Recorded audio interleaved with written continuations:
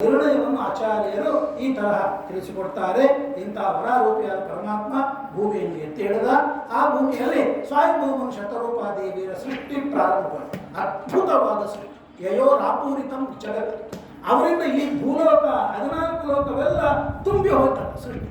ಹೇಗೆ ತುಂಬಿ ಹೋಯಿತು ಅಂದರೆ, ಇವರು ಮನುಷ್ಯರಾದಾಗ ಅವಳು ಸ್ತ್ರೀ, ಇವರು ಗಂಡು ಕತ್ತೆಯಾದಾಗ ಹೆಣ್ಣು ಕತ್ತೆ, ಅವಳು ಹುಲಿ, ಇವರು ಸಿಂಹ ಆದಾಗ ಅವಳು ಸಿಂಹ, ಇವರು ಗಂಡು ಹಾವು ಆದಾಗ ಹೆಣ್ಣು ಹಾವು, ಇವರು ಎತ್ತಾದಾಗ ಅವಳು ಆತ್ಮಳು. ಈ ರೀತಿಯಾಗಿ ನಾನಾ ರೂಪಗಳಿಂದ ಏನಿವತ್ತು ಭೂಲೋಕದಲ್ಲಿ ಬ್ರಹ್ಮಾಂಡದಲ್ಲಿ ನಾವು ಕಾಣ್ತಾ ಇದ್ದೇವೆ 84 ಲಕ್ಷ ಜೀವರಾಶಿಗಳು, ಆ ಎಲ್ಲ ಏನೇನು ಜಾತಿಗಳಿವೆ ಅಲ್ಲ ಅಷ್ಟೆಲ್ಲ ರೂಪವನ್ನು ತೆಗೆದುಕೊಂಡು ಮೈಥುನ ಸೃಷ್ಟಿಯನ್ನು ಸ್ವಯಂಭೂಮನ್ ಶತರೂಪಾದೇವಿ ಮಾಡಿದ್ದಾರೆ. ಅವರಿಂದಲೇ ಈ ಜಗತ್ತು ತುಂಬಿ ಹೋಯಿತು. ಅವರೆಲ್ಲರ ಕಥೆಯನ್ನು ಹೇಳೋದಿಲ್ಲ, ಆದರೆ 5 ಜನರ ಕಥೆಯನ್ನು ಮಾತ್ರ ಭಾಗವತ ಹೇಳೋದು. ದೇವಹೂತಿ, ಆಕೂತಿ, ಪ್ರಸೂತಿ, ಪ್ರೇಮವ್ರತ, ಉತ್ತಾನಪಾದ ಎಂಬುದಾಗಿ 5 ಜನರು ಅವರ ಕಥೆಯನ್ನು ಹೇಳ್ತಾರೆ. ಆ ಮನುವಿನಿಂದಲೇ ನಾವು ಹುಟ್ಟಿವೆ, ಆದ್ದರಿಂದ ಮಾನವರು ಅಂತ ನಮಗೆ ಹೆಸರು. ಮನೋ ಅಪತ್ಯಾನಿ ಕುಮಾಂಸ, ಮನುವಿನ ಮಕ್ಕಳು, ಆದ್ದರಿಂದಾಗಿ ನಾವೆಲ್ಲ ಮಾನವರು ಅಂತ. ಅಂದರೆ ನಮ್ಮ ಮೂಲ ಪುರುಷ ಯಾರು ಅಂದರೆ ಸ್ವಯಂಭುವ ಮನು. ಆ ಮನುವಿನ ಸಂತತಿಯೇ ಮಾನವ ಸಂತತಿಯಾಗಿದೆ ಎಂಬುದಾಗಿ ಶ್ರೀಮದ್ ಭಾಗವತ ಹೇಳಿಕೊಡ್ತಾ ಇದೆ. ಇಷ್ಟಾದ್ಮೇಲೆ ಸ್ವಯಂಭುವ ಮನುವಿಗೆ ಮತ್ತು ಶತರೂಪಾದೇವಿಗೆ 3 ಜನ ಹೆಣ್ಣುಮಕ್ಕಳು. ಅದರಲ್ಲಿ ಹಿರಿಯ ಮಗಳು ದೇವಹೂತಿ. ಅದ್ಭುತವಾದ ರೂಪವತಿ, ಬಹಳ ಸೌಂದರ್ಯ. ಏನು ಅಂದರೆ, ಮಕ್ಕಳು ಹುಟ್ಟೋದಕ್ಕಿಂತ ಮುಂಚೆ ಒಂದು ಚಿಂತೆ, ಮಕ್ಕಳು ಹುಟ್ಟಿದ ಮೇಲೆ ಚಿಂತೆ, ಶಾಲೆಗೆ ಹಾಕಬೇಕು, ಎಲ್ಲಿ ಹಾಕಬೇಕು ಅಂತ. ಇನ್ನು ದೊಡ್ಡವರಾದ ಮೇಲೆ ಗಂಡಸು ಮಕ್ಕಳಿದ್ರೆ ಉದ್ಯೋಗ ಎಲ್ಲಿ ಸಿಗ್ತದೆ, ಹೆಣ್ಮಕ್ಳಿದ್ರೆ ಎಂಥ ವರನ್ನು ಹುಡುಕಬೇಕು ಅಂತ ಚಿಂತೆ. ಭಾಳ ಕಷ್ಟ ನೋಡಿ. ಒಳ್ಳೆಯ ರೂಪವಂತರು ಹುಟ್ಟಿದ್ರು ಕಷ್ಟ, ಕುರೂಪಿಗಳು ಹುಟ್ಟಿದ್ರು ಕಷ್ಟ. ಯಾರು ಮಾಡ್ಕೊಂಡು ರೂಪವತಿಯಾರು ಹುಟ್ಟಿದ್ರು ಯಾರು ಹಾಕ್ಕೊಂಡು ಹೋಗ್ತಾರೋ ಅಂತ ಭಯ. ಎಲ್ಲದಕ್ಕೂ ಭಯನೇ ಸಂಸಾರದೊಳಗೆ. ಏನು ಕೊಟ್ಟಾಗ ಅಂತ ನಾವು ಸಂತೋಷ ಪಡುವಂತೆ ಇಲ್ಲ. ಅವು ಬುಸು ಬೆಳೆ ಬಿಡ್ತಾರೆ ಹೆಣ್ಣು ಹುಡುಗರು, ಅವು ಗಂಡು ಗೀಡಿರ್ತಾವೆ, ಹೆಣ್ಣು ದಾಯಿ ಮಾಡ್ತಾವೆ. ಬೇಗನೆ ಮದುವೆ ಮಾಡಬೇಕು ಚಿಂತೆ. ಯಾರು ವರನೇ ಇಲ್ಲ. ಯಾಕೆಂದರೆ ಇರೋರೇ ಯಾರು? ಬ್ರಹ್ಮದೇವರು, ಆದಿತ್ಯ ಕಶ್ಯಪರು, ಆಮೇಲೆ ಅವರ ಮರೀಚಿ ಅವರೆಲ್ಲ ಅಜ್ಜ ಕಾಕ ಅವರೆಲ್ಲ ಆಗಿದ್ದಾರೆ. ಇವಳು ಯೋಗ್ಯನಾದ ವರ ಸಿಗಲಿಲ್ಲ. ಸ್ವಯಂಭೂಮನು ಹೋಗಿ ಬ್ರಹ್ಮದೇವರಿಗೆ ಕೇಳಿದ, ನೀವು ಮಕ್ಕಳನ್ನು ಪಡಿ ಅಂತ ಹೇಳಿದ್ರಿ, ಅಪ್ಪ ಮಕ್ಕಳನ್ನು ಹುಟ್ಟಿಸಿದೆ, ಈಕಿಗೆ ಮದುವೆ ಮಾಡಬೇಕು. ಯಾರು? ಬ್ರಹ್ಮದೇವರು ನೋಡಿ, ಎಲ್ಲರ ಹಣೆ ಬಾರ ಬರೆಯೋರು, ತಮ್ಮ ಮಕ್ಕಳ ಹಣೆ ಬಾರ ಅವರೇ ಬರೀಬೇಕು. ಇಲ್ಲಪ್ಪ, ಇವಾಗ ಬಿದ್ದಾನೆ ಸರಸ್ವತಿ ನದಿಯ ತೀರದಲ್ಲಿ ಕರ್ದಮ ಅಂತ ಇದ್ದಾನೆ, ಅವನಿಗೆ ಕೊಟ್ಟು ಮದುವೆ. ಆ ಕರ್ದಮ ಯಾರು? ಬ್ರಹ್ಮದೇವರ ಮಗನೇ. ಸ್ವಯಂಭೂಮನು ಬ್ರಹ್ಮದೇವರ ಮಗನೇ. ಹಾಗಾದ್ರೆ ದೇವಹೂತಿಗೆ ಏನಾಗಬೇಕು? ಅವನು ಚಿಕ್ಕಪ್ಪ ದೊಡ್ಡಪ್ಪ, ಅವನಿಗೆ ಕೊಡು ಮದುವೆ ಮಾಡು ಅಂತ ಹೇಳಿದಾಗ ಆಯಿತು ಅಂತ ಸ್ವಯಂಭೂಮನು ಸಿದ್ಧನಾಗ್ತಾನೆ. ಅಲ್ಲಿ ಹೋಗ್ತಾನೆ, ತಪಸ್ಸನ್ನು ಮಾಡ್ತಾ ಇರ್ತಾನೆ. 10,000 ವರ್ಷ ತಪಸ್ಸನ್ನು ಮಾಡಿದ ಕರ್ದಮ ಪ್ರಜಾಪತಿ. ಯಾಕೆ ಅಂದರೆ, ನನಗೆ ಒಳ್ಳೆ ಮಗ ಹುಟ್ಟಬೇಕು, ಒಳ್ಳೆ ಹೆಂಡತಿ ಸಿಗಬೇಕು. ಈಗ ನಾವೆಲ್ಲ ನಮ್ಮ ಮಕ್ಕಳು ಕರ್ದಮರಾಗಬೇಕು. ಯಾಕಂದ್ರೆ ಹುಡುಗಿ ಸಿಗಬೇಕಲ್ರಿ, ಎಷ್ಟು ಕಷ್ಟ ಆಗಿದೆ ಇವತ್ತಿನ ಕಾಲಕ್ಕೆ. ಎಲ್ಲೇ ಹೋಗ್ರಿ IT BT ಭಾರಿ ಇರ್ತಾರೆ. ಆಚಾರ್ಯ 30 ಆಗಿದ್ರಿ, ಹುಡುಗಿನ ನೋಡ್ರಿ, ಇಷ್ಟು ವರ್ಷ ಏನು ಮಾಡಿದ್ರಿ ಗೊತ್ತಿಲ್ರಿ, ಉತ್ತರ ಇಲ್ಲ. ಇನ್ನು 25 ಆದ್ಮೇಲೆ ಶುರು ಮಾಡ್ತಾರೆ, ಆಗ ಕಣ್ಣು ತೆಗಿತಾರೆ ಹುಡುಗಿಯ ತಾಯಂದಿರು. ಆಮೇಲೆ ಡಿಮಾಂಡ್ಗಳಿರ್ತಾವೆ, ಎಷ್ಟು ಕಷ್ಟ. ಹಾಗಾಗಿ ಕರ್ದಮ ಪ್ರಜಾಪತಿಯಿಂದ ತಪಸ್ಸನ್ನು ಮಾಡೋಣ ಅಂತ 10,000 ವರ್ಷ ತಪಸ್ಸನ್ನು ಮಾಡಿದ ಮೇಲೆ ಆಗ ಪರಮಾತ್ಮ ಪ್ರತ್ಯಕ್ಷನಾದ, ಸ್ತೋತ್ರವನ್ನು ಮಾಡಿದ್ದಾನೆ. ಸ್ತೋತ್ರವನ್ನು ಮಾಡಿದಾಗ ಸಂಭೂಯ ಸ್ವಾಂಶಕಲಯ ತ್ವದ್ವೀರ್ಯೇಣ ಮಹಾಮುನೇ, ಭಗವಂತ ನಾನೇ ನಿನ್ನಲ್ಲಿ ಅವತಾರವನ್ನು ಮಾಡ್ತೇನೆ. ಎಲ್ಲಿದ್ದರೂ ದೇವಹೂತಿಯಲ್ಲಿ ನಾನು ಅವತಾರವನ್ನು ಮಾಡಿ ತತ್ವವನ್ನು ಉಪದೇಶವನ್ನು ಮಾಡ್ತೇನೆ ಎಂಬುದಾಗಿ ಆಗ ಕರ್ದಮನೊಂದು ಮಾತನ್ನು ಹೇಳ್ತಾನೆ. ಪರಮಾತ್ಮ ದೇವರನ್ನು ಯಾವುದಕ್ಕಾಗಿ ಪೂಜೆ ಮಾಡಬೇಕು? ಮೋಕ್ಷ ಕೊಡು, ಜ್ಞಾನವನ್ನು ಕೊಡು, ಹೊರತು ಹೆಂಡತಿಯನ್ನು ಕೊಡುವಂಥ ದೇವರ ಹತ್ರ ಕೇಳಬಾರ್ದು. ಏನು ಮಾಡಬೇಕು? ಒಳ್ಳೆ ಹೆಂಡತಿ ಸಿಗಬೇಕನ್ನುವುದಕ್ಕಾಗಿ ತಪಸ್ಸು ಮಾಡಬೇಕು. ಅದನ್ನು ಹೇಳ್ತಾರೆ, ಉಪಾಸತೆ ಕಾಮಲವಾಯ ತೇಷಾಂ ರಾಶೀಶ ಕಾಮಾನ್ ನಿರಯೇಪಿ ಯೇಸ್ಯು. ಕಾಮಲವಾಯ, ಅಲ್ಪವಾದ ಕಾಮ, ಹೆಂಡತಿ ಸಿಗಬೇಕನ್ನುವುದಕ್ಕಾಗಿ ನಿನ್ನ ಹತ್ರ ಬರೋದು. ಕೆಲವರು ಪ್ರತಿಯೊಂದು ದೊಡ್ಡವರ ಹತ್ರ ಹೋಗ್ತಾರೆ. ಎಲ್ಲೆಲ್ಲಿ ಸಣ್ಣ ಕೆಲಸ ಇದ್ದಾಗ ಸಣ್ಣದಕ್ಕೆ ವಿಚಾರ ಮಾಡಬೇಕು ಅಂತ ಪ್ರತಿಯೊಂದಕ್ಕೂ ದೇವರ ಹತ್ರ ಹೋಗಿ ಕೇಳೋರು. ಕಾಮಲವಾಯ, ನನ್ನ ಇಚ್ಛೆ ಮಗ ಸಿಗಬೇಕನ್ನೋದಕ್ಕೆ ಏನು ಮಾಡಲಿ, ಬೇರೆಯವರು ಯಾರೂ ಕೊಡೋದಿಲ್ಲ ಅಂತಂದಾಗ ಆಯ್ತಪ್ಪ ಅಂತ ವರವನ್ನು ಕೊಟ್ಟಿದ್ದಾನೆ. ದೇವಹೂತಿ ಬರ್ತಾಳೆ, ಅವಳು ಮದುವೆ ಮಾಡಿಕೋ ಅಂತ ಪರಮಾತ್ಮ ವರವನ್ನು ಕೊಟ್ಟ. ಅದೇ ವರ ಕೊಡುವ ಸಂದರ್ಭದಲ್ಲಿ ಬ್ರಹ್ಮದೇವರು ಸ್ವಯಂಭೂಮನಿಗೆ ಹೇಳ್ತಾರೆ, ನಿಮ್ಮ ಹುಡುಗಿಯನ್ನು ಕರ್ಕೊಂಡು ಹೋಗಿ ಕರ್ದಬರಿಗೆ ಕೊಟ್ಟು ನೋಡಿಲ್ಲ ಎಲ್ಲ ನಾಯಿ ತಿಂದು ಹೋಗುವಂತ ಬ್ರಹ್ಮದೇವರು ಹೇಳ್ತಾರೆ. ಕರ್ಕೊಂಡು ಬರ್ತಾರೆ, ಮದುವೆ ಮಾಡ್ತಾರೆ. ಆವರಣವ ರಥೋತ್ಸವ ಆದ್ಯೋ ವೈವಾಹಿಕೋ ವಿಧಿ. ಸ್ವಯಂಭೂಮನು ಶತರೂಪಾದೇವಿ ಕರ್ದಮ ಅವು ಬ್ರಹ್ಮದೇವರೇ ಅಪ್ಪ ಹೇಳಿ ಕಳಿಸಿದ್ರು, ನಾ ಬರಂಗಿಲ್ಲ ನೀವು ಹೋಗ್ರಿ ಎಲ್ಲ ಆಗ್ತದೆ ಅಂತ ಹೇಳಿದಾಗ ವಿವಾಹವಾಯಿತು. ಭಾಗವತ ಹೇಳ್ತದೆ, ಮೊದಲನೇ ಮದುವೆ ಪ್ರಪಂಚದೊಳಗೆ ಸೃಷ್ಟಿಯ ಆದ ಮೇಲೆ ಮದುವೆ ಆದದ್ದು ಅಂದ್ರೆ ಬೇರೆ ಹುಡುಗ ಹುಡುಗಿಯ ಜೊತೆ ಸ್ವಯಂಭೂಮನ ಶತರೂಪಾದೇವಿ ಇಬ್ಬರು ಬ್ರಹ್ಮದೇವರಿಂದ ಹುಟ್ಟಿದವರು, ಅಲ್ಲಿ ವಿವಾಹವಾಗಲಿ ಒಮ್ಮೆ ಮಕ್ಕಳನ್ನು ಪಡೆದೆ. ಆದರೆ ಆದ್ಯೋ ವೈವಾಹಿಕೋ ವಿಧಿ, ವಿಧಿ ಮದುವೆ ಆದದ್ದು ಮೊದಲನೇದ್ದು ಕರ್ದಮ ಮತ್ತು ದೇವಹೂತಿ ಇಬ್ಬರಿಗೂ ಮದುವೆ ಆಗಿದೆ. ಮದುವೆ ಆದ ಮೇಲೆ ಇನ್ನು ದೇವಹೂತಿ ಅಲ್ಲೇ ಇದ್ದಾಳೆ ಗಂಡನ ಮನೆಯಲ್ಲಿ. ಇವರಿಬ್ಬರು ಮದುವೆ ಮಾಡಿ ಕೊಟ್ಟು ಹೋದ್ರು. ಇವೆಲ್ಲ ನಮಗೀಗೆಲ್ಲ ಏನು ಎಲ್ಲ ಗೊತ್ತಾಗಿಬಿಟ್ಟಿದೆ, ನೋಡಿದ್ದೇವೆ. ಆದರೆ ಮಗಳನ್ನು ಮದುವೆ ಮಾಡಿ ಕೊಟ್ಟರೆ ಏನು ಕಷ್ಟ ಅಂತ ಅನ್ನೋದು ಆ ಶತರೂಪಾದೇವಿ ಮೊದಲನೇ ಹೆಣ್ಣುಮಗಳು ಅನುಭವಿಸಿದರು. ಬೇರೆ ಮನೆಗೆ ಕೊಡೋದು, ಇಲ್ಲಿವರೆಗೆ ಮದುವೆ ಅವೆಲ್ಲ ಸೃಷ್ಟಿಯ ಅದರೊಳಗೆ ಇರಲೇ ಇಲ್ಲ, ಆ ಕಾನ್ಸೆಪ್ಟೇ ಗೊತ್ತಿಲ್ಲ, ಇವರಿಂದ ಸ್ಟಾರ್ಟ್ ಆಗಿದೆ. ಆಮೇಲೆ ಅವರು ಮನೆಗೆ ಹೋಗಿದ್ದಾರೆ. ವಿಶ್ರಮವೇಣ ಅಪ್ಪಶೌಚೇನ ಗೌರವೇಣ ಧಮೇನಚ ಅವ್ರು ಹೋದ್ರು. ಆಮೇಲೆ ಕರ್ದವ ಪ್ರಜಾಪತಿ ಮದುವೆ ಮಾಡಿಕೊಂಡ್ರು. ನೆಕ್ಸ್ಟ್ ಏನ್ರಿ, ನೆಕ್ಸ್ಟ್ ಏನು ಹನಿಮೂನ್. ಮಧುಚಂದ್ರ, ಹನಿ ಅಂದರೆ ಮಧು, ಮೂನ್ ಅಂದರೆ ಚಂದ್ರ. ಸಂಸ್ಕೃತದಲ್ಲಿ ಹೇಳ್ತೀನಿ ನಾನು, ಹನಿಮೂನ್ ಮಧುಚಂದ್ರ ಅಂತ ಭಾಗವತದಲ್ಲಿ ಕರೆದಿದ್ದಾರೆ. ಮಧುಚಂದ್ರ ಹೋಗ್ಲಿಲ್ಲ ಬ್ರಾಹ್ಮಣ, ಮತ್ತೆ ತಪಸ್ಸಿಗೆ ಕೂತು ಬಿಟ್ಟ. ಮದುವೆ ಮಾಡಿ ಅವ್ರು ಹೋಗ್ಬಿಟ್ರು. ಇವ್ರು ಮತ್ತೆ ಒಂದು ಗಿಡದ ಕೆಳಗಡೆಗೆ ಕೂತು ಕಾಮ ದಂಭ ಲೋಭ ಮೋಹ ದ್ವೇಷ ಎಲ್ಲವನ್ನು ತಂದು ತಪಸ್ಸು ಮಾಡ್ತಾ ಕೂತ್ಬಿಟ್ರು. ಕೆಲವು ನೀವು ತಪಸ್ಸು ಮಾಡಿ ನಾವು ತವ್ರ ಮನೆಗೆ ಹೋಗ್ತೀವಿ, ನೀವು ತಪಸ್ಸು ಮುಗಿದ ಮೇಲೆ ಫೋನ್ ಮಾಡ್ರಿ ನಾವು ಬರ್ತೀವಿ ಅಂತ ಅನ್ಲಿಲ್ಲ. ನಾ ಡೆಪ್ಟೇಷನ್ ಮೇಲೆ ಒಂದು ತಿಂಗಳು ಹೋಗ್ತೀನಿ, ನೀವು ಬಂದ್ಮೇಲೆ ಹೇಳ್ರಿ ನೀವೇ ಒಂದು ಕರ್ಕೊಂಡು ಹೋಗ್ರಿ ಅಂತ. ಇವತ್ತಿನ ಕಾಲ ಹುಡುಗರಿಗೆ ಎಷ್ಟು ವಿಚಿತ್ರ ಇರ್ತಾರೆ ನೋಡ್ರಿ. ಗಂಡ ಇದ್ದಾಗ ಗಟ್ಟಿ ಅತ್ತಿ ಮಾವನ ಮನೆಯಾಗ ಇರ್ತಾರೆ, ಗಂಡ ಹೋಗಾದ್ರೆ ಮತ್ತೆ ತವ್ರ ಮನೆಗೆ ಹೊಡ್ಬಿಡ್ತಾರೆ. ಇಲ್ಲಿ ಅವ ಗಾಡಿ ಹತ್ತಬೇಕು, ಅಲ್ಲಿ ಹಿಂಗೆ ಆಡ್ಕೊತ ಬಿಡ್ಬೇಕು. ಆ ಥರ ಅಲ್ಲ, ಅವಳು ಗಂಡನ ಮನೆಯಲ್ಲೇ ಇರ್ತಾಳೆ. ಗಂಡ ಇರಲಿ ತಪಸ್ಸು ಮಾಡಲಿ ಎಲ್ಲೇ ಹೋಗಲಿ, ಏನು ಅಂತಂದರೆ ಭಾರ್ಯ ಭರ್ತೃವಿನ ಜೊತೆಗೇನೆ ಇರಬೇಕು. ಇದು ಧರ್ಮ, ಇದು ಪಾತಿವ್ರತೆ. ಇವತ್ತು ಪತಿವ್ರತ, ಪತಿ ಹೋಗ್ತಾರೆ ವ್ರತ, ಶಾಖ ವ್ರತ ಶಾಖ ಬಿಟ್ಬಿಡೋದು. ಪತಿ ಎಲ್ಲೋ ಇರ್ತಾನೆ, ಇವಳು ವ್ರತ ಪತಿವ್ರತ ಕೂತಿರ್ತಾಳೆ ಎಲ್ಲೋ ಒಂದು ಕಡೆ. ಹಾಗಲ್ಲ, ಅವಳಲ್ಲೇ ಸೇವೆಯನ್ನು ಮಾಡ್ತಾ ಇದ್ದ. ಎಷ್ಟೋ ಕಾಲ ಆಗಿದೆ.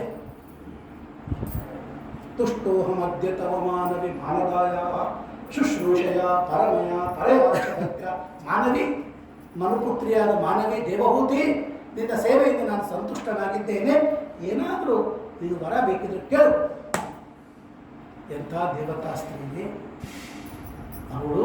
ಈ ಬ್ರಾಹ್ಮಣ ತಪಸ್ಸು ಮಾಡ್ತಾ ಕೂತಿದ್ರೆ ವರ್ಷಗಳು ಉಳಿವೆ, ಬಿಸಿಲು ಮಳೆ, ಈಗಿನೂ ತಪಸ್ಸು ಮಾಡ್ತಾ ಇದ್ದಾಳೆ. ಅಂದರೆ ಹೂವು ಸಮಿತ್ತು ಪುಷ್ಪ ಹಾಲು ಮೊಸರು ತಂದು ಕೊಡ್ತಾ ಇದ್ದಾಳೆ, ಸೇವೆ ಮಾಡ್ತಾ ಇದ್ದಾಳೆ. ರೇಷ್ಮೆ ಬಟ್ಟೆನೂ ಇಲ್ಲ, ಎಷ್ಟೋ ವರ್ಷ ಆಷಾಢ ಪಟ್ಟಿ ಇಲ್ಲ, ಉಪಕರಣ ಇಲ್ಲ, ದೀಪಾವಳಿ ಇಲ್ಲ, ಎಲ್ಲ ಇಲ್ಲೇ ತಪಸ್ಸಿನಲ್ಲಿ ಕಳೆದಿದ್ದಾಳೆ. ಸೀರೆ ಎಲ್ಲ ಹರಿದು ಹೋಗಿದೆ. ಆಗ ಇವ ಸೇವೆಯನ್ನು ನೋಡಿ ಮಾನದಾಯ ಪರಯಾಚ ಭಕ್ತ್ಯ, ನಿನ್ನ ಭಕ್ತಿಗೆ ನಾನು ಮೆಚ್ಚಿದ್ದೇನೆ, ನಿನಗೇನು ಬೇಕು ಕೇಳು ಅಂತ ಕೇಳಿ ಸಿದ್ಧಾಸಿ ಭುಂಕ್ಷ, ನಿನಗೇನು ಬೇಕು ಅದನ್ನು ನಾನು ಕೊಡ್ತೇನೆ, ನಿನಗೆ ಅಪೇಕ್ಷೆ ಇದ್ದದ್ದು ಕೇಳು ನಾನು ಕೊಡ್ತೇನೆ. ಆಗ ಅವಳು ನಮಸ್ಕಾರವನ್ನು ಮಾಡಿ ರಾಧಂ ತವ ದ್ವಿಜ ಋಷಭ ಏತದ ಅಮೋಘ ಯೋಗ ಮಾಯಾಧಿಪೆ, ನಿಮ್ಮಂಥವ್ರನ್ನ ಕಟ್ಟಿಕೊಂಡಿದ್ದೇನೆ, ಅದೇ ದೊಡ್ಡದಾಗಿರುವ ಭಾಗ್ಯ. ಹೆಂಡತಿ ಹೇಗಿರಬೇಕು ಅನ್ನೋದನ್ನು ಭಾಗವತ ಹೇಳಿಕೊಡ್ತಾರೆ. ಇದನ್ನು ನಾವು ಬರೀ ಪುರಾಣದಲ್ಲಿ ಹೇಳೋದಷ್ಟೇ, ಯಾರ ಮನೆಯಲ್ಲೂ ಇಷ್ಟು ಇರೋದಿಲ್ಲ. ಆದರೆ ದೇವಹೂತಿ ಹೇಳ್ತಾ ಇದ್ದಾಳೆ, ಆ ಮಾತನ್ನು ನಾವು ಕೇಳೋಣ, ನಾವು ನೀವಿಬ್ಬರು ಕೇಳೋಣ. ಕೇಳಲಿಕ್ಕೆ ಅಂತ ಮಾಡಬೇಕಂತ ಏನಿಲ್ಲಲ್ಲ, ಎಲ್ಲ ಕೇಳುವಂತೂ ದೇವರು ಕಿವಿ ಕೊಟ್ಟಿದ್ದ, ಶ್ರವಣ ಮಾಡು. ತ್ವಯಿ ವಿಭೋ ಯದವೈಮಿ ಭರ್ತ, ನಿಮ್ಮಂಥ ಪತಿಯನ್ನು ನಾನು ಪಡೆದಿದ್ದೇನೆ, ಇದೇ ದೊಡ್ಡದಾಗಿರುವ ಭಾಗ್ಯ.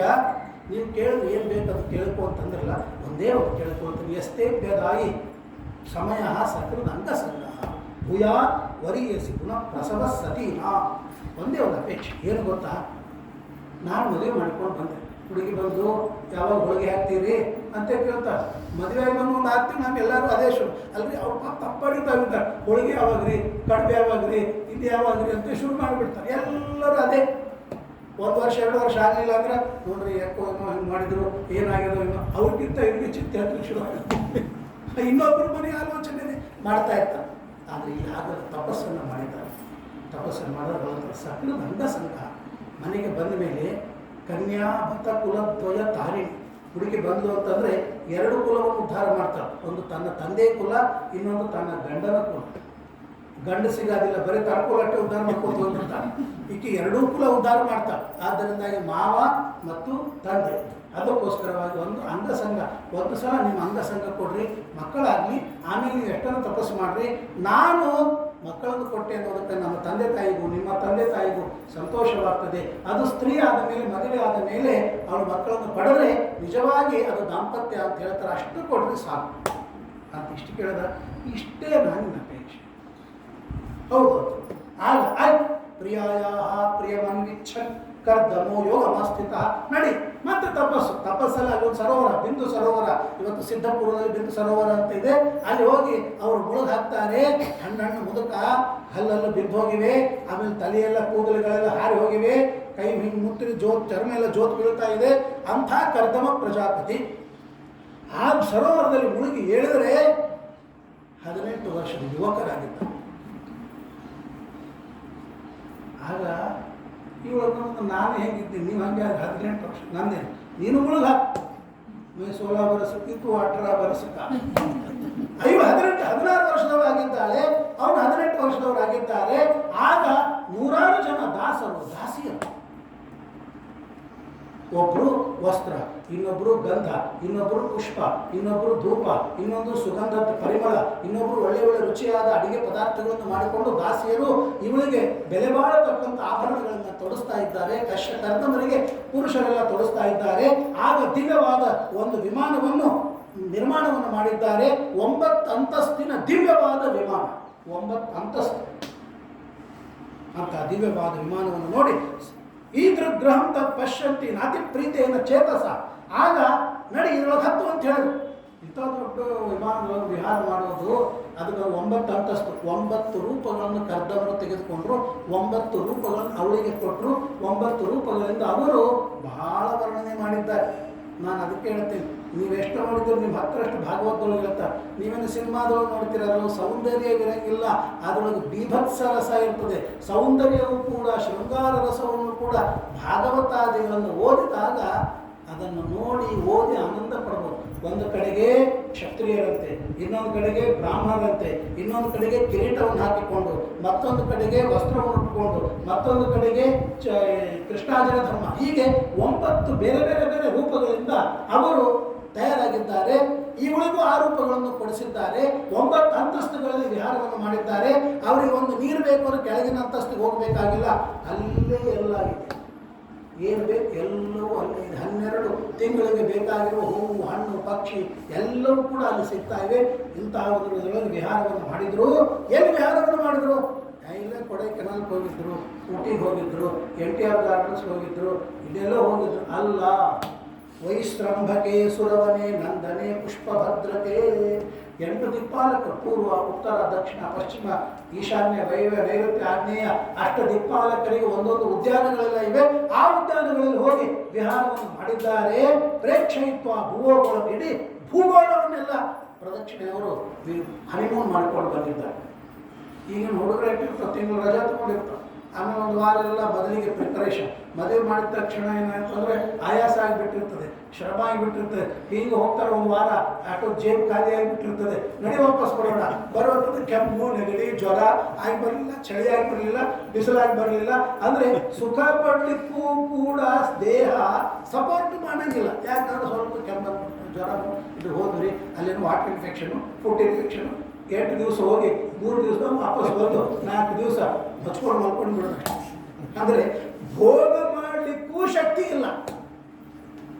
ಇವರು ಎಷ್ಟು ದಿವಸ ಭೋಗ ಮಾಡಿದ್ರು ಇತಿಹಾಸವನ್ನು ಹೇಳಲಿಕ್ಕೂ ಬರೋದಿಲ್ಲ. ಶತಂ ವ್ಯತೀಯು ಶರದ ಕಾಮಲಾಲಸಯೋರ್ಮನ 100 ಇಯರ್ಸ್ ಹನಿಮೂನ್ ಮಾಡಿದ್ದಾರೆ. ನೀವು ಊಹೆ ಮಾಡಲಿಕ್ಕೆ ಬರುತ್ತೆ. ನೀವು 15 ಡೇಸ್, 30 ಡೇಸ್, 100 ಡೇಸ್ ರಜಾ ಸಿಗಂಗಿಲ್ಲ. 100 ಇಯರ್ಸ್ ಅಷ್ಟು ಅವರು ವಿಹಾರವನ್ನು ಮಾಡಿ ತತಸ್ಥಾ ಸುಶುವೆ. ನಾನು ಸುಮ್ಮನೆ ಹೇಳೋದಿಲ್ಲ, ಶ್ಲೋಕ ಓದ್ತೀನಿ, ಬಾಯಲ್ಲಿ ಹೇಳಿರೋ ಶ್ಲೋಕ ಹೇಳಿದ್ರು ತನಗೆ ಅರ್ಥ ಆಗಲಿ ತಿಳ್ಕೊಬೇಡ್ರಿ. ಶತಂ ವ್ಯತೀಯು ಶರದ ಕಾಮಲಾಲಸಯೋರ್ಮನಾತ್. ಆ 100 ವರ್ಷ ಅವರಿಗೆ ಒಂದು ದಿನದ ಹಂಗೆ ಅನ್ನಿಸ್ತದೆ. ಯಾಕೆ? ಸುಖದ ಕ್ಷಣ ಬಹಳ ಬೇಗನೆ ಕಳೆದಂಗೆ ಅನಿಸ್ತದೆ, ದುಃಖದ ಕ್ಷಣ ಬಹಳ ತಡ ಮಾಡಿ ಕಳೆದ ಹಾಗೆ ಅನಿಸ್ತದೆ. ಹಾಗಾಗಿದೆ ತತಸ್ಥ ಸುಷುವೆ ಸದ್ಯ ಆ 9 ಹೆಣ್ಣು ಮಕ್ಕಳನ್ನು ಪಡೆದಿದ್ದಾರೆ. ಪಡೆದ ಮೇಲೆ ಕಶ್ಯಪರಂದ್ರೆ ಆಯ್ತು, ಕರೆದವರಂದ್ರು ಆಯ್ತು, ನಿನ್ನ ಅಪೇಕ್ಷೆ ಪೂರ್ಣ ಆಯ್ತಲ್ಲ, ನಾನು ಮತ್ತೆ ತಪಸ್ಸಿಗೆ ಹೋಗ್ತೀನಿ. ಏನ್ರಿ ಬ್ರಾಹ್ಮಣ ಯಾವ ವೇಳಕ್ಕೆ ಏನು ಮಾಡ್ತಾನೆ, ಹಿಂಗಂತ ಬಂದ ಅಂತ ಅನ್ಬೇಡ್ರಿ. ಅವಳ ಅಪೇಕ್ಷೆ ಪೂರ್ಣ ಮಾಡಬೇಕಂದ್ರೆ ಈ ಕಡೆ ಇದೂ ಬೇಕು, ರಾಮಾಯ ಸ್ವಸ್ತಿ ರಾವಣಾಯ ಸ್ವಸ್ತಿ, ಹಿಂಗೂ ಇದ್ದಾರೆ ಹಂಗೂ ಇದ್ದಾರೆ ಏನಂದರೆ ಆ ತಪಸ್ಸಿನ ಮಹಿಮೆ ದುಡ್ಡಿನಿಂದ ಇಷ್ಟೆಲ್ಲ ಭೋಗ ಮಾಡಲಿಕ್ಕೆ ಬರಂಗಿಲ್ಲ, ತಪಸ್ಸಿನ ಮಹಿಮೆಯಿಂದ ಆಗ್ತದೆ ಅನ್ನೋದನ್ನು ಶ್ರೀಮದ್ ಭಾಗವತ ನೀವು ತೋರಿಸು. ಆದ್ದರಿಂದ ನೀವು ತಪಸ್ಸನ್ನು ಮಾಡಿರಿ, ನೀವು ಇನ್ವೆಸ್ಟ್ ಮಾಡಿ. ನಮ್ಮ ಹತ್ರ ಏನು ತಪಸ್ಸಿಲ್ಲ, ಪುಣ್ಯ ಇಲ್ಲ, ಒಳ್ಳೆ ಹುಡುಗಿ ಹೆಂಗೆ ಸಿಗ್ತಾಳೆ? ತಪಸ್ಸಿಲ್ಲ, ಪುಣ್ಯ ಇಲ್ಲ, ಒಳ್ಳೆ ಮಕ್ಕಳು ಹೆಂಗೆ ಸಿಗ್ತಾರೆ? ಅದಕ್ಕೆ ನಮ್ಮ ಆಚಾರ್ಯ ಹೇಳ್ತಿರ್ತಾರೆ, ನೋಡಪ್ಪ ಪಾರಾಯಣ ಮಾಡಿರಿ, ಜಪ ಮಾಡಿರಿ, ನೀವು ಇದನ್ನು ಮಾಡಿ ಸೇವಾ ಮಾಡಿರಿ, ಒಳ್ಳೆ ಹೆಂಡತಿ ಸಿಗ್ತಾಳೆ, ಒಳ್ಳೆ ಮಕ್ಕಳು ಹುಡ್ತಾರೆ, ಒಳ್ಳೆ ಮನೆ ಸಿಗ್ತದೆ, ನಿಮಗೆಲ್ಲ ಸುಖವಾಗ್ತದೆ ಅಂತ ನಮ್ಮ ಆಚಾರ್ಯ ಹೇಳ್ತಾರೆ. ಅಷ್ಟೇ ಅಲ್ರಿ, ಇನ್ನೊಂದು ಮಾತು ಹೇಳಿಬಿಡ್ತೀನಿ, ನಾವೆಲ್ಲ ಸುಖವಾಗಿರ್ಬೇಕಂತ ನಮ್ಮ ಆಚಾರ ನಮ್ಮ ಸಲುವಾಗಿ ತಪಸ್ಸು ಜಪ ಮಾಡ್ತಾರೆ. ನಾವು ಜಪ ಬಿಟ್ಟು ಹೊರತು ನಮ್ಮ ಆಚಾರ ನಾವು ಸಲ ಕೇಳಿಬಿಟ್ಟು ಏನು ಇಷ್ಟು ಜಪ ಮಾಡ್ತೀವಿ, ನಿಮ್ಗೆಲ್ಲ ಸಿಕ್ಕದು ಮತ್ತೆ ಜಪ ಮಾಡ್ತೀವಿ, ನಮ್ಗೆ ಏನೂ ಇಲ್ಲ, ನಾವೆಲ್ಲ ಬಿಟ್ಟು ಕೂತೀವಿ, ನಿಮ್ಗೆಲ್ಲ ಮತ್ತೆ ಜಪ ಅಲ್ವೋ? ನಿಮ್ಮ ಸಲುವಾಗಿ ನಾನು ಜಪ ಮಾಡ್ತೀನಿ ಅನ್ನೋದಕ್ಕೆ ನೀವು ಇಷ್ಟ ಸುಖವಾಗಿದ್ದೀರಿ.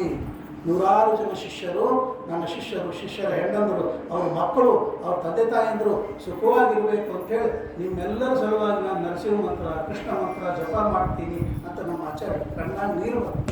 ನಮ್ಮ ಸಲುವಾಗಿ ನಾವು ಮಾಡ್ಕೋಗಿಲ್ಲ, ನಮ್ಮ ಹೆಂಡತಿ ಮಕ್ಕಳ ಸಲುವಾಗಿ ನಾವು ಇಷ್ಟು ಮಾಡೋದಿಲ್ಲ, ನಮ್ಮ ಸಲುವಾಗಿ ಅವರು ಅಷ್ಟು ಮಾಡ್ತಾರೆ ಅಂದರೆ ಎಷ್ಟು ಅವರು ಪುಣ್ಯವಂತ. ಅದಕ್ಕಾಗಿಯೇ ನಾವು ಸುಖವಾಗಿದ್ದೀವಿ. ನಾವು ಮಾಡ್ತೀವಿ ಅನ್ನೋದಕ್ಕಲ್ಲ, ನಮ್ಮ ಗುರುಗಳು ಮಾಡ್ತಾರೆ, ಅದಕ್ಕಾಗಿ ಉನ್ನತ ಪ್ರಾರ್ಥಿತ ಶೇಷ ಸಂಸಾಧಕ ಅಂಥ ಗುರುಗಳು ನಮಗೆ ಸಿಕ್ಕಿದ್ದಾರೆ. ನಮ್ಮ ಕ್ಷೇಮ ವಿದ್ಯಾಪೀಠದವ್ರು ಇದ್ದಾಗೆಲ್ಲ ಹೊರಗೆ ಬಂದ ಮೇಲೂ ನಮ್ಮ ಯೋಗಕ್ಷೇಮ ವಿಚಾರ ಮಾಡುವಂಥ ಗುರುಗಳಿದ್ದಾರೆ ಅಂತಂದರೆ ನಾವು ಧನ್ಯರು. ಹಾಗೆ ತಪಸ್ಸಿನಿಂದ ಕರ್ದಮರು ಅದನ್ನು ಪಡೆದಿದ್ದಾರೆ. ಆಗ ಅವಳು ಹೇಳ್ತಾ ತಪಸ್ಸು ಹೋಗಿ ಆಯ್ತು ಹೋಗ್ರಿ, ಇನ್ನೊಂದು ಕೋರಿಕೆ, ಅಪಿಸ್ಯಾನ್ಮೇ ವಿಶೋಕಾಯ ತ್ವಯಿ ಪ್ರವ್ರಜಿತೆ ವನಂ. ನೀವು ಅಡಿಗೆ ಹೋಗ್ತೀರಿ, ಹೋದ ಮೇಲೆ ನನ್ನನ್ನು ನೋಡ್ಕೊಳ್ಳೋರು ಯಾರು? ಮುದುಕಿ ಆದ ಮೇಲೆ ಒಬ್ಬ ಮಗ ಇರಬೇಕು, ಅದನ್ನು ಕೊಡಿ. ಹೌದಾ? ಆಯಿತು. ಮತ್ತು ಸ್ವಲ್ಪ ದಿವಸ ಒಬ್ಬ ಮಗ ಹುಟ್ಟಿದ, ಅವನು ಸಾಕ್ಷಾತ್ ಪರಮಾತ್ಮ, ಕಪಿಲ ಅಂತ ಅವನ ಹೆಸರು. ಕಪಿಲ ಅಂದ್ರೆ ಏನ್ರಿ? ಕಮ್ ಪಿಬತಿ ಇತಿ ಕಪಿ, ಕಮ್ ಲಾತಿ ಇತಿ ಕಪಿಲ. ಸುಖವನ್ನು ಕುಡಿತಾನೆ, ಸುಖವನ್ನು ಕೊಡ್ತಾನೆ ಅಂತ ಜ್ಞಾನರೂಪಿಯಾದ ಭಗವಂತ ಅವನು ಬಂದ ತಕ್ಷಣ ಲೋಕೆ ಕಪಿಲ ಇತ್ಯಾಖ್ಯಾಂ ಗಂತಾತೆ ಕೀರ್ತಿವಂತನ, ಒಳ್ಳೆ ಕೀರ್ತಿವಂತನಾದ ಮಗ ಅಂತೇಳಿ ಆಯ್ತು. 9 ಮಂದಿ ಹೆಣ್ಮಕ್ಳು ಹುಟ್ಟಿದ್ರು, ಹೋಗ್ಬಿಟ್ರು, ಮದುವೆಯಾರು ಮಾಡೋರು. ಕೆಲವು ಮಕ್ಕಳನ್ನು ಪಡೆದಿರ್ತಾರೆ, ನಮ್ಮ ಮನೆಯವರೆಲ್ಲ ನೋಡ್ಕೋತಾರೆ ಸಂಸಾರ, ನಾನು ನೀ ಏನು ಮಾಡ್ತೀನಿ, ನಾನು ತಿರುಗ್ತಿರ್ತೀನಿ. ಹಾಗಲ್ಲ, ಅದು ಕೇಳ್ತಾರೆ. ಮರೀಚಯೇ ಕಲಾಂ ಪ್ರಾದ ಅದಸೂಯ ಮತಾತ್ರಯೇ. ಮರೀಚ ಋಷಿಗಳಿಗೆ ಕಲಾ ಎನ್ನುವ ಮಗಳು, ಅತ್ರಿ ಋಷಿಗಳಿಗೆ ಅನಸೂಯ ಎನ್ನುವಳನ್ನು, ಅಂಗಿರಸ್ ಋಷಿಗಳಿಗೆ ಶ್ರದ್ಧಾ ಎನ್ನುವಳನ್ನು, ಹವಿರ್ಭುವ ಎನ್ನುವಳಿಗೆ ಪುಲಸ್ತ ಋಷಿಗಳಿಗೆ, ಆಮೇಲೆ ಗತಿ ಎನ್ನುವ ಕುಲ ಋಷಿಗಳಿಗೆ, ಕ್ರಿಯಾ ಎನ್ನುವನು ಕೃತು ಋಷಿಗೆ, ಭೃಗು ಋಷಿಗಳಿಗೆ ಖ್ಯಾತಿಯನ್ನು, ವಸಿಷ್ಠರಿಗೆ ಅರುಂಧತಿಯನ್ನು, ಅಥರ್ವ ಋಷಿಗಳಿಗೆ ಶಾಂತಿ. ಹೀಗೆ 9 ಜನ ಹೆಣ್ಣು ಮಕ್ಕಳಿಗೆಲ್ಲ 9 ಋಷಿಗಳನ್ನೆಲ್ಲ ಸೆಲೆಕ್ಟ್ ಮಾಡಿ ನೀವು ಮದುವೆ ಮಾಡ್ಕೋಬೇಕಂತ ಹೇಳಿ ಮದುವೆ ಮಾಡಿ, ಅಂದರೆ ಮಾಡಲಿಲ್ಲ, ಹೇಳಿ ಅವ್ರು ತಪಸ್ಸಿಗೋರು, ಅವ್ರ ಜೊತೆಗೆ ಮದುವೆ ಆಯಿತು ಅಂತ ಭಾಗವತ ಹೇಳಿದ್ರು. ಅಂದರೆ ಏನೋ ತಪಸ್ಸು ಮಾಡ್ತಾ ಹೋಗ್ಬಿಟ್ಟು ಕೆಲವರು ತಗೊಂಡು ನಾವೆಲ್ಲ ಮಾಡಿಲ್ಲ, ಮಕ್ಕಳು ನೀನು ಹೇಳಬೇಕು, ಸಾಲಿಗೂ ನೀನೇ ಕಳಿಸು, ಆಮೇಲೆ ಫೀ ಒಂದೇ ನಾನು ಹಣ ಕೊಡ್ತೀನಿ, ಊಟ ತಿಂಡಿ ಅದು ಹೆಂಗಾಗುತ್ತೆ? ಎಲ್ಲರೂ ಒಬ್ರಿಗೊಬ್ರು ಸಹಕಾರ ಮಾಡಿದ್ರೆ ಸಂಸಾರ ನಡೀತದೆ. ಹಾಗೆ ಮಾಡಲಿಲ್ಲ, ಕರ್ತವ್ಯ ಪ್ರಜಾಪತಿಗಳೆಲ್ಲವನ್ನು ಮಾಡಿ ಆಗ ಅವರು ತಪಸ್ಸಿಗೆ ಹೋದ್ರು. ಪಿತರಿ ಪ್ರಸ್ಥಿತೆ ಅರಣ್ಯಂ ಮಾತು ಪ್ರೇಚಿಕೀರ್ಷಯ. ಅಲ್ರಿ, ದೇವ್ರ ಮನೆಗೆ ಹೋದ್ರು ತಪಸ್ಸಿಗೆ ಹೋದ್ರು. ಅರೆ ಬಾಜು ಮಗನೇ ದೇವರೇ ಮಗನಾಗಿ ಬಂದಾಗ ಆ ದೇವರನ್ನು ಬಿಟ್ಟು ತಪಸ್ಸೇನು ಮಾಡೋದ್ರೆ ಅಲ್ಲ. ದೇವಾಹ ವೈ ಸರ್ವಪ್ರಕಾಶ ಋಷಯ ಅಂತಃಪ್ರಕಾಶ. ದೇವತೆಗಳು ಸರ್ವವ್ಯಾಪ್ತನಾದ ಪರಮಾತ್ಮನ ಉಪಾಸನೆ ಮಾಡ್ತಾರೆ, ಋಷಿಗಳು ಅಂತಃಪ್ರಕಾಶ, ಒಳಗಿರುವ ಭಗವಂತ, ಇಲ್ಲಿರುವ ಭಗವಂತನಲ್ಲ, ಒಳಗಿರುವ ಭಗವಂತನನ್ನು ಅಂತರಂಗದೊಳಗೆ ಹರಿಯ ಕಾಣದ ಹುಚ್ಚು ಕುರುಡರು ಮೂಢರು ಅಂತ ದಾಸ. ಅಂತರಂಗದೊಳಗೆ ದೇವರು ಕಾಣಬೇಕ್ರಿ, ಇಲ್ಲಿ ಕಾಣೋದಲ್ಲ. ಪ್ರತಿಮಾದೊಳಗೆ ಕಾಣುವುದು ಇದು ವಾಸನಾಮಯ, ಇದು ಲೋಹಮಯ. ಇಲ್ಲೆಲ್ಲ ಅಂತರಂಗದೊಳಗೆ ಹೃದ ಮನೀಷ ಮನಸಾಭಿಕೃಪ್ತೋ ಯಯೇನಂ ವಿದುರಮೃತಾಸ್ತೆ ಭವಂತಿ ಅಂತ ಹೃದಯದಲ್ಲಿ ಭಗವಂತನ ನೋಡಬೇಕು, ಇಲ್ಲಿ ನೋಡೋದಲ್ಲ. ಅಲ್ಲ ನೀವು NTR ಯಾವುದೋ ರೂಪ ಹಾಕೋತಾರೆ ನೋಡಿ, ಇನ್ನೇ ದೇವರಂತ ಗುಡಿ ಕಳಿಸ್ಕೊತು ಬಿಟ್ರೆ ಅಲ್ಲ, ಒಳಗಿರುವ ಭಗವಂತ ಅವರು ಹೊರಟು. ಹಾಗಾಗಿ ತಪಸ್ಸಿಗೆ ಹೊರಟಿದ್ದಾರೆ. ತಪಸ್ಸಿಗೆ ಹೋದರು. ತಾಯಿ ಮಗ ಇಬ್ಬರೇ ಇದ್ದಾರೆ. ಒಂದು ದಿವಸ ದೇವಹೂತಿ ಕಪಿಲನನ್ನು ಕರೆದು ಹೇಳ್ತಾಳೆ, ನಿರ್ವಿಣ್ಣಾನಿತರಾಂ ಭೂಮನ್ನ ಸದಿಂದ್ರಿಯ ತರ್ಪಣ ಏನ ಸಂಭಾವ್ಯಮಾನೇನ ಪ್ರಪನ್ನ ಅಂದಂತ ಪ್ರಭೋ. ಮಗನೇ, ಭಾಳ ನಿರ್ವಿಣ್ಣನಾಗಿತ್ತು, ವಯಸ್ಸಾಯಿತು, ದೇಹ ಮುಗ್ಗಾಗಿ ಹೋಗಿದೆ, ನನಗೇನು ಮಾಡಲಿಕ್ಕೆ ಆಗ್ತಾ ಇಲ್ಲ. ಈ ಇಂದ್ರಿಯಗಳಿಗೆಲ್ಲ ತೃಪ್ತಿ ಪಡಿಸೋದಕ್ಕಾಗಿ ಕಷ್ಟಪಟ್ಟೆ ಎಲ್ಲ ಆಯಿತು, ಆದರೂ ತೃಪ್ತಿ ಆಗಿದೆ. ಎಷ್ಟು ವಿಚಿತ್ರ ಈ ಮಾತುಗಳನ್ನು ಕೇಳ್ತಾ ಇರುವಾಗ ಇಂದ್ರಿಯ ಅನ್ನೋ ಶಬ್ದಕ್ಕೆ ಏನು ಅರ್ಥ ಇದೆ? ಅದು ಆರ್ಗನ್ ಅನ್ನೋ ಶಬ್ದಕ್ಕಿಲ್ಲ. ಮೋಟರ್ ಆರ್ಗನ್, ಸೆನ್ಸುವಲ್ ಆರ್ಗನ್ಸ್ ಅಂತ ಕರೀತಾರೆ. ನಾವು ಇವತ್ತಿನ ಜ್ಞಾನೇಂದ್ರಿಯ ಅಂದರೆ ಸೆನ್ಸುವಲ್ ಆರ್ಗನ್ಸ್, ಕರ್ಮೇಂದ್ರಿಯ ಅಂದರೆ ಮೋಟರ್ ಆರ್ಗನ್ಸ್ ಅಂತ ಕರೀತಾರೆ. ಈ ಆರ್ಗನ್ ಅನ್ನೋ ಶಬ್ದದೊಳಗೆ ಅರ್ಥ ಇಲ್ಲ, ಇಂದ್ರಿಯ ಅನ್ನೋ ಶಬ್ದಕ್ಕೆ ಅರ್ಥ ಇದೆ. ಇದಂ ಪ್ರತಿ ದ್ರವತಿ. ನಾವು ವಯಸ್ಸಾಯಿತು ಹೊರತು ಕಣ್ಣು ಮಾತ್ರ ಇನ್ನೂ ನೋಡಬೇಕು ಅಂತ ಇನ್ನೂ ಹೇಗೆ ಮುದುಕರಾಗಿರ್ತಾರೆ. ಚಶ್ಮಾ ಹಾಕೊಂಡು ಟಿ ವಿ ನೋಡ್ಕೊಂಡು ಕೂತಿರ್ತಾರೆ. ಕಣ್ಣು ಕಾಣಿಸಿ ಮುದುಕರಾಗಲಿಲ್ಲ, ಇಲ್ಲ ನೋಡಬೇಕು. ಅವು ಕಣ್ಣಿಗೆ ಮುದುಕನೇ ಬಂದಿಲ್ಲ, ನೋಡ್ಕೊಂಡು ಕೂತಿರ್ತಾರೆ. ಕೇಳಿಸೋಂಗಿಲ್ಲ. ಕೆಲವರು ಟಿ ವಿ ಹತ್ರ ಸೌಂಡ್ ಬಾಕ್ಸ್ ಅಂತ ಕಿವಿ ಇಟ್ಕೊಂಡು ಕೇಳ್ತಿರ್ತಾರೆ. ಡೈಲಾಗು ಕೇಳಬೇಕು, ಚಿತ್ರನೂ ನೋಡಬೇಕು. ಅದು ಮುದುಕರಾದರೂ ಕೂಡ ಇಂದ್ರಿಯ ಕಣ್ಣು ಅವು ತೃಪ್ತಿ ಆಗೋದಿಲ್ಲ, ಅವಕ್ಕೆ ತೃಪ್ತಿಯಾಗಿಲ್ಲ. ಮುದುಕರಾದರೂ ಕೂಡ ಎಲೆ ಅಡಿಕೆ ತಿನ್ನಬೇಕು, ಹಲ್ಲಿಲ್ಲ. ಕಲಬತ್ತ ಇಟ್ಕೊಂಡು ಎಲೆ ಅಡಿಕೆ ಹಾಕೊಂಡು ಕುಟ್ಟಿ ಅವ್ರು ಹಿಟ್ಟಿಟ್ಟು ಮಾಡಿ ತಿನ್ಬೇಕು, ತಿನ್ಲಿಕ್ಕೂ ಆಗಿಲ್ಲ. ರಸ ಕುಡಿಬೇಕು, ಥೂ ಅಂತ ಉಳ್ಬೇಕು. ಇದು ಇಂದ್ರಿಯ ಶಬ್ದದೊಳಗೆ ಅರ್ಥ. ಇದಂ ಪ್ರತಿ ದ್ರವತಿ. ವಸ್ತುವಿನ ಕಡೆಗೆ ಅವುಗಳು ಆರ್ಗನ್ಸ್ ಹೋಗ್ತಾ ಬೇಡ ಅಂತ ಅನ್ನಂಗಿಲ್ಲ, ಬೇಡ ಅಂತ. ಒಬ್ರು ಒಂದು ಜೋಕ್ ಮಾಡ್ತಾರೆ, ಬಾಯಿ ಹೊಟ್ಟೆ ನಡು ಜಗಳ ನಡೀತದಂತ. ಹೊಟ್ಟೆ ಅಂತದ, ಸಾಕೋ ಮಾರಾಯ, ತಿನ್ಬೇಡೋ, ಜಾಗ ಇಲ್ಲ ಒಳಗಡೆಗೆ, ಸ್ಟಮಕ್ ಒಳಗೆ ಟಮ್ಮಿ ಒಳಗೆ ಸ್ಥಾನ ಇಲ್ಲ, ಬೇಡ ಅಂತ ಹೇಳ್ತಾರೆ. ಬಾಯಿ ಸಣ್ಣದು ನೋಡ್ರಿ, ಇಷ್ಟೇ ಬಾಯಿ, ಹೊಟ್ಟೆ ಹಿಡಿದೋಡು ಅಷ್ಟು ದೊಡ್ಡ ಹೊಟ್ಟೆ ಅಂತ ಸಾಕು. ಬಾಯಿ ತಂದಂತ ಎರಡೇ ಸಣ್ಣದು, ಎರಡು ತುಟಿಗಳಿಗೆ ಎಷ್ಟು ಹೋಗ್ತದಪ್ಪ, ತಿಂದೇ ಇದು ಬೇಡ ಅನ್ನೋಂಗಿಲ್ಲ, ಅದು ಸಾಕು ಅಂತ ಹೇಳ್ತಿರ್ತಾರೆ. ನಡು ಜಗಳ, ಹೊಟ್ಟಿಗೂ ಬಾಯಿಗೂ ಜಗಳ. ಕೊನೆಗೆ ಬಾಯಿನೇ ಗೆಲ್ತು, ಹೊಟ್ಟಿಗೆ ಸೋತೋಗ್ಬಿಡು. ತಿಂದು ವಾಂತಿ ಮಾಡ್ಕೊಳ್ಳೋಣ, ಕಾಡ್ಕೊಳ್ಳೋಣ, ಏನಾದರೂ ಚಿಂತಿಲ್ಲ, ತಿನ್ನಬೇಕು ಅಂತ.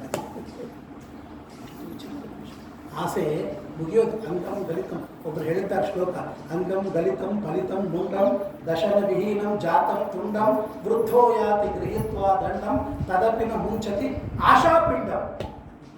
ಯಾರು ಹೇಳಿದ್ದಾರೆ ಗೊತ್ತಾ? ಶಂಕರಾಚಾರ್ಯ ಹೇಳಿದ್ದಾರೆ ಶ್ಲೋಕ. ಭಾಗವತ ಹೇಳೋದು ಹೇಳಬಾರ್ದು, ಶ್ಲೋಕ ಅಷ್ಟೇ ಅನ್ಬಿಡ್ತೇವೆ. ಅಂಗಂ ಗಲಿತಂ ಫಲಿತಂ ಮುಂಡಂ. ಅಂಗ ಎಲ್ಲ ಗಲಿತ, ಚರ್ಮ ಜೋತ್ ಬಿದ್ದಿರ್ತಾವ. ಫಲಿತಂ ಮುಂಡಂ, ತಲೆ ಮೇಲಿನ ಕೂದಲೆಲ್ಲ ಹಾರಿ ಹೋಗ್ಬಿಟ್ಟಿರ್ತಾವ. ಅವೆಂಗ ಬೇಸರ ಉಂಡಿ ಇದ್ದಂಗೆ ಇರ್ತಾವ. ಅವೇನು ಕಾಡ್ಸಂಗೆ ಇಲ್ಲ. ಬೇಸರ ಉಂಡಿ ಹೆಂಗಿರ್ತದ ನೋಡ್ರಿ, ಹಂಗೆ ಫಲಿತಂ ಮುಂಡಂ ದಶನವೀನಂ ಜಾತಂ ತುಂಡಂ. ಬಾಯ ಹುಡುಕಿದ್ರು ಒಂದು ಹಲ ಸಿಗಂಗಿಲ್ಲ. ವೃದ್ಧೋ ಯಾತಿ ಗೃಹೀತ್ವ ದೊಡ್ಡಂ. ಕೈಯ ಕೋಲ್ ಹಿಡ್ಕೊಂಡು ತಿರುಗ್ತಿರ್ತಾವ. ಆದರೂ ಕೂಡ ಮಕ್ಕಳು, ಮರಿ ಮಕ್ಕಳು, ಮೊಮ್ಮಕ್ಕಳು, ರಾಮೋಜಿ ಫಿಲ್ಮ್ಸ್ ನಾನು ಬರ್ತೀನಿ. ಇನ್ನು ಏನು ಮಾಡ್ತೀನಿ, ಎಲ್ಲ ಆಗಿ ಹೋಗ್ಯದ, ಹೋಗ್ಯದ ನಿಂದು ಇಲ್ಲ, ನಾ ಕೂತು ನೋಡ್ತಿದ್ದ. ವೃದ್ಧೋ ಯಾತಿ ಗೃಹೀತ್ವ ದಂಡಂ ತದಪಿನ ಮುಂಚತಿ ಆಶಾಪಿಂಡ. ಆಸೆ ಮುಗಿದಿ. ಆಸೆಗೆ ವಯಸ್ಸಾಗೋದಿಲ್ಲ, ನಮಗೆ ವಯಸ್ಸಾಗ. ಇನ್ನೂ ವಿಚಿತ್ರ, ನಿಮ್ಗೇನು ಗೊತ್ತಿಲ್ಲ, ನನಗೇನು ಎಕ್ಸ್ಪೀರಿಯನ್ಸ್ ಭಾಳ ಅದ ಅಂತೇಳಿ ಮುದುಕರಿಗೆ ಇನ್ನೂ ಜಾಸ್ತಿ ಅನುಭವ ಇರ್ತವೆ. ಮುದುಕರಿಗೆ ಇನ್ನೂ ಜಾಸ್ತಿ ಇರುತ್ತೆ. ನಮಗೇನು ಹೊಸ ಅದು ನಮ್ಗೆ ಗೊತ್ತಿಲ್ಲ ಅಂತ, ನಮಗೆಲ್ಲ ಅನುಭವ, ನಮಗೆಲ್ಲ ಎಕ್ಸ್ಪೀರಿಯನ್ಸ್ ಭಾಳ ಇರುತ್ತೆ. ಅವರು ಇದೆಲ್ಲ ಮನುಷ್ಯನ ಒಂದು ಮೋಹ. ಅವಳು ಅಂತಾಳೆ, ಅಸದಿಂದ್ರಿಯ ತರ್ಪಣ, ನನಗೆ ಸಾಕಾಗಿ ಹೋಗಿದೆಯಪ್ಪ, ಹಾಗಾಗಿ ನನಗೆ ಭಗವಂತ ನಿನ್ನ ಮಹಿಮೆ ಹೇಳಿಕೊಡು ಅಂತ ಕೇಳಿದಾಗ ಆಗ ಪರಮಾತ್ಮ ಉಪದೇಶ ಮಾಡ್ತಾನೆ. ಚೇತಃ ಕಲ್ವಸ್ಯ ಬಂಧಾಯ ಮುಕ್ತಯೇ ಚಾತ್ಮನೋಮತಂ. ಅಮ್ಮ, ಒಂದೇ ಮೊದಲಿಗೆ ಏನು ಮಾಡಬೇಕು ಅಂದರೆ ಮನಸ್ಸು. ನಾವು ಎಲ್ಲಿ ಗೇಟ್ ಹಾಕಬೇಕು ಅಲ್ಲಿ ಗೇಟ್ ಹಾಕಬೇಕು.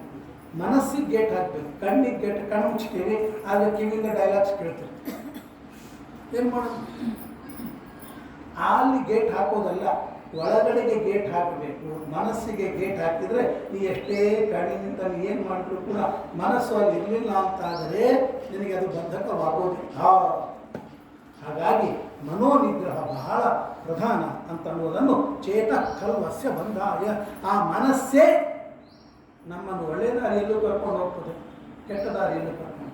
ಮನಯೇವ ಮನುಷ್ಯಾಣ ಆತ್ಮನೋ ಬಂಧ ಮೋಕ್ಷಯೋ. ಬಂಧನೂ ಮನಸ್ಸಿನಿಂದಲೇ ಮೋಚನೆ. ಆದ್ದರಿಂದಾಗಿ ಭಾಳ ಚೆನ್ನಾಗಿ ಎಲ್ಲೇ ಇದ್ದರೂ ಮನಸ್ಸಿನ ಮೇಲೆ ಪ್ರಭಾವ ಆಗದೇ ಇದ್ದಾಗಿದ್ದರೆ ಅವನು ಸುಖಿಯಾಗಿ ಇರ್ತಾನೆ. ಅದನ್ನು ಹೇಳಿಕೊಟ್ಟು ಅಹಂ ಮಮಾಭಿಮಾನೋತ್ಥೈ ಕಾಮಲೋಭಾದಿರ್ಮಲೈ ವೀತಂ ಯದಾ ಶುದ್ಧಂ. ಒಂದು ಬಂಧನ ಇದೆ, ಪ್ರಸಂಗ ಮಜರಂ ಪಾಶ. ದೇವರು ನಮ್ಮನ್ನು ಕಟ್ಟಿ ಹಾಕಿಬಿಟ್ಟಿದ್ದಾನೆ. ಹೇಗೆ ಕಟ್ಟಿ ಹಾಕಿದ್ದಾನೆ ಗೊತ್ತಾ? ಮೊದಲಿಗೆ ನಾನು ಒಬ್ಬರೇ ಇದ್ದೆ, ಸ್ವಲ್ಪ ಇತ್ತು ಹಗ್ಗ. ಹೆಂಡತಿ ಬಂದು ಜೊತೆಗೆ ಕಟ್ಟಿಬಿಟ್ಟ. ಮಕ್ಕಳು ಹುಟ್ಟಿದ್ದು ಇನ್ನೊಂದು ಹಗ್ಗ. ಮೊಮ್ಮಕ್ಕಳು ಸೊಸೆಯಂದ್ರು ಬಂದರು, ಮತ್ತೊಂದು ಹಗ್ಗ. ಮೊಮ್ಮಕ್ಕಳು ಹುಟ್ಟಿದ್ರು, ಮತ್ತೊಂದು ಹಗ್ಗ. ಇವು ಬಿಟ್ಕೊಳ್ಳಿಕ್ಕೆ ಆಗೋದಿಲ್ಲ. ಒಬ್ಬನೇ ಇದ್ರೆ ಎಷ್ಟು ಫ್ರೀಡಮ್ ಇರ್ತದೆ ನೋಡ್ರಿ, ಅಷ್ಟಿರಂಗಿಲ್ಲ. ಜನ ಅವ್ರು ಬರಬೇಕು, ಇವ್ರು ಬರಬೇಕು, ಅವ್ರು ಹೋಗ್ಬೇಕು. ಎಲ್ಲ ಪಾಶ. ಪ್ರಸಂಗಂ ಅಜರಂ ಪಾಶ. ಈ ಪಾಶ ಎಂದೂ ಜರ ಮುಗಿಯೋದಿಲ್ಲ, ಕಡಿಯೋದಿಲ್ಲ. ಇದು ಗಟ್ಟಿಯಾಗ್ತಾ ಇರ್ತದೆ. ಹಾಗಾಗಿ ಆತ್ಮನಃ ಇದು ಬಂಧಕವಾಗಿದೆ. ಹಾಗಾದ್ರೆ ಏನು ಮಾಡಬೇಕು? ಈ ಪಾಶವನ್ನು ಅಲ್ಲಿ ಇಲ್ಲಿ ಕಟ್ಟಬೇಡ, ದೇವರಲ್ಲಿ ಕಟ್ಟಿ ಹಾಕಿ. ದೇವರಲ್ಲಿ ಕಟ್ಟಿ, ದೇವರಲ್ಲಿ ನಮ್ಮ ಮನಸ್ಸನ್ನು ಇಟ್ಟಾಗ ಆವಾಗ ಯಾವ ಚಿಂತೆ ಏನಾಯ್ತು ಆಯ್ತು ಹಾಗೆ ದೇವ್ರ ಧ್ಯಾನ ಮಾಡೋದಂತ ಏಕಾಂತದಲ್ಲಿ ಕೂತ್ರೆ ಅವನಿಗೆ ಏನು ಚಿಂತೆ ಇಲ್ಲ. ಒಂದು ಕಥೆ ನೀವು ಕೇಳಿರುತ್ತೆ. ವಿದೇಹ ಎಂಬ ರಾಜ, ಜನಕ ಮಹಾರಾಜ. ಅವನು ರಾಜ್ಯದಲ್ಲಿ ಪ್ರತಿ ದಿವಸ 100 ಜನ ಬ್ರಾಹ್ಮಣರು ಋಷಿಗಳು ಬಂದು ಅವನಿಗೆ ತತ್ವಜ್ಞಾನವನ್ನು ಕೊಡ್ತಾ ಇದ್ದರು. ಅವನು ಮಿಥಿಲಾ ನರೇಶ ಅವನು. ಆಗ ಅವನಿಗೆ ಪುರಾಣ ನಡೀತಾ ಇರುವಾಗ ಹೇಳಿದೆ, ರಾಜ ನಿನ್ನ ಮಿಥಿಲಾ ನಗರಕ್ಕೆ ಬೆಂಕಿ ಹತ್ತಿದೆ, ಹೋಗಿಲ್ಲ. ಪುರಾಣ ಕೇಳ್ತಾ ಕೂತ. ಯಾಕೆ? ಮಿಥಿಲಾಯಾಮ್ ದಹ್ಯಮಾನಾಯ ನಮೇ ದಹ್ಯತಿ ಕಿಂಚನ. ಮಿಥಿಲಾ ನಗರಕ್ಕೆ ಬೆಂಕಿ ಹತ್ತಿದೆ, ನನಗೆ ಬೆಂಕಿ ಹತ್ತಿಲ್ಲ, ನನಗೆ ಬೆಂಕಿ ಹತ್ತಿಲ್ಲ, ನಾನು ಹೋಗೋದಿಲ್ಲ ಅಂತ ಪುರಾಣ ಕೇಳ್ತಾವೆ. ಅದಕ್ಕಾಗಿ ನೀವು ವಿದೇಹ ಅಂತ ಹೆಸರು. ವಿದೇಹ ಅಂದರೆ ದೇಹ ಇಲ್ಲ ಅಂತ ಅರ್ಥಲ್ಲ, ದೇಹದ ಮೇಲೆ ಅಭಿಮಾನವಿಲ್ಲ ಅಂತ. ವಿದೇಹ ರಾಜನ ಮಗಳಾದದ್ದರಿಂದಗೆ ಸೀತೆಗೆ ವೈದೇಹಿ ಅಂತ ಹೆಸರು. ಸೀತೆಗೆ ಇನ್ನೊಂದು ಹೆಸರು ವೈದೇಹಿ. ಯಾಕೆ? ವಿದೇಹ ಪುತ್ರಿ. ವಿದೇಹ ಯಾರು? ಜನಕ ಮಹಾರಾಜ. ಅವನು ಮಿಥಿಲಾ ನರೇಶ. ಅವನಿಗೆ ಇಂಥ ವೈರಾಗ್ಯವಿತ್ತು. ಹಾಗಾಗಿ ಅಂಥ ವಿದೇಹ ರಾಜನ ಮಗಳು ವೈದೇಹಿ. ಪುರಾಣಗಳಲ್ಲಿ ನಾವು ಕಥೆಯನ್ನು ಕೇಳ್ತೇವೆ. ಮನುಷ್ಯನಿಗೆ ಆ ಏಕಾಗ್ರತೆ ಬರಬೇಕು. ನಾನು ಒಂದು ಮಾತನ್ನು ಹೇಳ್ತಾ ಇರ್ತೇನೆ. ಏನೋ ಪ್ರಾರಂಭದಲ್ಲಿ ನಮಗೆ ಗೊತ್ತಿಲ್ಲ, ಪರವಾಗಿಲ್ಲ. ಮದುವೆ ದೋಸ್ತೊಳಗೆ ಮಜಾ ಮಾಡ್ತಿರ್ತಾರೆ, ಮಾಡ್ಕೊಳ್ಳಿ. ಮಕ್ಕಳು ಹುಡ್ತಾರೆ, ಸ್ವಲ್ಪ ದಿವಸ ಎಂಜಾಯ್ ಮಾಡಲಿ. ಆಮೇಲೆ ವಯಸ್ಸಾಯಿತು, ರಿಟೈರ್ ಆದ ಮೇಲೆ ಸ್ವಲ್ಪ ಮನುಷ್ಯನಿಗೆ ಅವನ ವ್ಯೂ ಚೇಂಜ್ ಆಗಬೇಕು, ಅವನ ದೃಷ್ಟಿ ಚೇಂಜ್ ಆಗಬೇಕು, ಅವನ ಸೈಟನ್ನು ಚೇಂಜ್ ಆಗಬೇಕು. ಯಾಕಂದರೆ ಇನ್ಮೇಲೆ ಸಾಕಪ್ಪ, ಇಷ್ಟು ದಿವಸ ನಾನು ಇನ್ನೊಬ್ಬರಿಗೆ ಮಾಡಿದೆ, ನನ್ನ ಸಹ ಏನು ಮಾಡ್ಕೊಳ್ಳಲೇ ಇಲ್ಲ. ಇನ್ನೊಬ್ಬರಿಗೆಲ್ಲ ಮನಿ ಮಾಡಿದೆ, ಐಶ್ವರ್ಯ ಆಸ್ತಿ ಮಾಡಿದೆ, ಕಾರ್ ಮಾಡಿದೆ, ಆಮೇಲೆ ಆ ಸರ್ಟಿಫಿಕೇಟ್, ಈ ಸರ್ಟಿಫಿಕೇಟ್, KVP ಅಂದೆ, IBP ಅಂದೆ, FD ಅಂದೆ, ಇನ್ನು ಮ್ಯೂಚುವಲ್ ಫಂಡ್ ಅಂದೆ, ಏನೇನೋ ಮಾಡಿರ್ತಾನೆ. ಮಾಡಿಕೊಂಡು ಎಲ್ಲ ಆಯಿತು. ನನ್ನ ಸಲುವಾಗಿ ನಾ ಮಾಡಿಕೊಂಡೆ. ನಾವು 1000 ಗಾಯತ್ರಿ ಜಪ ಮಾಡಿದ್ದೀನಿ, ಇಲ್ಲ. ಒಂದು 10 ಸಲ ಗೀತಾ ಪಾರಾಯಣ ಮಾಡಿದ್ದೀನಿ, ಇಲ್ಲ. ಎಲ್ಲಾದರೂ ತೀರ್ಥಕ್ಷೇತ್ರಕ್ಕೆ ಹೋಗಿ ಬದಲಿಗೆ ಹೋಗಿ ಯಾತ್ರೆಯನ್ನು ಮಾಡ್ಕೊಂಡು ಬಂದ, ಇಲ್ಲ. ನಮ್ದು ಏನಿಲ್ಲ. ಏನು ಮಾಡಬೇಕು? ಈ ಸಂಸಾರ. ನಾಳೆ ಯಮಧರ್ಮ ಹೋಗಿ ಕೇಳೋದಾಗಿದೆ, ಉತ್ತರ ಕೊಟ್ಟರೆ ನೀ ಯಾರು, ನಿಮ್ಗೆ ಯಾರು ಬೇಡ ಅಂತಿದ್ರು ಅಂತ ಕೇಳ್ತಾನೆ ಯಮಧರ್ಮ. ನಿನಗೇನು ಬೇಡ ಹಾಕಿದ್ರೆ ಯಾರು ಕಟ್ಟಿ ಹಾಕಿದ್ರ? ನೀನೇ ಕಟ್ಟಿ ಹಾಕ್ಕೊಂಡು ಹುಚ್ಚ. ಅದರಿಂದಾಗಿ ಮಾಡು. 60 ವರ್ಷದವರೆಗೆ ಅವಶ್ಯವಾಗಿ ಮಾಡು. 6 ವರ್ಷದಿಂದ ಮಾಡುವಟ್ಟು ನಾವೇನು ಧ್ರುವ ಅಲ್ಲ, ಪ್ರಹ್ಲಾದ ಅಲ್ಲ. 60 ವರ್ಷ ಬಂದ ಮೇಲೆ ಆದರೂ ಎಚ್ಚರಿಕೆಯಿಂದ ಇರು ಅನ್ನೋ ಸಂದೇಶ ಭಾಗವತ ಕೊಡ್ತದೆ. ನಾನು ನಿಮ್ಗೆ ಹೇಳ್ತೇನೆ, ಯಾಕಂದ್ರೆ ನನಗೂ 60 ಬಂದಿವೆ. ಆದ್ದರಿಂದ ನಾನು ಭಾಳ ಹಚ್ಕೊಳ್ಳೋದಿಲ್ಲ. ಬೇಕಾದಷ್ಟು ಟೆನ್ಷನ್ಗಳಿದ್ರು ಕೂಡ ಆ ಕೆಲಸ ಮಾಡೋದು, ಆಮೇಲೆ ಪುಸ್ತಕ ಹಿಡಿಯೋದು, ಓದೋದು, ಪಾಠ ಮಾಡೋದು, ಭಗವದ್ಧ್ಯಾನ ಮಾಡೋದು. ಹಳ್ಳಿ ಹಾಳಾದ್ರೆ ದಿಲ್ಲಿ ಪಟ್ಟಣ. ನಮ್ಮ ಅಜ್ಜಿ ಒಂದು ಮಾತು ಹೇಳ್ತಾ ಇದ್ದೆ, ಹಳ್ಳಿ ಹಾಳಾದ್ರೆ ದಿಲ್ಲಿ ಪಟ್ಟಣ. ಅಂದರೆ ನಮ್ಮ ಉದ್ಧಾರ ನಾವು ಮಾಡಿಕೊಳ್ಬೇಕು. ಸಾಟಿಕೆ ಬಾ ನಮ್ಮ ಅಧ್ಯಾತ್ಮ. ಯಾಕಂದರೆ ನಮಗೆ ಆಫ್ಟರ್ 60 ಬೋನಸ್ ಅದು. ಖಾತ್ರಿ ಇಲ್ಲ, ಯಾವ ವೇಳೆ ಕ್ಯಾರಿಗೆ ಏನಾಗ್ತದೋ ಗೊತ್ತಿಲ್ಲ. ಆದ್ದರಿಂದಾಗಿ ನಾವು ನಮ್ಮ ಎಚ್ಚರಿಕೆಯನ್ನು ವಹಿಸಬೇಕು. ಇದು ಸ್ವಾರ್ಥಿ ಅಲ್ಲ, ನಮ್ಮ ಸಾಧನೆ. ಬ್ರಾಹ್ಮಣ ಜನ್ಮ ಬಂದಿದೆ ನೋಡ್ರಿ. ನಾವೆಲ್ಲೋ ಅಂಡಮಾನ್ ನಿಕೋಬಾರಲ್ಲಿ ಹುಟ್ಟಿದ್ರೆ, ಅಥವಾ ನಾವೇ ಬಾಂಗ್ಲಾದೊಳಗೋ ಅಥವಾ ಪಾಕಿಸ್ತಾನದೊಳಗೆ ಹುಟ್ಟಿದ್ರೆ ಈ ತಪ್ಪು ನಮ್ಗೆ ಯಾರು ಉಪದೇಶ ಮಾಡೋಂಗಿಲ್ಲ, ಇದು ಯಾರು ಹೇಳಿಕೊಡೋದಿಲ್ಲ. ನಾವಿಂತ ಭಾರತ ದೇಶ ಪವಿತ್ರವಾದ ದೇಶ. ಬ್ರಾಹ್ಮಣ ಜನ್ಮ, ಮನುಷ್ಯ ಜನ್ಮ, ಬ್ರಾಹ್ಮಣ ಜನ್ಮ, ವೈಷ್ಣವ ಜನ್ಮ, ಆಚಾರ್ಯರ ಪರಂಪರೆಯಲ್ಲಿ ಹುಟ್ಟಿದ್ದೇವೆ. ಇಷ್ಟು ಜನ ಮಹಾನುಭಾವರು ಈ ವಂಶದಲ್ಲಿ ಬಂದಿದ್ದಾರೆ, ಪರಂಪರೆಯಲ್ಲಿ ಬಂದಿದ್ದಾರೆ. ಆದ್ದರಿಂದ ಮನುಷ್ಯ ಪ್ರತಿಯೊಬ್ಬರಿಗೂ ಭಾಗವತದ ಸಂದೇಶ ಏನು ಅಂತ ಕೇಳಿದರೆ, ನೀವು ನಮಗೇನು ದಕ್ಷಿಣೆ ಕೊಡದೇ ಇರೋ ನನಗೇನು ಚಿಂತೆ ಇಲ್ಲ. ನೀವು ನಿಮ್ಮ ಆತ್ಮೋದ್ಧಾರದ ಕಡೆಗೆ ನೀವು ಗಮನ ಕೊಡ್ರಿ. ಪುರುಷರಾಗಲಿ ಸ್ತ್ರೀಯರಾಗಲಿ ಎಷ್ಟು ಸಾಧ್ಯವಿದೆ ಅಷ್ಟು ಕೊಡಿ. ನಿಮ್ಮ ಮನೆಯ ಪರಿಸ್ಥಿತಿ ನನಗೆ ಅದು ಗೊತ್ತಿಲ್ಲ, ಆದರೆ ನಿಮ್ಮ ವೈಯಕ್ತಿಕ ಇಂಡಿವಿಜುವಲ್ ಆಗಿರುವ ಸಾಧನೆ ನೀವು ತಪ್ಪದೇ ಮಾಡ್ರಿ. ನಿಮ್ಮ ಉದ್ಧಾರವನ್ನು ನೀವು ಮಾಡಿಕೊಳ್ಳ್ರಿ. ಇದು ಜಾಯಿಂಟ್ ವೆಂಚರ್ ಅಲ್ಲ, ಇದು ಜಾಯಿಂಟ್ ವೆಂಚರ್ ಅಲ್ಲ, ಇಂಡಿವಿಜುವಲ್ ವೆಂಚರ್. ಯಾಕೆಂದ್ರೆ ಈ ಜನ್ಮಕ್ಕೆ ಈ ಗಂಡ ಈ ಹೆಂಡತಿ, ಮುಂದಿನ ಜನ್ಮಕ್ಕೆ ಋಣಾನುಬಂಧ ರೂಪೇಣ ಕಶಪತ್ನಿ ಸುತಾಲಯ. ಯಾರ ಗಂಡನೋ ಯಾರ ಹೆಂಡತಿನೋ ಯಾರ ಮಗನೋ ಯಾರ ಅಪ್ಪನೋ ನನಗೂ ಗೊತ್ತಿಲ್ಲ, ನಿಮಗೂ ಗೊತ್ತಿಲ್ಲ. ನಾನು ಹೆಂಡತಿ ಮುಂದೆ ಈ ಮಾತನ್ನ ಹೇಳ್ತೀನಿ, ನನಗೇನು ಸಂಕೋಚವಿಲ್ಲ, ಬೆಳೆಯಿಲ್ಲ. ನಿನ್ನ ಸಾಧನೆ ನೀ ಮಾಡು, ನನ್ನ ಸಾಧನೆ ನಾನು ಮಾಡ್ತೇನೆ. ನಿನಗೆ ನಾನು ಅನುಕೂಲ ಮಾಡ್ತೇನೆ, ನನಗೆ ನೀ ಅನುಕೂಲ ಮಾಡು. ಸಾಧನೆ ಇಬ್ಬರು ಮಾಡೋಣ, ಮಾಡಲೇಬೇಕು. ಈ ಎಚ್ಚರಿಕೆ ಈ ತಿಳುವಳಿಕೆ ಬರಬೇಕು. ಎಷ್ಟು ದಿವಸ ಈ ಪುತ್ರಾದಿ ನಕ್ರ ನಿಗ್ರಹೀತ ಶರೀರಕಸ್ಯ ವಾಸಿಷ್ಠ ಕೃಷ್ಣ ಭವದೇಹಿ ಕರಾವರನ್ನು ಯಾದವಾರರು ಹೇಳ್ತಾರೆ. ಈ ಮಕ್ಕಳು ಹೆಂಡತಿ ಪರಿವಾರ ಇವರೆಲ್ಲ ಏನಂದ್ರೆ ಮೊಸಳಿದ್ದಾಗ ಅವು ತಿನ್ಲಿಕ್ಕೆ ಕೂತಿರ್ತಾರೆ. ನಾವೇನು ಸಂಪಾದನೆ ಮಾಡಿವಿ, ಮಾ ಇಂಟಿಗೋಸ್ಕರ ನಾಲ್ಕೇನು ತೆಚ್ಚೋ, ಮೀ ಇಂಟಿಗೋಸ್ಕರ ನಾಲ್ಕೇ ಬಿಸ್ತಾವ. ಇವೇ ನೋಡಿ, ನನಗೇನು ತಂದು ನನಗೇನು ಕೊಡ್ತಿ, ಇದರೊಳಗೆ ಕಾಲ ಹೋಯ್ತು, ತರೋದು ಕೂಡ ಹೊರಗೆ ಹೋಯ್ತು ಅಂತಾಗಿ ನನಗೇನು ಕೊಟ್ಟರು ನನಗೇನು ತಂದ್ರು ಯಾರೂ ಇಲ್ಲ. ಬಹಳ ಎಚ್ಚರಿಕೆಯಿಂದ ಇರಬೇಕು. ಈ ಅವೇರ್ನೆಸ್ ಬರಲೇಬೇಕು ನಮಗೆ. ಹಾಗಾಗಿ ಈ ಭಾಗವತದ ಸಂದೇಶ ಈ ದೇವಹೂತಿಗೆ ಬಂತು. ಅಂಥ ಭಗವಂತ ಮಗ ಹುಟ್ಟಿದ್ರಿಂದ ಬಂತು. ಆದರೆ ಮಕ್ಕಳಿಂದ ಉದ್ಧಾರ ಆಗ್ತದೆ, ಗಂಡನಿಂದ ಉದ್ಧಾರ ಆಗ್ತದೆ, ಯಾರಿಂದ ಉದ್ಧಾರ ಆಗ್ತದೋ ಗೊತ್ತಿಲ್ಲ. ಭಾಗವತ ಅದನ್ನು ಹೇಳಿಕೊಡ್ತು. ಆಗ ಹೇಳ್ತಾರೆ, ಪ್ರಸಂಗ ವಚನ ಪಾಶಂ, ಅಮ್ಮ ಮೋಹವನ್ನು ಬಿಡು. ಅದಕ್ಕಾಗಿ ಏನು ಮಾಡಬೇಕು? ಸಜ್ಜನರ ಸಂಘವನ್ನು ಮಾಡಬೇಕು. ಯಾಕೆಂದರೆ ಸಂಘ ನಮಗೆ ಒಳ್ಳೆಯದಿತ್ತು ಅಂದರೆ, ಸಹವಾಸ ಒಳ್ಳೆಯದಿತ್ತು ಅಂದರೆ ನಾವು ಆ ಥರ ಬೆಳೀತಾ ಹೋಗ್ತೀವಿ. ಶಾಲೆಯಲ್ಲಿ ಒಳ್ಳೆ ಹುಡುಗರ ಜೊತೆಗೆ ಸಂಘ ಮಾಡಿದ್ರೆ ಒಳ್ಳೆ ಒಳ್ಳೆ ಮಾತು.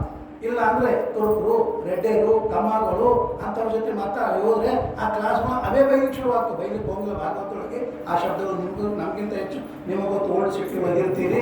ಆದ್ದರಿಂದ ಅಂಥ ಶಬ್ದಗಳೇ ಬರ್ತವೆ. ರಾಮ, ಕೃಷ್ಣ, ಗೋವಿಂದ ಅವೇನು ಬರೋದೇ ಇಲ್ಲ.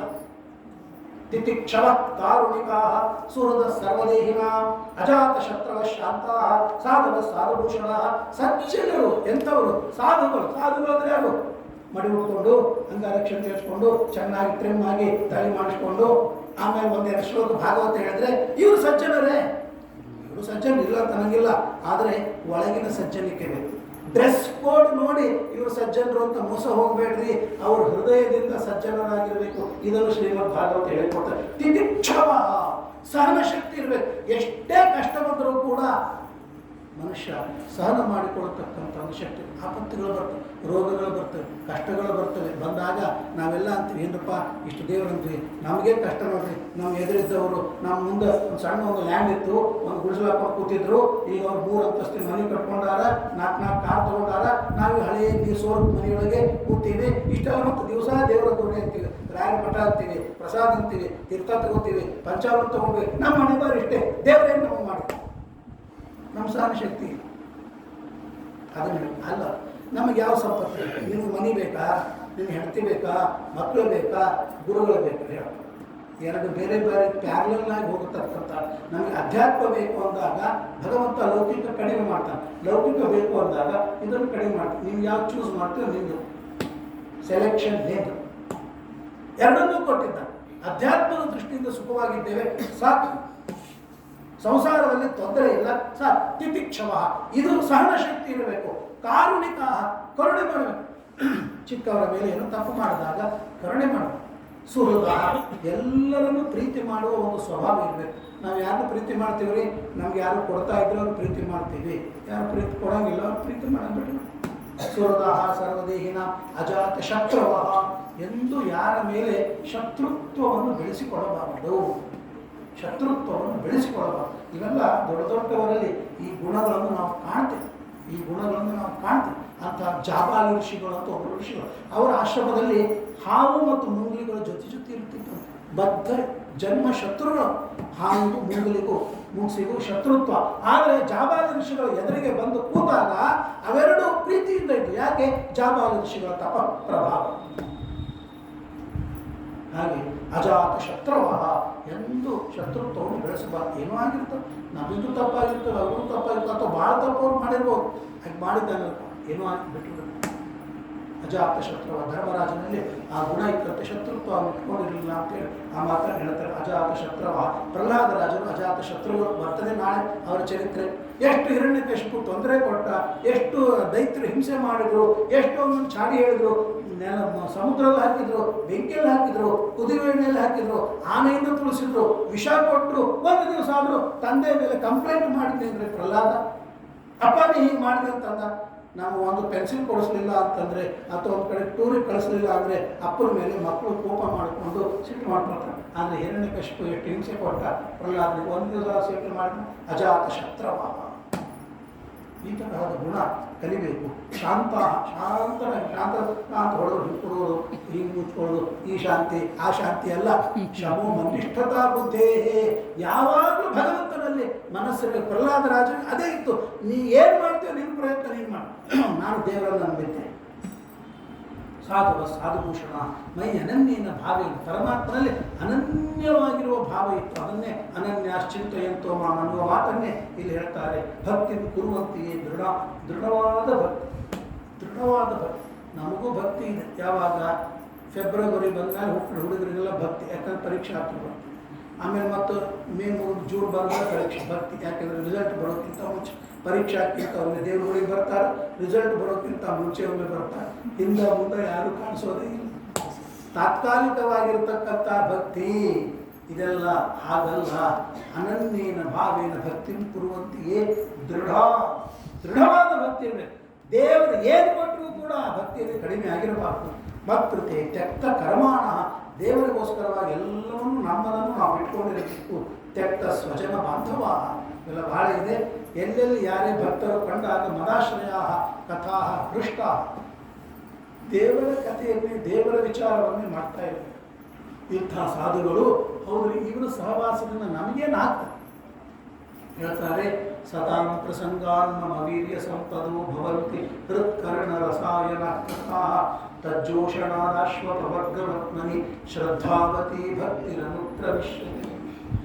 ಇನ್ನೇನು ಮಾಡಬೇಕಾಗಿಲ್ಲಪ್ಪ, ಸಜ್ಜನರ ಜೊತೆಗೆ ಇರು, ಅವ್ರ ಹತ್ರ ಬಂದು ಕೂತಾಗಿ ಯಾವ ನಿಮ್ಮ ಮನೆ ಬೆಂಡೆಕಾಯಿ ಮಾಡಿದ್ರು, ಚೌಳಿಕಾಯಿ ಮಾಡಿದ್ರು, ಬುತ್ತಿ ಪಲ್ಯ, ತೋಟಕೂರ ಮಾಡಿದ್ರು, ಚಿಗುರಿದ್ದು ಮಾಡಿದ್ರು, ಇವ್ಯಾವ ಚರ್ಚೆ ಮಾಡಂಗಿಲ್ಲ. ಅವ್ರು ಭಗವಂತನ ಮಹಿಮೆಯನ್ನು ಹೇಳ್ತಾ ಇರ್ತಾರೆ.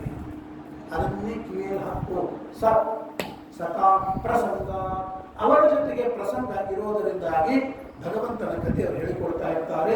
ತಜ್ಜೋಷಣ, ಆ ಸಜ್ಜನರ ಸೇವೆಯಿಂದಾಗಿ ನಿಧಾನವಾಗಿ ಸದ್ಬುದ್ಧಿ ಅನ್ನೋದು ಬರುತ್ತದೆ. ಶ್ರದ್ಧಾವತಿ ಭಕ್ತಿರನುಕ್ರಮಿಷ್ಯತಿ. ಈ ತರಹದ ಮಾತನ್ನು ಹೇಳಿಕೊಡ್ತಾರೆ. ಅದನ್ನೆಲ್ಲ ಅವರು ಕೇಳಿದ್ದು. ಭಕ್ತಿ ಅಂದರೆ ಏನು ಅಂತ ದೇವಹೂತಿ ಕೇಳ್ತಾಳೆ. ಭಕ್ತಿಯ ಬಗ್ಗೆ ಡೆಫಿನೇಷನ್ ಭಾಳ ಚೆನ್ನಾಗಿ ಹೇಳಿದ್ದಾರೆ. ಅದು ಲವ್ ಅಂತ ಅನ್ನೋದಲ್ಲ, ಡಿವೋಷನ್ ಅಂತ. ಭಕ್ತಿ ಅನ್ನೋ ಶಬ್ದಕ್ಕೆ ಲವ್ ಅಂತ ಅನ್ನೋದು, ಅಫೆಕ್ಷನ್ ಅನ್ನೋದು, ಈ ಯಾವ ಶಬ್ದಗಳು ಕೂಡ ಸರಿಯಾದದ್ದಲ್ಲ.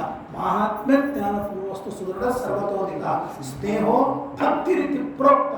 ಅದು ನಿಜವಾದ ಭಕ್ತಿ. ದೇವರು ದೊಡ್ಡವನು ಅನ್ನುವ ಜ್ಞಾನ, ಅದರ ಜೊತೆಗೆ ಅವನ ಮೇಲೆ ಪ್ರೀತಿ, ಆಮೇಲೆ ವಿಷಯಗಳ ಬಗ್ಗೆ ವೈರಾಗ್ಯ. ಅದು ಭಗವಂತನಲ್ಲಿ ಭಕ್ತಿ ಬೆಳೀತಾ ಹೋಗಬೇಕು. ಅದು ನಿಜವಾದ ಭಕ್ತಿ ಅಂತ ಹೇಳಿಕೊಟ್ಟಿದ್ದಾರೆ. ಆ ಭಕ್ತಿಯ ಲಕ್ಷಣವನ್ನು ಹೇಳಿಕೊಟ್ಟು ಆಮೇಲೆ ಭಗವಂತ ನಿನ್ನ ಮಹಿಮೆ ಏನು ಅಂದರೆ, ದೇವರು ಹೇಳ್ತಾನೆ ನನ್ನ ಮಹಿಮೆ ಎಷ್ಟು ಗೊತ್ತಾ ನೋಡ್ರಿ. ದೇವರು ಒಮ್ಮೆ ಸೂರ್ಯನಿಗೆ ಆರ್ಡರ್ ಮಾಡ್ದ, ನೋಡಪ್ಪ ಸೂರ್ಯ ನೀನು ಈ ಸಮಯಕ್ಕೆ ಉದಯ ಆಗಬೇಕು, ಈ ಸಮಯಕ್ಕೆ ಅಸ್ತನ ಆಗಬೇಕು. ಒಂದು ದಿವಸ ಸೂರ್ಯ ರಜಾ ತಗೊಂಡಾಗ, ಲೀವ್ ತಗೊಂಡಾಗ ಒಂದು ದಿವಸ. ನಾವು Monday to Friday, Saturday Sunday ನಾವು ವೀಕ್ಲಿ ಟು ಆಫ್. ಈಗಂತೂ ವರ್ಕ್ ಫ್ರಮ್ ಹೋಮ್. ಸೂರ್ಯನು ಕೂಡ ಕರೋನಾ ಬಂತು, ವರ್ಕ್ ಫ್ರಮ್ ಹೋಮ್ ಅಂದರೆ ಅವ್ನು ಮನೆಯಾಗ ಕೂತಾದ್ರೆ ಸೂರ್ಯೋದಯ ಯಾವಾಗ ಆಗಬೇಕು, ಸೂರ್ಯಾಸ್ತ ಯಾವಾಗ ಆಗಬೇಕು. ಪಾಪ ಅವ್ನು ಹೆಂಡತಿ ಸೌಜ್ಞ ಅಂತ, ಆಕೆ ಏನ್ರಿ 24 ತಾಸು ಡ್ಯೂಟಿ. ಸೂರ್ಯನಿಗೆ ಹಾಲಿಡೇನೇ ಇಲ್ಲ. ಇಲ್ಲಿ 12 ತಾಸು, ಆ ಗ್ಲೋಬಿನ ಹತ್ರ ಆಗಿ ಇನ್ನೊಂದು 12 ತಾಸು ಅಂತೂ ಅಖಂಡ ಭೂಮಿ ಸಂಚಾರ ಮಾಡ್ತಾ ಇರ್ತಾರೆ. ತಿರುಗ್ತಾನೆ ಇರ್ತೀರಿ. ಮನ್ಯಾಗ ಒಂದೊಪ್ಪತ್ತು ಇರೋದಿಲ್ಲ. ಒಂದು ದಿವಸ ಏನಾದರೂ ಮಿರ್ಚಿ ಬಜ್ಜಿ ತಿಂದು ಮೈಸೂರು ಪಾಕ್ ತಿನ್ನೋಣ ಅಥವಾ ಏನು ಪುಳಿಯೋರ ತಿನ್ನೋಣ, ಏನಿಲ್ಲ. ಸೂರ್ಯ ತಿರುಗ್ತಾ ಇರ್ತಾನೆ. ಮತ್ ಭಯಾತ್ ವಾತಿ ವಾತೋಯಂ. ಏನಾದರೂ ದೇವತೆಗಳ ಪರಮಾತ್ಮನ ಆಜ್ಞೆಯನ್ನು ಪರಿಪಾಲನೆ ಮಾಡುವುದಕ್ಕಾಗಿ ಸೂರ್ಯ, ಚಂದ್ರ, ವರುಣ, ವಾಯುದೇವ 6-3-2 ಒಂದು ದಿವಸ ವಾಯುದೇವ ಸಾಕಾಗಿದಪ್ಪ, ನೀನು ಬುಸ್ ಗಾಳಿ ಬಿಸಿ ಒಂದು ದಿವಸ ನಾನು ರೆಸ್ಟ್ ತಗೋತೀನಿ, ಬೇಡ ಒಂದು ತಾಸು ರೆಸ್ಟ್ ತಗೋತೀನಿ. 1 ನಿಮಿಷ ತಗೊಂಡ್ರೆ ಕೃಷ್ಣಾರ್ಪಣ. 1 ತಾಸಲ್ಲ, 1 ನಿಮಿಷ ಸ್ವಲ್ಪ ನಾನು ದೂರ ಇರ್ತೀನಪ್ಪ ಅಂಥೇಳಿ ಹೋದ ಅಂದರೆ ನಾವು ಅವನ ಹತ್ರ ಹೋಗಿರ್ತೇವೆ. ಹಾಗಾಗಿ ಈ ಎಲ್ಲ ದೇವತೆಗಳು ಪರಮಾತ್ಮನ ಆಜ್ಞೆಯನ್ನು ಪರಿಪಾಲನೆ ಮಾಡಿ ತಮ್ಮ ತಮ್ಮ ವ್ಯಾಪಾರವನ್ನು ಮಾಡ್ತಾ ಇದ್ದಾರೆ ಅಂತಂದ ಮೇಲೆ ಇದು ಭಗವಂತನ ಮಹಿಮೆ ತಿಳಿಸ್ತಾ ಮಧ್ವಯಾದ್ವಾತಿ ವಾತೋಯಂ ಸೂರ್ಯಸ್ತಪತಿ ಮಧ್ವಯ ವರ್ಷತಿ ಇಂದ್ರೋ ದಹತ್ಯಗ್ನಿ ಬೆಂಕಿ ಸುಡ್ತಾನೆ, ಸುಡೋದು ಅವನ ಸ್ವಭಾವ. ಇದೆಲ್ಲ ಅವನು ಮಾಡ್ತಾ ಇದ್ದಾನೆ. ಹೀಗಾಗಿ ಭಗವಂತನ ಮಹಿಮೆ ತಿಳಿಸಿಕೊಟ್ಟು ಆಮೇಲೆ ಯೋಗವನ್ನು ಹೇಳ್ತಾರೆ, ಪಂಚತತ್ವಗಳನ್ನೆಲ್ಲ ಹೇಳಿಕೊಡ್ತಾರೆ, ಬಹಳ ಇವೆ. ಆಮೇಲೆ ಯಾವುದು ಧರ್ಮ ಯಾವುದು ಅಧರ್ಮ ಅಂತಂದ್ರೆ ಬಹಳ ಚೆನ್ನಾಗಿ ಹೇಳ್ತಾರೆ. ಸ್ವಧರ್ಮಾಚರಣಂ ಶಕ್ತಿಯ ವಿಧರ್ಮಾಚರಣೆ ಮಾಡ್ತಾನೆ. ದೈವೇನ ಲಬ್ಧ ಸಂತೋಷ ಆತ್ಮವಿಚ್ಚರಣಾರ್ಚನೆ. ಏನು ಅಂದರೆ ಸಾಧ್ಯವಿದ್ದಷ್ಟು ಮನುಷ್ಯ ಧರ್ಮವನ್ನು ಮಾಡಬೇಕು, ಸಾಧ್ಯವಿದ್ದಷ್ಟು ಅಧರ್ಮವನ್ನು ಬಿಡಬೇಕು. ನಮ್ದು ಉಲ್ಟಾ, ಸಾಧ್ಯವಿದ್ದಷ್ಟು ಅಧರ್ಮ ಮಾಡ್ತೀವಿ, ಸಾಧ್ಯವಿದ್ದಷ್ಟು ಧರ್ಮವನ್ನು ಬಿಡ್ತೀವಿ. ಎಷ್ಟೆಷ್ಟು ಬಿಡ್ಲಿಕ್ಕೆ ಸಾಧ್ಯ ಆದರೂ ಮ್ಯಾಕ್ಸಿಮಮ್ ಬಿಡ್ತೀವಿ. ಎಷ್ಟೆಷ್ಟು ಅಧರ್ಮ ಮಾಡ್ಲಿಕ್ಕೆ ಶಕ್ಯ ಆದರೂ ಅದನ್ನು ಯಾವುದೂ ಬಿಡಂಗಿಲ್ಲ, ಎಲ್ಲನೂ ಮಾಡ್ತೀವಿ. ಏನ್ರಿ ಎಲ್ಲ ಮುಗಿದೋಗಿದ್ರೆ ನಮ್ದೆಲ್ಲ ಒಂದು ಟರ್ಮ್ ಎಲ್ಲ ಮುಗಿದೋಗಿದೆ, ಸೆಕೆಂಡ್ ಟರ್ಮ್ ಒಳಗೆ ಇದ್ದೀರಿ ಅಂತ. ಹಾಗಿಲ್ಲ, ಸ್ವಧರ್ಮಾಚರಣೆ ಶಕ್ತಿ ಇದ್ದಷ್ಟು ಸ್ವಧರ್ಮವನ್ನು ಮಾಡಬೇಕು, ಸಾಧ್ಯವಿದ್ದಷ್ಟು ವಿಧರ್ಮದಿಂದ ದೂರ ಇರಬೇಕು. ದೈವಲಬ್ಧೇನ ಸಂತೋಷ. ನೀವು ಭಾಗವತ ಅಂದ್ರೆ ಏನ್ರಿ, ಏನೋ ಒಂದು ಋಷಿಗಳು ವಿಶ್ವಾಮಿತ್ರರು ಗಡ್ಡ ಬಿಡಬೇಕು, ಅಡವಿಗೆ ಹೋಗಬೇಕು, ಬದ್ರಿಗೆ ಹೋಗಬೇಕು, ನೈಮಿಷ ಏನಿಲ್ಲ, ನೀವೇ ಪರಮ ಭಾಗವತರು. ಏನು ಗೊತ್ತಾ, ದೈವಲಬ್ಧೇನ ಸಂತೋಷ. ದೇವರು ಕೊಟ್ಟದ್ರೊಳಗೆ ಎದುರುಚ್ಛಾ ಲಾಭ ಸಂತೋಷದಿಂದ ಇದ್ದ ಅಂದರೆ ಅವನು ಮಹಾ ಇವತ್ತಿನ ವಸಿಷ್ಠ, ವಿಶ್ವಾಮಿತ್ರ, ಜಮದಗ್ನಿ, ಭರದ್ವಾಜ. ದೇವರು ಕೊಟ್ಟರೋ ಸಂತೋಷ. ಅವನು ಭಾಳ ಶ್ರೀಮಂತ ಇದ್ದಾನಪ್ಪ, ಅವನು ಭಾಳ ಶ್ರೀಮಂತ ಇದ್ದಾನೆ, ದೇವರು ಅವನಿಗೆ ಕೊಟ್ಟಾನೆ, ಸಂತೋಷ ಪಡ್ರಿ. ಇನ್ನೊಬ್ಬನು ಏನೋ ಇದ್ದಾನೆ, ಅವನಿಗೆ ದೇವ್ರು ಕೊಟ್ಟಾನ, ಅವನಿಗೆ ನಮ್ಗೆ ಇಷ್ಟು ಕೊಟ್ಟ, ನಮಗಂತೂ ಏನು ದೇವ್ರು ಕಡಿಮೆ ಮಾಡಿಲ್ಲ. ದೈವಲಬ್ಧೇನ ಸಂತೋಷ. ಇದೊಂದು ದೊಡ್ಡ ಭಾಗವತ ಧರ್ಮ. ಆತ್ಮವಿಚ್ಚರಣಾರ್ಚನ ಗ್ರಾಮ್ಯ ಧರ್ಮ ನಿವೃತ್ತಿಶ್ಚ. ಗ್ರಾಮ್ಯ ಧರ್ಮವನ್ನು ಪರಿಪಾಲನೆ ಮಾಡಬಾರದು, ಮೋಕ್ಷ ಧರ್ಮದಲ್ಲಿ ಇರಬೇಕು. ಮಿತ ಮಿಥ್ಯಾದನ, ಮಿತವಾಗಿ ತಿನ್ನಬೇಕು, ಮೇಧ್ಯವಾಗಿ ತಿನ್ನಬೇಕು. ಏನು ಮಿತ ಮೇಧ್ಯ? ಈಗ ನಾವು ಸಾಕಂತ ಅನಿಸೋಕ್ಕಿಂತ ಮುಂಚೆನೇ ಊಟ ಬಿಟ್ಟು ಹೇಳಬೇಕು. ಯಾರು ಉಣಬೇಕಂದ್ರೆ, ಯಾರು ರೋಡ್ ಮೇಲೆ ಅವೇನಪ್ಪ ಅಂದ್ರೆ BSNL ಕೆಲಸ ಮಾಡ್ತಾ ರೋಡ್ ತೊಯ್ದು ಈಗೆಲ್ಲ ಇಲ್ಲೇ ಇಲ್ಲ, ವೈರ್ ಹಾಕ್ತಿರ್ತಾರೆ, ಕೇಬಲ್ ಹಾಕ್ತಿರ್ತಾರೆ, ಅವ ಹೊಟ್ಟೆ ತುಂಬ ತಿನ್ಬೇಕು. ನಮಗೆ ಒಂದಿಷ್ಟು ಕಡಿಮೆ ಇದ್ದಾಗ ನೀರು ಗಾಳಿ ತೊಗೊಳಿಕ್ಕೆ ಬಂದಾಗ ಎದ್ದು ಬಿಡಬೇಕು. ಯಾಕಂದ್ರೆ ನಮ್ಮ ಕೆಲಸ ಏನ್ರಿ, ನಾವು ರೋಡ್ನೊಳಗೆ ಹೋಗಿ ಅಂತ ತೋಡೋದು ಮಾಡೋ ಕೆಲಸ ನಮ್ಗೆ, ಅಥವಾ ರೈಲೊಳಗೆ ಹೋಗಿ ಇಂಜನ್ೊಳಗೆ ಹೋಗಿ ಕೆಲಸ ಮಾಡ್ತೀವಿ, ಅಷ್ಟಿಲ್ಲ. ಅಂಥವ್ರಂತ ಕೆಲಸ ಮಾಡಿ ತಿನ್ನಲಿ. ನಮಗೆ ನಮ್ಮದೇ ರಕ್ಷಣೆಗೆ ಎಷ್ಟು ಬೇಕೋ ಅಷ್ಟು ನಾವು ಮಾಡಬೇಕು. ಮಿತ ಮೇಧ್ಯ, ಮಿತವಾಗಿ ತಿನ್ನಬೇಕು. ಮೇಧ್ಯ ಅಂದರೆ ಯಜ್ಞ, ಹೋಮವನ್ನು ಮಾಡಿ ವೈಷ್ಣವ. ಅದು ಹೇಳ್ತಾ ಶಶ್ವತ್ ವಿವಿಕ್ತ ಕ್ಷೇತ್ರ ಸರ್ವನ. ಯಾರು ಹೇಳಿದ್ರು ಸಾವಕಾಶವಾಗಿ ಊಟ ಮಾಡಿರಿ. ಸಾವಕಾಶ ಅನ್ನೋ ಶಬ್ದಕ್ಕೆ ಏನು ಗೊತ್ತಾ, ಅಂದರೆ 10 ನಿಮಿಷ ಊಟ ಮಾಡಬೇಡ್ರಿ, ಅರ್ಧ ತಾಸು ಊಟ ಮಾಡಿರಿ, ಸಾವಕಾಶವಾಗಿ. ಹಿಂಗೆ ಅರ್ಥ ಅಲ್ಲ. ಅವಕಾಶ ಸಹಿತ, ಅವಕಾಶ ಅಲ್ಲ. ಎಷ್ಟು ನಿಮ್ಮ ಹೊಟ್ಟೆಯೊಳಗೆ ಹೋಗ್ತದನೋ ಅಂದರೆ, ಸಪೋಸ್ 1 ಕಿಲೋ ಅಂದರೆ ಅರ್ಧ ಕಿಲೋ ಉಡಬೇಕಂತ, ಇನ್ನು 1/4 ಕಿಲೋ ನೀರಿಗೆ, ಇನ್ನು 1/4 ಕಿಲೋ ಗಾಳಿ ಆಡ್ಲಿಕ್ಕೆ ಬಿಡಬೇಕಂತ. ಇದು ಅವಕಾಶ ಅಂದ್ರೆ ಹೊಟ್ಟೆಯೊಳಗೆ ಅವಕಾಶ ಇಟ್ಕೊಳ್ರಿ. ನೀವು ಟೈಮ್ ಅವಕಾಶ ಅಲ್ಲ, ಹೊಟ್ಟೆಯೊಳಗೆ ಇನ್ನು ತಿನ್ಲಿಕ್ಕೆ ಅವಕಾಶ ಇರಬೇಕು. ಆವಾಗೇ ಎದ್ದು ಬಿಡ್ರಿ. ಅಲ್ಲಿ ನೀರಿಗೆ ಒಂದಿಷ್ಟು ಅವಕಾಶ ಕೊಡ್ರಿ, ಗಾಳಿಗೆ ಒಂದಿಷ್ಟು ಅವಕಾಶ ಕೊಡ್ರಿ. ಈ ಅರ್ಥದಲ್ಲಿ ಎಳೆ ಮಂದಿ ಸಾವಕಾಶವಾಗಿ ಊಟ ಮಾಡಿ ಸಾವಕಾಶ. ನಾವೇಂತೀವಿ ಸಾವಕಾಶ ಅಂತಾರೆ. ಇನ್ನೊಂದು 4 ಪುಂಡಿ, ಒಂದು 4 ಬಜ್ಜಿ, ಆಮೇಲೆ 4 ಗುಲಾಬ್ ಜಾಮೂನು, ಒಂದು 4 ಸೌಟು ಅಪ್ಪಿ ಪಾಯಸ ತಗೊಳ್ಳಿ. ಯಾರೋ ಊಟ ಆದ್ಮೇಲೆ ಎಲೆ ಅಡಿಕಿತ್ತು ಜಾಗ ಇದ್ರೆ ಇನ್ನೊಂದು ಸೌಟ್ ಪಾಯಸನೇ ಕುಡಿತಿತ್ತಲ್ಲ, ಎಲೆ ಅಡಿಕೆ ಜಾಗ ಇಲ್ಲ.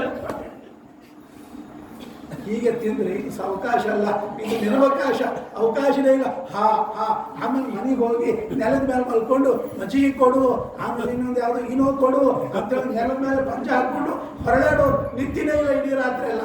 4 ತಮ್ಗೆ ನೀರು ಕುಡಿದು ಕಡಿಮೆ ಮಾಡ್ಕೊಂಡು, ಇನ್ನೂ ಕೆಲವರು ಜುಲಾಬ್ ಹಾಕ್ಕೊಂಡು ಏನೋ ಮಾಡ್ತಿರ್ತಾರೆ. ಈ ಥರ ಅಲ್ಲ ಅವಕಾಶ. ಅವಕಾಶ ಅಂದರೆ ಹೊಟ್ಟೆ ಒಳಗೆ ಅವಕಾಶ ಇಟ್ಕೊಂಡು ಊಟ ಮಾಡ್ತೀವಿ ಅಂದರೆ ಆ್ಯಕ್ಟಿವ್ ಆಗಿರ್ತೀವಿ. ಪೂರ್ಣದ ಹೆಬ್ಬ ಬಿದ್ದಂಗೆ ಬಿದ್ದು ಬಿಟ್ಟಿರುತ್ತೆ. ಏನು ಕೆಲಸ ಆಯ್ತು ಮಠಕ್ಕೆ ಹೋಗಿದ್ದೆ ಎಲ್ಲ ಆಯಿತು, ಬರೇ ಮಾಡ್ಕೊಳ್ಳೋದು. ರಾತ್ರಿ ಯಾರು ಮಠಕ್ಕೆ ಕೊಟ್ಟಿಗೆ ಬರ್ತಾರೆ, ನಮ್ಮೆಲ್ಲ ಆಚಾರ್ಯ ಮಠಕ್ಕೆ ಕೊಟ್ಟಿಗೆ ಬಂದಾಗ ಆ ಜನ ಬಸ್ಸಿಗೆ ಇಲ್ಲಿ ನಾವು ಊಟನೇ ಮಾಡ್ತೀವಿ. ಯಾಕಂದರೆ ನಾವು ಬುದ್ಧಿವಂತರು, ದಿವಸ ಮಠದಾಗ ಉಳ್ತೀವಿ, ಅದ್ರಲ್ಲಿ ಇಷ್ಟೇ ಉಳ್ತೀವಿ. ಎಷ್ಟೆಲ್ಲ ಜಿಲೇಬಿ ನಮ್ಮ ಊಟ ಬಂದು ನೀವು ಪಕ್ಕಕ್ಕೆ ನೋಡ್ರಿ. ನಾವು ತಿನ್ನಂಗೆ ಇಲ್ಲ, ಎಲ್ಲ ಯಜಮಾನ ಸಲುವಾಗಿ ಮಾಡಿಸಿರ್ತೀವಿ. ನಾವು ಅನ್ನ ಸಾರು ಮಜ್ಜಿಗೆ ಪಲ್ಯ ಇಷ್ಟು ಉಂಡು ಎತ್ತು ಬಿಡ್ತೀವಿ, ಬೇರೆ ತಿನ್ನಂಗಿಲ್ಲ. ಅವ್ರು ನೋಡ್ತೇವೆ ಭಾಳ ಚಂದ ಮುಂದಿನ ಪಡಿಸ್. ಯಾಕಂದ್ರೆ ಹಂಗೆ ದಿವಸ ತಿಂತಾ ಇದ್ರೆ ನಾವು 30 ವರ್ಷಕ್ಕೇನೆ 300 ಅಬೋ ಶುಗರ್, ಉಪ್ಪು ಹುಳಿ ಸಾರು ಅಂತ ತಿಂತಾ ಹೋದ್ರೆ ಅವ ನೀಟಿ ಮೇಲೆ ಬಿ ಪಿ, ಆಮೇಲೆ ಊಟಕ್ಕಿಂತ ಬಾಜು ಗೋಲಿಗಳನ್ನು ಇಟ್ಕೊಂಡು ಅವನ್ನೇ ಪ್ರಾಣಾಯ ಸ್ವಾಹ, ಅಪಾನಾಯ ಸ್ವಾಹ, ವ್ಯಾನಾಯ ಸ್ವಾಹ ಗೋಲಿ ನುಗ್ಗಬೇಕಾಗ್ತದೆ. ಹಾಗೆಲ್ಲ ಮಿತ ಮೆಚ್ಚ ಬ್ರಾಹ್ಮಣರಿಗೆ ಹುಷಾರಾಗಿರ್ತಾರೆ. ಯಾಕಂದ್ರೆ ಭಾಳ ಸಿಹಿ ಆಗ್ತಾರೆ ಯಜಮಾನ್. ಏನೋ ಬಿಟ್ಟಿವಿ, ಗಯಾಗದವ್ರು ಬಿಟ್ಟಿವ್ರಿ, ಕಾಶಿ ಒಳಗೆ ಬಿಟ್ಟಿವ್ರಿ, ಪೂರಿ ಒಳಗೆ ಬಿಟ್ಟಿವ್ರಿ, ನೈಮಿಷಾರಣ್ಯದವ್ರು ಬಿಟ್ಟಿವ್ರಿ, ಇಲ್ಲಿ ಬಿಟ್ಟಿಲ್ಲ ಅಲ್ರಿ ತಗೊಳ್ರಿ ಅಂತ ತಗೋಬಾರ. ಎಷ್ಟು ಬೇಕು ಅಷ್ಟು ಅವಶ್ಯವಾಗಿ ಹೊಟ್ಟೆಗೆ ಬೇಕಾದ್ರು ಯಾರೇ ಆಗಲಿ ಇದನ್ನು ಪರಿಪಾಲನೆ ಮಾಡ್ತಿದ್ದು ಭಾಗವತ ಧರ್ಮ. ಸಾಕಾಗುವಷ್ಟು ಉಂಟು, ಇದು ಭಾಗವತ ಧರ್ಮ ಇದೆ ಅಂತ ನೀವು ಗೊತ್ತಾ. ಮಿತ ಮೆಚ್ಚಾದನಂ, ನೀವು ಎಷ್ಟು ಹೊತ್ತು ಅಷ್ಟೇ ತಿಂದು ಜಾಸ್ತಿ ತಿನ್ಬೇಡಿ. ಇದೊಂದು ಭಾಗವತ ಧರ್ಮ. ವಿವಿಕ್ತ ದೇಶ ಸೇವಿತ್ವ, ಯಾರು ಇಲ್ಲ ಏಕಾಂತದಲ್ಲಿ ಕೂತು ಭಗವದ್ ಧ್ಯಾನವನ್ನು ಮಾಡ್ರಿ. ಅಹಿಂಸಾ, ಹಿಂಸೆ ಮಾಡಬೇಡ್ರಿ. ನಾ ಹಿಂಸೆ ಮಾಡಂಗಿಲ್ರಿ. ನಾವು ಯಾರಿಗೂ ಒಬ್ರಿಗೆ ಒಂದು ದಿವಸ ಪೆನ್ ತಗೊಂಡು ಸೂಜಿ ತಗೊಂಡು ಚುಚ್ಚಿಲ್ಲ ಚೂಟಿಲ್ಲ ಏನೂ ಮಾಡಿ. ಇದು ಅಷ್ಟೇ ಅಲ್ಲ, ಶಾರೀರಿಕವಾದ ಹಿಂಸಾ ಅಲ್ಲ. ಅಹಿಂಸಾ ಅನ್ನೋ ಶಬ್ದಕ್ಕೆ ಇನ್ನೊಬ್ಬರು ಎದುರಿಗೆ ಬಂದಾಗ ಥಡ ಥಡ ಥಡ ಥಡ ಬೈದ್ಬಿಟ್ಟು ಅವನು ಆ ಕಣ್ಣಾಗ ನೀರು ಸೋಸಿದ ಅಂದರೆ ಅವನಿಗೆ ಹಿಂಸಾ ಮಾಡಿದಾಗೆ ಹೇಳ್ತಾರೆ. ಏನು ಗೊತ್ತಾ, ಗೀತೆಯಲ್ಲಿ ಒಂದು ಮಾತು ಹೇಳ್ತಾರೆ, ಅನುದ್ವೇಗಕರಂ ವಾಕ್ಯಂ ಸತ್ಯಂ ಪ್ರಿಯಹಿತಂಚಯತ ಸ್ವಾಧ್ಯಾಯ ಅಭ್ಯಸನಂ ಚೈವ ವಾಂಗ್ಮಯಂ ತಪ ಉಚ್ಯತೆ. ತಪಸ್ಸು, ವಾಚಿಕ ತಪಸ್ಸು ಏನು ಇದಲ್ಲ. ಬರೀ ಜಪಮಾಲಿ ಇಳಿಸ್ಕೋತ ಜಪ ಮಾಡೋದು ತಪಸ್ಸಲ್ಲ. ಅನುದ್ವೇಗಕರಂ ವಾಕ್ಯಂ, ಎದುರಿಗೆ ಎಷ್ಟೇ ನನಗೆ ತೊಂದರೆ ಕೊಡುವಂಥ ವ್ಯಕ್ತಿ ಬಂದರೂ ಕೂಡ ಅವನು ಸಿಟ್ಟಿಗೆ ಬರುವಂತೆ ಮಾತನಾಡಬಾರದು ಅಂತ ಒಂದು ನಿಯಮ ಇಟ್ಕೊಂಡು. ಅನುದ್ವೇಗಕರಂ ವಾಕ್ಯ, ಸತ್ಯ ಮಾತಾಡ್ತೀನಿ. ಸುಮ್ಮನೆ ಯಾಕೆ ತಡ, ಟ್ರಾಫಿಕ್ ಜಾಮ್ ಬಿಟ್ಟದ್ದೇ ತಡ ಮಾಡಿಬಿಟ್ಟಿರ್ತಾನೆ. ಟ್ರಾಫಿಕ್ ಜಾಮ್ ಅಂತ ಎಷ್ಟು ಸುಳ್ಳುಗಳು ಅವನಿಗೂ ಗೊತ್ತು, ಹೇಳೋರಿಗೂ ಗೊತ್ತು, ಕೇಳೋರಿಗೂ ಗೊತ್ತು. ಇನ್ನೂ ಇಂಥ ಎಷ್ಟು ಸುಳ್ಳುಗಳಂದ್ರೆ ನಮ್ಮ ಅಜ್ಜಿ ಸತ್ತು ಹೋಗ್ಯಾಳೆ, ಅವ್ನ ಮನೆಗೆ ಕುಡ್ಕೊಂಡಿರ್ತಾನೆ. ಆ ಅಜ್ಜಿ 16 ಸಲ ಸತ್ತಿರ್ತಾಳೆ. ಯಾಕಂದ್ರೆ ಮ್ಯಾಲಿನ ಅಧಿಕಾರಿ ಟ್ರಾನ್ಸ್ಫರ್ ಆಗ್ತಿರ್ತಾರೆ. ನಮ್ಮ ಅಜ್ಜಿ ಸತ್ತಾಳೆ, ನಮ್ಮ ಅಜ್ಜಿ ಎಷ್ಟು ಸಲ ಸಾಯ್ತಾಳಪ್ಪ, ಸಾಯೋದು ಒಮ್ಮೆ ಇರ್ತಾರೆ. ಈ ಸುಳ್ಳು ಮಾತು, ಈ ಥರ ಸುಳ್ಳು ಮಾತನ್ನು ಆಡದೇ ಇರೋದು ಒಂದು ಧರ್ಮ. ನಿಮ್ಗೆ ಗೊತ್ತ್ರಿ, ನೀವು ಉದ್ಯೋಗ ಮಾಡೋರಿಗೆ ಗೊತ್ತು, ಕೊಡೋಂಗಿಲ್ಲ, ಲೀವ್ ಕೊಡೋಂಗಿಲ್ಲ, ಅದು ನಿಮಗೆ ಅದು ಸತ್ಯ ಮಾತನ್ನು ಬಿಟ್ಟಿವೆಲ್ಲ, ಸುಳ್ಳಂತ ಮಾತನಾಡಿದ್ವೆಲ್ಲ, ಇದೊಂದು ಪಾಪ. ಪಾಪದೊಳಗೆ ತಾರತಮ್ಯ ಇರ್ಬೋದು, ಪಾಪನೇ. ಅನುದ್ವೇಗಕರಂ ವಾಕ್ಯಂ ಸತ್ಯಂ ಪ್ರಿಯ ಹಿತಂಚ, ಪ್ರಿಯವಾದ ಮಾತನಾಡಬೇಕು, ಹಿತವಾದ ಮಾತನಾಡಬೇಕು. ಹೀಗೆ ಈಗೆಲ್ಲ ಸಪ್ತಾಹಗಳನ್ನು ನೆನಪಿರ್ತಾರೆ. ಸಪ್ತಾಹ ಏನು, ಟ್ರಾಫಿಕ್ ಆಡೋ ಸಪ್ತಾಹ, ಇನ್ನೊಂದು ಯಾವುದೋ ಸಪ್ತಾಹ, ಆಮೇಲೆ ಕ್ಯಾನ್ಸರ್ ಡೇ ಅಂತಾರೆ, ಫಾದರ್ ಡೇ ಅಂತಾರೆ, ಮದರ್ ಡೇ ಅಂತಾರೆ, ಯೋಗ ಡೇ ಅಂತಾರೆ. ಸಿಟ್ಟು ಮಾಡಿಕೊಳ್ಳದೆ ಇರುವ ಡೇ ಅಂತ ಒಂದದೇ. ಕಾಮವನ್ನು ಬಿಡಬೇಕು ಅನ್ನುವ ಡೇ ಅದನ್ನು, ಮಾತ್ಸರ್ಯವನ್ನು ಬಿಡಬೇಕು ಅಂತ ಡೇ ಅದನ್ನು ಇಲ್ಲ. ನಾವು ಮಾಡೋಣ, ಭಾಗವತವನ್ನು ಓದಿ ನಾವೇ ಹಾಕ್ಕೊಳ್ಳೋಣ. ಏನಂದರೆ ಈ ಒಂದು ವಾರ ಸಿಟ್ಟು ಮಾಡುವುದಿಲ್ಲ. ಒಂದು ವಾರ ಒಂದು ತಾಸು ಮಾಡ್ಲಿಕ್ಕೆ ಅನ್ನ ಹೊತ್ತಿ ಹೋಯ್ತು ಅಂತಂದರೆ ಅವಳು ಇಡೀ ಹಿಸ್ಟ್ರಿ ಎಲ್ಲ ತೆಗೆದುಕೊಂಡು ಹೆಂಡತಿಗೆ ಬೈದು ಮಾಡೋದು. ಆಕೆ ಕೊನೆಗೆ ಸೌಟ್ ತಗೊಂಡು ಗಟ್ಟಿ ತಗೊಂಡು ಬಂದರೆ ಶಾಂತ ಊಟ ಮಾಡಿದ್ದು. ಮನುಷ್ಯ ಕ್ರೋಧವನ್ನು ನಿಗ್ರಹ ಮಾಡಿಕೊಳ್ಳುವಂಥ, ಸಿಟ್ಟು ನಿಗ್ರಹವನ್ನು ಮಾಡಿಕೊಳ್ಳುವ ದೊಡ್ಡ ತಪಸ್ಸು. ಇದು ತಪಸ್ಸು, ಇದು ಭಾಗವತ ಧರ್ಮ. ಸತ್ಯ ಮಾತನಾಡಬೇಕು. ನಾನು ಯಾವಾಗ ಹೇಳ್ತೇನೆ, 360 days 24/7 ಅಷ್ಟಾಗಂಗಿಲ್ಲ. ತಿಂಗಳಾಗ ಒಂದು 3 ದಿವಸ ಸತ್ಯ ಮಾತಾಡ್ತೀವಿ, 27 ದಿವಸ ಬಿಡ್ತೀವಿ. ಇದು ಫಸ್ಟ್ 2-3 months. ಆಮೇಲೆ 3 months ಆದಮೇಲೆ 1 week ಸತ್ಯ ಮಾತಾಡ್ತೀವಿ, 3 weeks ಸುಳ್ಳು ಮಾತಾಡ್ತೀವಿ. ನಮ್ಗೆ ಒಮ್ಮೆ ಬಿಡ್ಲಿಕ್ಕೆ ಆಗಂಗಿಲ್ಲ. ಒಮ್ಮೆ ಬಿಡ್ಲಿಕ್ಕೆ ಆಗ 30 ವರ್ಷ ಜಿಂದಗಿ ಒಳಗೆ ಸುಳ್ಳು ಮಾತಾಡೇ ನಾವು ಬರ್ತೀವಿ. ನೀವು ಒಮ್ಮೆ ಬಿಟ್ಟಿದ್ರೆ ಹೆಂಗೆ ಬರ್ತದಪ್ಪ, ನಾವು ಬರೋಂಗಿಲ್ಲ. ಹಿಂಗೆ ಮಾಡೋಣ. ಆಮೇಲೆ 1 ತಿಂಗಳು ನಾವು ಬಿಟ್ಟು ಒಂದೇನಂದ್ರೆ ಮೌನ, ಕಾಷ್ಟ ಮೌನ ವ್ರತ, 40 ದಿವಸ ಮೌನದಿಂದ ಇರಬೇಕು. 40 ದಿವಸ ನಾನು ಸಿಟ್ಟು ಮಾಡಿಲ್ಲ ಅನ್ನೋ ಯಾರಾದ್ರೂ ಶೂರರಿದ್ರೆ ಹೇಳಿ, 4 ಕೈ ಎತ್ತಾಗಿಲ್ಲ, 4 ಕೈ ಕೆಳಗಿಟ್ಕೊಂಡು. ಯಾಕಂದರೆ ನಿಮ್ಗಿಂತ ಜಾಸ್ತಿ ನನಗೆ ಸಿಟ್ಟು. ಯಾಕಂದರೆ ನಾನು 30 ಹುಡುಗರ ಜೊತೆಗೆ ಇರಬೇಕು. ಅವು ಓದಂಗಿಲ್ಲ, ತಡ ಮಾಡ್ತಾರೆ, ಊಟಕ್ಕೆ ಬರೋಂಗಿಲ್ಲ, ಕೆಲಸ ಮಾಡೋದಿಲ್ಲ, ಆಮೇಲೆ ಚಿಂತನೆ ಮಾಡೋದಿಲ್ಲ, ಯಾವಾಗಲೂ ದಂಡ ಇರ್ತದೆ ನಮಗೆ. ಇಲ್ಲ ನಡೆಯೋದೇ ಇಲ್ಲ. ಸಿಟ್ಟು ಮಾಡದೇ ಇರೋ ದೊಡ್ಡದಾಗಿರೋ ತಪಸ್ಸು. ಇದನ್ನು ಕಲಿಯೋಣ ನಾವು. ಭಾಗವತವಾದ ದೊಡ್ಡ ವಶಿಷ್ಠ, ವಾಮದೇವ, ವಿಶ್ವಾಮಿತ್ರ, ಮುದ್ಗಲ, ಗೌತಮ, ಜಮದಗ್ನಿ, ಭರದ್ವಾಜ, ಕಶ್ಯಪ ಇಷ್ಟು ಋಷಿಗಳಾಗೋ ಕಾರಣವಿಲ್ಲ. 1 ವಾದ 2 ಭಾಗವತ ಧರ್ಮ, 30 ಭಾಗವತ ಧರ್ಮಗಳು ಇಲ್ಲಿವೆ. ನಾನು ಹೆಸರು ಎಲ್ಲವನ್ನು ಹೇಳಲಿಕ್ಕೆ ಆಗೋದಿಲ್ಲ, ಸಮಯ ಮುಗಿತಾ ಇದೆ. ಆದ್ದರಿಂದಾಗಿ 1-2 ಭಾಗವತ ಧರ್ಮ ನಾವು ಈ ಒಂದು ತಿಂಗಳು ಈ ವರ್ಷ ವಿಶ್ವಾವಸುನಾಮ ಸಂವತ್ಸರ ಯಾವ ಭಾಗವತ ಧರ್ಮ ಅಂದರೆ ಸಿಕ್ಕಾಗ ತಿನ್ನಂಗಿಲ್ಲ ಅಂತಂದು ಕಲಿಯೋದು. ಅದು ಕಲಿಯೋದು ನಾಮಕರಣದ ಮುಂದೆ. ಆಮೇಲೆ ಮುಂದಿನ ವರ್ಷ ಏನು ಅಂತಂದರೆ ಯಾರಿಗೂ ನಾನು ಸುಮ್ಮನೆ ಅವ್ರು ಬೈಯೋದು ನಾನು ಕೇಳಿಕ್ಕೆ ಹೋಗಂಗಿಲ್ಲ. ಅವ್ರು ಬೈಯೋದು ನಮ್ಗೆ ಬೇಡಪ್ಪ, ಏನಿರುತ್ತೆ ನಮ್ಗೆ ಯಾಕೆ ಬಿಟ್ಬಿಡೋಣ, ಏನು ನಮಗೆ ನಾನು ಕೇಳೋದ್ರಿಂದ ಲಾಭ ಇಲ್ಲ, ಬಿಡೋದ್ರಿಂದ ಏನು ಹಾನಿ ಇಲ್ಲ. ಇಂಥ ಭಾಗವತ ಧರ್ಮ ಹೇಳ್ತಾರೆ. ಅಹಿಂಸಾ ಸತ್ಯಂ ಅಸ್ತೇಯಂ. ಕಳ್ಳತನ ಮಾಡಬಾರ್ದು. ನಾವು ಕಳ್ಳತನ ಮಾಡಿಲ್ರಿ. ನೀವು ಅನ್ಕೋತೀರಿ ಕಳ್ಳತನ ಮಾಡಿಲ್ಲ ಅಂತ. ಮಠಕ್ಕೆ ಹೋಗ್ರಿ, ಎಲ್ಲಿ ಹಾಕಿರ್ತಾರೆ, ನಮ್ಗೆ ಸಣ್ಣ ಬೋಂಡ ಬಂದಿರ್ತಾವೆ, ದೊಡ್ಡ ಬೋಂಡ ನೀರು ತರಲಿಕ್ಕೆ ಹೋದಾಗ ಅಲ್ಲಿದ್ದೀನಿ ಇಲ್ಲಿದ್ದ ಅಥವಾ ಸಣ್ಣ ಎಲಿ ಮೇಲೆ ಅವ್ರಿಗೆ ಕುಡಿಸಿ ದೊಡ್ಡ ಎಲಿ ಮೇಲೆ ನಾವು ಕುಡಿದಿರ್ತಾವೆ. ಅವ ಇಟ್ಟಿರ್ತಾವೆ ತಮ್ಗಿದ್ದಾಲಿ, ಅವ ಎಲ್ಲೋ ಹೋಗಿರ್ತಾನೆ, ಅದನ್ನ ಇಲ್ಲಿಟ್ಟು ನಾವು ಅಲ್ಲಿ ಕೊಡು. ಇದೊಂದು ಕಳ್ಳತನ. ಕಳ್ಳತನ ಅಂದ್ರೆ ಏನಂತ, ಅವ್ರು ಜೇಬ್ ಕಟ್ ಮಾಡೋದು, ಪಾಕೆಟ್ ಕಟ್ ಮಾಡೋದೇ ಅಲ್ಲ. ಈ ಥರ ಅವನಿಗೆ ಸಿಗಬೇಕಾದದ್ದು ನಾ ತಗೊಂಡಲ್ಲ. ಇದೊಂದು ಸಣ್ಣ ಕಳ್ಳತನದ ಒಂದು ಸ್ಯಾಂಪಲ್. ಇದನ್ನು ಮಾಡದೇ ಇರ್ತೀವಿ ಅಂತ ಚಿಂತನೆ. ಏನಾಗ್ತಾರೆ ಹೊಟ್ಟೆ ಬೇಕಾದ್ರೆ ಕೇಳಿ ಹಾಕಿಸ್ಬೇಕು, ಇನ್ನೊಂದು ಹಾಕಿರ್ತಾವೆ. ಅದು ತಪ್ಪಲ್ಲ ಹೊರತು ಅವ್ರು ಹೋದಾಗ ಈಗ ತಗೊಂಡು ಚೇಂಜ್ ಮಾಡಿಬಿಟ್ರೆ ಇದು ಸ್ಥೇಯ ಕಳ್ಳತನ. ಅಹಿಂಸಾ ಅಂದರೆ ಸಣ್ಣ ಸಣ್ಣ ಕಳ್ಳತನಗಳನ್ನು ಬಿಡೋಣ ಮೊದಲಿಗೆ. ಇನ್ನೂ ಹೇಳಿದ್ದು ಭಾಳ ಹೇಳಬಾರ್ದು. ಈಗ ಗಂಡ ಸ್ಯಾಲ್ರಿ ತಂದು ಕೊಟ್ಬಿಡ್ತಾನೆ, ಅವ ತಿಂಗಳಿಗೆ ಪ್ರಾರಂಭದಲ್ಲಿ ತಂದು ಕೊಡ್ತಾನೆ. ಆಕೆ ಮುಗಿದೋಯ್ತು ಅಂತೇಳಿ 25 ದಿವಸಕ್ಕೆ ಏನು ಮಾಡ್ತಾಳೆ ಗೊತ್ತಾ, 500 ರೂಪಾಯಿ ಚೀಟಿ ಕಟ್ತಿರ್ತಾನೆ. ಗಂಡನಿಗೆ ಗೊತ್ತಿಲ್ಲಪ್ಪ, ಭೋಲಾ ಶಂಕರ್ ಮುಗಿದೋಯ್ತು ಅಂತೇಳಿ ಅಪ್ಪ ಮತ್ತೇನೋ ಮಾಡಬೇಕು. ಅವ್ನು ಹಿಂಗೆ ಗೊತ್ತಿಲ್ಲದೆ ಚೀಟಿ ಕಟ್ಲಿಕ್ಕೆ ಬೇಡನಂಗಿಲ್ಲ. ಗೊತ್ತಿಲ್ಲದೆ ಮಾಡ್ಲಿಕ್ಕೆ ಹೋಗ್ಬೇಡ್ರಿ. ಹೇಳಿ ನಾವು ಚೀಟಿ ಕಟ್ಲಿಕ್ಕೀವಿ, ಸೀರೆ ತಗೋತೀವಿ, ಬಂಗಾರ ತಗೋತೀವಿ, ಅಥವಾ ಇನ್ನೇನೋ ಸ್ಕೀಮ್ ಇದೆ ಅಂತಂದ್ರೆ ಈ ಥರ ಮಾಡೋದು. ಗಂಡಿಗೆ ಗೊತ್ತಿಲ್ಲದೆ ಹೆಂಡ್ತಿಗೆ ಗೊತ್ತಿಲ್ಲದೆ ಗಂಡ ಏನೋ ಅಂತಾನೆ 25,000 35,000 ಬರ್ತಿತ್ತು. ಯಾಕಂದ್ರೆ ಇಂಥ ಹೆಂಡ್ತಿ ಅದು ಬರೋದೇ ಕಡಿಮೆ, ಅವನು ಬುದ್ಧಿವಂತ. ಹೀಗೆ ಗಂಡ ಹೆಣ್ಣದ್ರೇ ಸತ್ಯ ಇಲ್ಲ ಗೊತ್ತಿನ ಕಾಲ. ಎಷ್ಟು ವಿಚಿತ್ರ ನೋಡ್ರಿ, ಘೋರ. ಎಲ್ಲರೂ ನಗ್ಲಿಕ್ಕತ್ತೀರಂದ್ರೆ ಇದು ನಿಮ್ಮ ಅನುಭವ ವೇದ್ಯ ಅಂತ. ನೀವೆಲ್ಲರೂ ಇದನ್ನ ಎಂಜಾಯ್ ಮಾಡ್ಲಿಕ್ಕತ್ತೀರಂದ್ರೆ ಇದು ನಮ್ಮ ಮನೆಯೊಳಗೆ ನಡೆದಿದ್ದರೆ ಹೇಳಿಕತ್ತೀರಿ. ಅಹಿಂಸಾ ಸತ್ಯಮಸ್ತೇಯಂ ಬ್ರಹ್ಮಚರ್ಯ. ನಮ್ಮ ಮನ್ಯಾಗ ಆಗಿಲ್ಲ, ನಾವು ಧೈರ್ಯ ಇರ್ತೀರ. ನಮ್ಮ ಮನ್ಯಾಗ ಬಂದ ದಿವಸ ನಾನು ಹೇಳಿಬಿಟ್ಟೆ, ನಿನಗೇನು ಬರ್ತದೆ ನನಗೆ ಕೊಡು, ನಿಮ್ಗೇನು ಕೇಳ್ತೀವೋ ನಾನು ಅದನ್ನು ಕೊಡ್ತೀನಿ. ಹೊರತು ನೀನು 1 ರೂಪಾಯಿ ದಕ್ಷಿಣೆ ನನಗೆ ಮುತ್ತೈದೆ ಅಂತ ಮರಬಾಗಣ ದಕ್ಷಿಣೆ ನನಗೆ ಕೊಟ್ಬಿಡು. ಮರದ ಅಕ್ಕಿ ಬೆಳೆ ನೀ ತಗೋ, ಯಾಕಂದ್ರೆ ನಾವೇ ಊಟಕ್ಕೆ ಹಾಕಿ ಅದ್ರ ದಕ್ಷಿಣೆ ಮಾತ್ರ ನೀನು ನನಗೆ ಕೊಡಬೇಕು. ನಿನಗೇನು ಬೇಕು ಕಾಡ್ಕೊಳ್ತೀನಿ. ಇದು ಆವತ್ತಿನಿಂದ ಶುರುವಾಗ ಇವತ್ತಿನವರೆಗೆ ನಡೆದೋದ. ಹೀಗೆ ನಡಿಬೇಕಂತ ದೇವರಿಗೆ ಪ್ರಾರ್ಥನೆ ಮಾಡ್ತೇನೆ. ತಾತ್ಪರ್ಯವೇನು ಅಂದರೆ ಮನುಷ್ಯನು ಈ ತರಹದ ಒಂದು ಗೊತ್ತಿಲ್ಲದೆ ಇದು ಅಫೆನ್ಸ್ ಅಂತ ಗೊತ್ತಿಲ್ಲ ನಮಗೆ, ಇದು ತಪ್ಪು ಅಂತ ಹಿಂಗೆ ಮಾಡ್ಬೇಕ್ರಿ, ಇಲ್ಲಾಂದ್ರೆ ಯಾರು ಕೇಳ್ತಾರ ಅಂತೇಳಿ ಮಹಿಳಾ ಮಂಡಳಿ ಒಳಗೆ ಅವರೆಲ್ಲ ಮಾತಾಡ್ಕೋತಾರೆ. ಅವರಿಂದ ಉಪದೇಶ ಬಿಡೋದು ಹೆಣ್ಮಕ್ಳು, ಈ ಗಂಡನ ಜೊತೆ ಸಾತ್ವಿಕರಾದ ಹೆಣ್ಮಕ್ಳು ಕೂಡ ಹೀಗೆ ಅದೇ ಶುರು ಮಾಡಿಬಿಡ್ತಾರೆ. ಅವ್ರು ಗಂಡ ಮುಂಚ ಅದು ಚಲೋ ಇತ್ತು, ಈಗ ಭಜನಿಗೆ ಹೋಗಿ ಶುರು ಮಾಡಿಬಿಡ್ತಾರೆ. ಈ ಭಜನಿಗೆ ಹೋಗ್ಬೇಡ, ನೀ ಮನೆಗೆ ಕೂಡ ಭಜನಿ ಬೇಡ, ಏನು ಬೇಡ, ಇಲ್ಲೇ ನಿನಗೆ ಒಂದು ಹೇಳಿಬಿಡ್ತೀನಿ, ಇಲ್ಲೇ ಅಹಿಂಸಾ ಸತ್ಯಮಸ್ತಿ. ನಿಮ್ಗೆ ಭಾಗವತ ಭಾಳ ಕಠಿಣ ಆದರೆ ಹಾಗಾಗಬಾರ್ದು ಅನ್ನೋದಕ್ಕಾಗಿ ಭಾಗವತೊಳಗಿಂದ ಹೇಳ್ತೀವಿ. ಸತ್ಯಂ ಅಸ್ತೇಯಂ ಪರಿಗ್ರಹ. ಯಾವದರ್ಥ ಪರಿಗ್ರಹ, ಬ್ರಹ್ಮಚರ್ಯ, ತಪಸ್ಸು, ಶೌಚ, ಸ್ವಾಧ್ಯಾಯ, ಪುರುಷಾರ್ಥಂ, ಸದಾ ಆಸನ ಜಯ. ಕೂಡ್ಲಿಕ್ಕೆ ಕಲಿಬೇಕು. ಇವತ್ತು ಕೂಡ್ಲಿಕ್ಕೆ ಬರೋಂಗಿಲ್ಲ. ನಮ್ಮ ಮಠದಾಗ ಕೊಡ್ತಾರೆ ಎಲ್ಲರೂ ಟೇಬಲ್ ಅಂತ. ಅವು 70 80 ವರ್ಷ 60 ವರ್ಷ ಅದು ನೋಡಿ ಮೊಮ್ಮಕ್ಕಳು ಕೊಡ್ತಾವೆ. ಯಾಕಂದ್ರೆ ಮನೆಯಾಗ ಟೇಬಲ್ ಮೀಲ್ಸ್ ಮಾಡಿ ಅಭ್ಯಾಸ ಕೂಡ ಇಲ್ಲಪ್ಪ. ಮುದುಕ್ರೆ ಕೈಯಲ್ಲ, ನೀನು ಈ ಕಡೆ ಕೂರ್చుంటాನಮ್ಮ, ಬಾಮ దగ్గరే ಕೂರ್చుంటాನಂತ ಅಲ್ಲೇ ಕೊಡ್ತಾವೆ. ಅಪ್ಪ ಅದು ಇನ್ನೊಬ್ಬ ಮುದುಕರು ಅವ್ರು ನೋಡಿ ತಾವು. ಈ ಥರ ಆಸನ ಜಯ.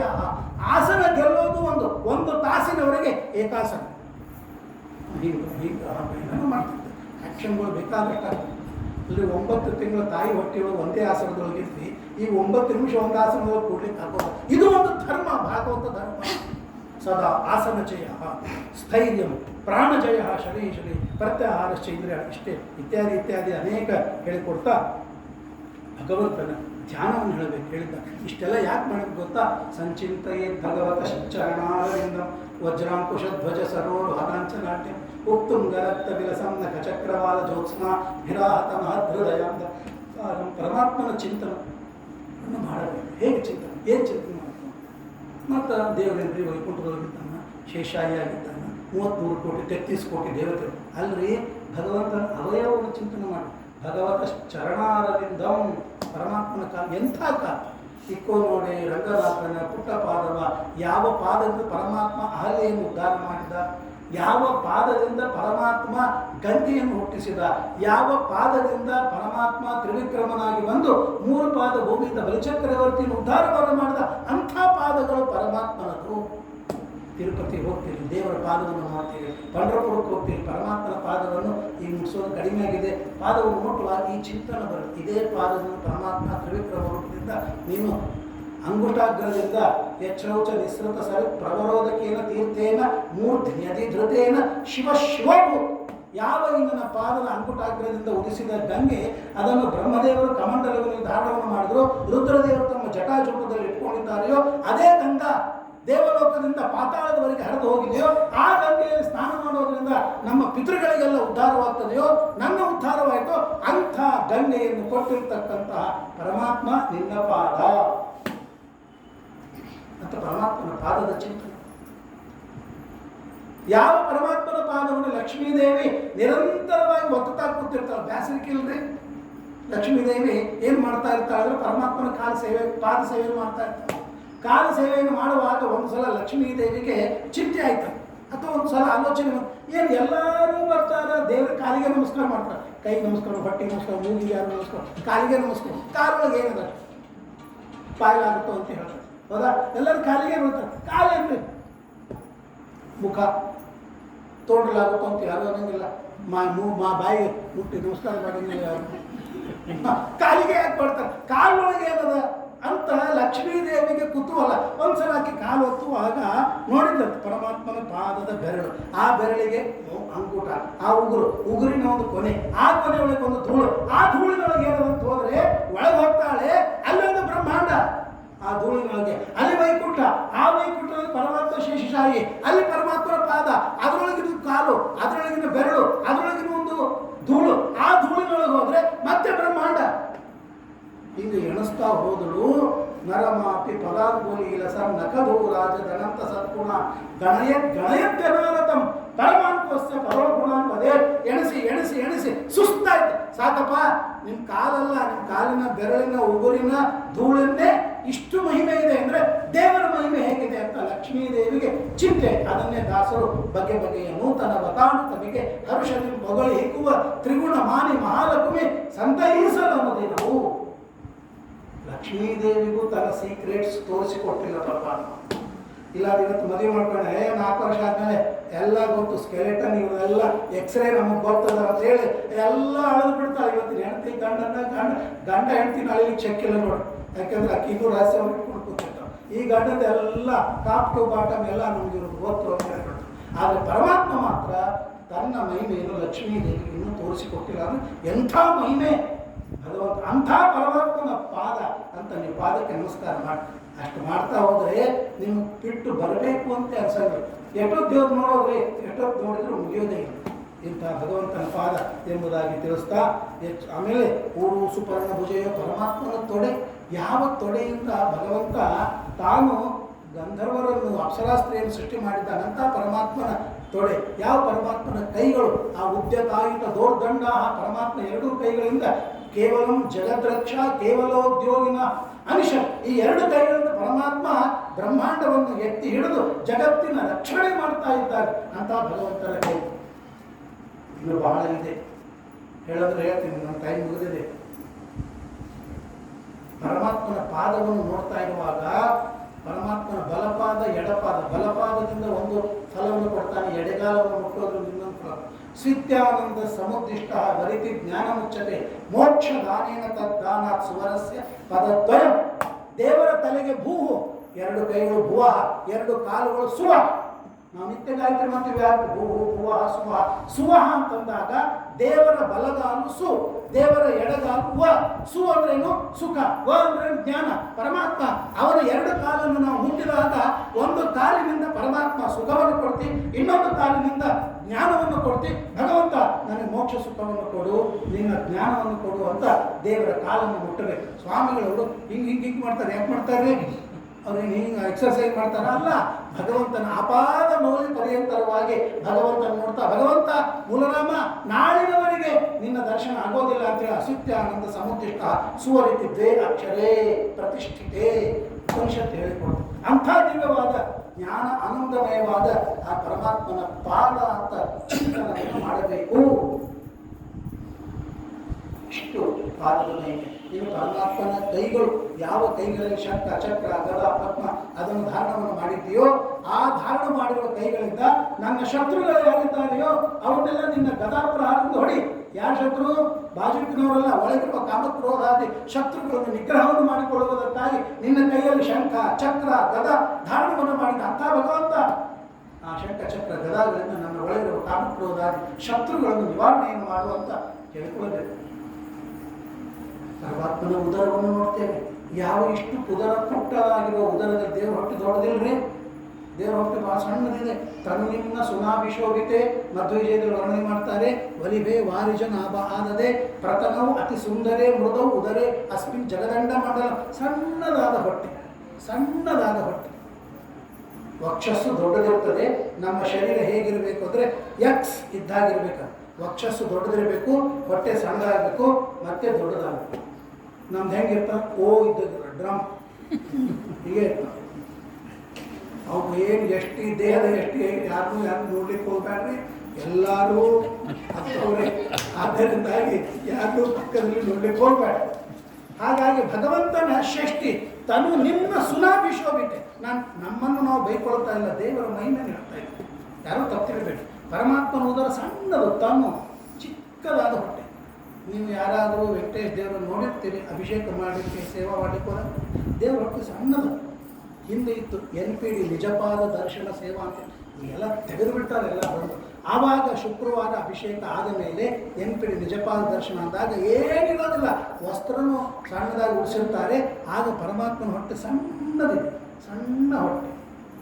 ನೀವು ನೋಡಿ, ಇವತ್ತು ಶಿಲ್ಪಶಾಸ್ತ್ರದ ಪ್ರಕಾರ ದೇವರ ಪ್ರತಿಮೆ, ವೆಂಕಟೇಶ್ ದೇವರ ಪ್ರತಿಮೆ ಇಲ್ಲ ನೋಡ್ರಿ, ಕಾಚಿಗೂಡದ ನೋಡ್ರಿ, ಸಣ್ಣ ಹೊಟ್ಟೆ. ದೇವರ ಹೊಟ್ಟೆ ಚಿಕ್ಕದು. ತಾನು ನಿನ್ನ ಪ್ರತಿಮೆಗಳಲ್ಲೂ ಕೂಡ ಕಾಣ್ತದೆ. ನಮ್ಮ ಮನೆಯಲ್ಲಿರುವ ಪ್ರತಿಮೆಗಳ ಹೊಟ್ಟೆ ಸಣ್ಣದಿರ್ತದೆ, ಸಣ್ಣದಾದ ಹೊಟ್ಟೆ. ಹೊಟ್ಟೆ ದೊಡ್ಡದಿರೋ ಉಲ್ಟ ಹೊಟ್ಟೆ ದೊಡ್ಡದಿತ್ತು, ಉಳಿದೆಲ್ಲ ಸಣ್ಣ. ಈ ರಾಯ ಬಂದ ತಕ್ಷಣ ದೊಡ್ಡ ಹೊಟ್ಟೆ ರಾಯರ ಫೋಟೋನೇ ತೆಗಿತಾರೆ. ಸಣ್ಣ ಹೊಟ್ಟೆ ರಾಯರೇ ಅಲ್ಲ ಅವರು. ನಾವು ಹಂಗೆ ನೋಡಿ ನೋಡಿ ನೋಡಿ ಅಭ್ಯಾಸ ಆಗಿಬಿಟ್ರು. ದೊಡ್ಡ ಹೊಟ್ಟೆನೇ ಇರಬೇಕು, ಅವರೇ ರಾಯರು. ಸಣ್ಣ ಹೊಟ್ಟೆ ಇದ್ರೆ ಇವ್ರು ಚಿಮ್ಮಿಗೆ ಹೋಗ್ಯಾರ, ಇವ್ರು ರಾಯರಲ್ಲ. ಅಷ್ಟು ತಲೆ ಒಳಗೆ ಕೂತು ಬಿಟ್ಟು ಸಣ್ಣ ಹೊಟ್ಟೆ. ತಾನು ನಿಜವಾಗಿ ಎಲ್ಲ ರಾಯರ ಭಕ್ತರು, ನಾವು ರಾಯರ ಭಕ್ತರೆ. ರಾಯರು ಹೆಂಗಿರ್ತ ಗೊತ್ತಾ ಹೇಳ್ಬೇಕಂದ್ರೆ, ನಮಗೆಲ್ಲ 15 ದಿವಸಕ್ಕೆ ಒಂದು ಏಕಾದಶಿ ಬಂದರೆ ರಾಯರಿಗೆ ವಾರದಾಗ 4 ದಿವಸ ಏಕಾದಶಿ. ಏನ್ರಿ ಹೆಂಗಂದ್ರೆ 4 ದಿವಸ ಉಪವಾಸ ಇರ್ತಾ ಇದ್ರು ರಾಯರು. ಬಡತನ ಇತ್ತು, ಅಂಥ ಬಡತನದೊಳಗೆ ಕಳೆದವರು. ಈಗ ಅವ್ರ ಹೆಸರು ಹೇಳಿ ನಾವು ಮಡಿಗೂ ಜತಾರಿ ಮಡಿ, ಬೆಳ್ಳಿ ವಾಟಗ, ಮೃಷ್ಟಾನ್ನ ಭೋಜನ, ಅಲಂಕಾರ ಪಂಕ್ತಿ, ವೈಭವದಿಂದ ನಾವು ಅವ್ರು ಎಷ್ಟು ಬಡತನದ. ಅಂಥ ತನು ನಿನ್ನ ಪರಮಾತ್ಮನ ಉದರ ಸಣ್ಣ, ನಿಮ್ಮ ನಾಭಿ ಇರ್ತದೆ ಸುನಾಭಿ ಶೋಭಿತೆ. ವಲಿಭೆ 3 ಗೆರೆಗಳಿರ್ಬೇಕಂತ ಹೊಟ್ಟೆಗೆ. ನಮ್ಮ ಗೆರೆ ಎದಿಗೆ ಗೆರೆ, ಹಿಂಗೆ ಹೊಟ್ಟೆಗೆ ಎದಿ ನಡುವು ಗೆರೆ ಹೊರತು ಹೊಟ್ಟೆ ಮೇಲೆ ಗೆರಿನೇ ಇರಲಿಲ್ಲ. ಹೊಟ್ಟೆ ಮೇಲೆ ಗೆರೆ ಇರಬೇಕಂತೆ, ಅದು ಗೊತ್ತೇ ಇಲ್ಲ ನಮಗೆ. ಯಾಕಂದ್ರೆ ನಮ್ಮ ಹೊಟ್ಟಿನಾಡು ದೊಡ್ಡದಿಟ್ಟು. ವಲಿಭೆ ವಾರಿಜನಾಭ ಆದದೆ ಪ್ರಥಮವು ಅತ್ಯಂತ ಕೋಮಲವಾದ ಹೊಟ್ಟೆ. ಹಿಂಗಿರ್ಬೇಕಂತ, ಹಿಂಗೆ ಚರ್ಮ ನಮ್ಮ ಹೊಟ್ಟೆ ಹಿಂಗಿರ್ತಾವ, ದಪ್ಪಿರ್ತಾವ. ಹಿಂಗೆ ಹಿಡಿದ್ರೆ ಇಟ್ಟು ದಪ್ಪ ಬರ್ತಾವೋ, ಹಾಗಿರಬಾರ್ದು, ಸಣ್ಣದಾಗಿರ್ಬೇಕು. ನಾನು ಸುಮ್ಮನೆ ಚೇಷ್ಟೆ ಮಾಡ್ತಾ ಇಲ್ಲ. ಪ್ರಥಮವು ಅತಿ ಸುಂದರೇ ಮೃದವು, ಮೃದುವಾದ ಕೋಮಲವಾದ ಸಣ್ಣ ಮಕ್ಕಳು ನೀವು ಮುಟ್ಟಿ ನೋಡ್ರಿ, ಹೊಟ್ಟೆ ಮೈ ಕೈ ತೆಳ್ಳಗಿರ್ತಾವ. ನಮ್ದೆಲ್ಲ ತುಂಬಿಕೊಂಡಿರ್ತಾವ, ಆಪೂಸ್ ಮಾವಿನ ಹಣ್ಣಿದ್ದಾಗೆ. ಹಾಗಿರಬಾರದು. ಪ್ರಥಮವು ಅತಿ ಸುಂದರೇ ಮೃದವು ಉದರೇ ಅಸ್ಮಿ. ಇಂಥ ಚಿಕ್ಕದಾದ ಉದರದಲ್ಲಿ ಜಗದಂಡ ಮಂಡಲ, ಇಡೀ ಬ್ರಹ್ಮಾಂಡವನ್ನು ಪರಮಾತ್ಮ ಇಟ್ಟುಕೊಂಡಿದ್ದಾನೆ. ಅಂತ ಭಗವಂತ ಬ್ರಹ್ಮಾಂಡವನ್ನೇ ನೀನು ಹೊಟ್ಟೆಯೊಳಗೆ ಇಟ್ಕೊಂಡ, ಅದ್ರೊಳಗೆ ನಾನಿದ್ದೀನಿ, ನೀನು ಹೊಟ್ಟೆ ಆಗಿದ್ದೀನಿ ಭಗವಂತ. ಅದಕ್ಕೆ ನಮ್ಮನ್ನು ಸ್ವಲ್ಪ ನೀವು ಹೊಟ್ಟೆಗೆ ಹಾಕ್ಕೊಳ್ಳಿ ಅಂದೇನಂತ, ನಮ್ಮನ್ನು ರಕ್ಷಣೆ ಮಾಡಿ ಅಂತಿರ್ತೀವಿ. ನೀವು ಹೊಟ್ಟೆ ನಮ್ಮನ್ನು ಹಾಕ್ಕೊಳ್ಳಪ್ಪ ಅಂದರೆ ನಮ್ಮನ್ನು ರಕ್ಷಣೆ ಮಾಡಿರಿ. ಎಂದೋ ದೇವರು ತನ್ನ ಹೊಟ್ಟೆಯೊಳಗೆ ನಮ್ಮನ್ನು ಇಟ್ಕೊಂಡಿದ್ದ. ಇಂಥ ಉದರ ಪರಮಾತ್ಮ ನಿನ್ನದು ಅಂತ ಉದರವನ್ನು ಚಿಂತನೆ ಮಾಡಬೇಕು. ಪರಮಾತ್ಮನ ವಕ್ಷಸ್ಸು ಶ್ರೀವತ್ಸದಿಂದ ಭೂಷಿತವಾಗಿದೆ. ಪರಮಾತ್ಮನ ಕಂಠ ಎಷ್ಟು ಅದ್ಭುತವಾಗಿದೆ ಅಂದರೆ, ಅಲ್ಲೂ ತ್ರಿವಳಿ 3 ಕಡೆಗೆ 3 ಗೆರೆ ಇರಬೇಕು. 32 ಹಣಿ ಮೇಲೆ 3 ಗೆರೆ ಬೀಳಬೇಕು, ಕುತ್ತಿಗೆಗೆ 3, ಹೊಟ್ಟೆ ಮೇಲೆ 3, ಹೀಗೆ 9 ಗೆರೆಗಳು ಬೀಳಬೇಕು ಅಂತ ಲಕ್ಷಣ ಶಾಸ್ತ್ರದಲ್ಲಿ ದೇಹದಲ್ಲಿ ಹೇಳಿದ್ದಾರೆ. ಹಣಿ ಮೇಲೆ ಬೀಳ್ಬೋದು, ಯಾಕೆ ಚಿಂತೆ ಭಾಳ ಆಗಿ ಬೀಳ್ತಾವೆ. ಅವು ಬಿಡ್ತಿರಂಗಿಲ್ಲ ಅಂತೇಳಿ ನಾಟಕದೊಳಗೆ ಸಿನಿಮಾದೊಳಗೆ ಅವೆಲ್ಲ ಡೆಕೋರೇಷನ್ ಮಾಡಿ ಅಲಂಕಾರ ಮಾಡಿ ಮುದುಕರಿಗೆ ಹಾಕಿ ತೋರಿಸ್ತಾರೆ. ಸ್ವಾಭಾವಿಕವಾಗಿ ಬಿದ್ದೇ ಇರೋಂಗಿಲ್ಲ. ಅಂಥ ಒಂದು ಪರಮಾತ್ಮನ ಮುಖ, ಪರಮಾತ್ಮನ ಬಾಯಿ, ಯಾವ ಬಾಯಿಯಿಂದ ಮುಖಾದಿಂದ ನಿಶ್ಚ ಬ್ರಾಹ್ಮಣೋ ಮುಖಮಾಸಿ, ಯಾವ ನಿನ್ನ ಮುಖದಿಂದ ಪರಮಾತ್ಮ ಬ್ರಾಹ್ಮಣ ಜಾತಿಯನ್ನು ಹುಟ್ಟಿಸಿದೆ, ಯಾವ ಮುಖದಿಂದ ಅಗ್ನಿಯನ್ನು ಇಂದ್ರನನ್ನು ಹುಟ್ಟಿಸಿದೆ, ಯಾವ ಮುಖದಿಂದ ಕೃಷ್ಣನಾದಾಗ ನೀನು ದಾವಾನಲವನ್ನು ಪಾನ ಮಾಡಿದೆ ಭಗವಂತ, ಅಂತ ನಿನ್ನ ಮುಖ. ಹೀಗೆ ದೇವರನ್ನು ನೋಡ್ತಾ ಇರುವಾಗ ನಾವು ಚಿಂತನೆ ಮಾಡಲಿಕ್ಕೆ ಭಾಗವತಾದಿಗಳು ಅದ್ಭುತವಾಗಿರ್ತಕ್ಕಂತಹ ಒಂದು ಸಂದೇಶವನ್ನು ಪ್ರಾತಃ ಕಾಲದಲ್ಲಿ ಭಗವದ್ ಧ್ಯಾನ ಇದನ್ನು ಮಾಡಬೇಕು. ಭೃತ್ಯ ಅನುಕಂಪಿತ ದೇಹ ಗೃಹೀತ ಮುಕ್ತೆ ಸಂಚಿಂತೆಯ ಭಗವತೋ ವದನಾರವಿಂದ. ದೇವರು ಗುಡಿಯೊಳಗೆ ಕೂತಿರ್ತಾನೆ. ಯಾಕೆ ಕೂತಿರ್ತಾನ? ಯಾರು ಬಂದರು ಯಾರು ಹೋದ್ರು ಲೆಕ್ಕ ಹಾಕ್ಲಿಕ್ಕೆ ಕೂತಿರಂಗಿಲ್ಲ. ನಾವೆಲ್ಲ ಕೂತಿರ್ತೀವಿ. ಇವತ್ತು ಎಷ್ಟು ಬಂದರು ಜನ, ಎಷ್ಟು ತೀರ್ಥದ ಕಟ್ಟೆಯಾಗಿ ಬಂತು, ಎಷ್ಟು ಹಸ್ತೋದಕ್ಕೆ ಬಂದು, ಎಷ್ಟು ಬಂದಿರ್ತೀವಿ ಮಂತ್ರ ಎತ್ಕೊಂಡ್ರು, ಇದನ್ನು ನಾವು ಕೂತಿರ್ತೀವಿ ನೋಡ್ಲಿಕ್ಕೆ ಗುಡಿಯಾಗ. ದೇವರು ಅದಕ್ಕೆ ಕೂತಿರಂಗಿಲ್ಲ ಗುಡಿಯಾಗ. ಯಾಕೆಂದರೆ ಎಷ್ಟು ಜನ ಭೃತ್ಯರು ಬಂದಿರ್ತಾರೆ, ಇವ್ರ ಮೇಲೆ ನಾನು ಅನುಗ್ರಹ ಮಾಡಬೇಕಂತ ಬಾಗಿಲು ತೆಕ್ಕೊಂಡು ಕೂತಿರ್ತಾನೋ. ಮುಂಜಾನೆ 8ರಿಂದ 12 ತನ, ಸಂಜಿನಾಗ 4ರಿಂದ 8 ತನ. ಏನು ಬೇರೆ ಕೈ ಕೆಲಸ ಇಲ್ಲೇ ಬಾಗಿಲು ತೆಕ್ಕೊಂಡು ಕೂತ್ಬಿಟ್ಟಾರ ದೇವರು? ಅಲ್ಲ. ಭೃತ್ಯ ಅನುಕಂಪಿತ ದೇಹ ಗೃಹೀತ ಉಟ್ಟೆ. ನಾವು ಬರಲಿ ಬರದೇ ಇರಲಿ ದೇವರು ಬಾಗಿಲು ತೆಕ್ಕೊಂಡು ಕೂತಿರ್ತಾನೆ. ಬರ್ರಪ್ಪ ನಿಮಗೆ ಅನುಗ್ರಹ ಮಾಡ್ತೀನಿ ಬರ್ರಿ ಅಂತ ಕೂತಿರ್ತಾನೆ.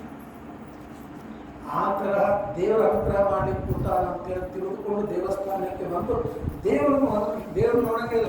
ಪ್ರದಕ್ಷಿಣೆ ಹಾಕ್ತಿರ್ತಾರೆ ಇಬ್ಬರು ಫ್ರೆಂಡ್ಸ್, ಇಬ್ಬರು ಹೆಣ್ಮಕ್ಳು ಎಲ್ಲ ಹಟ್ಟಿ ಹೊಡ್ಕೊತ ಮನೆ ಸುದ್ದಿ ಹಂಗಂಗೆ ಪ್ರದಕ್ಷಿಣೆ ಸಾಕು.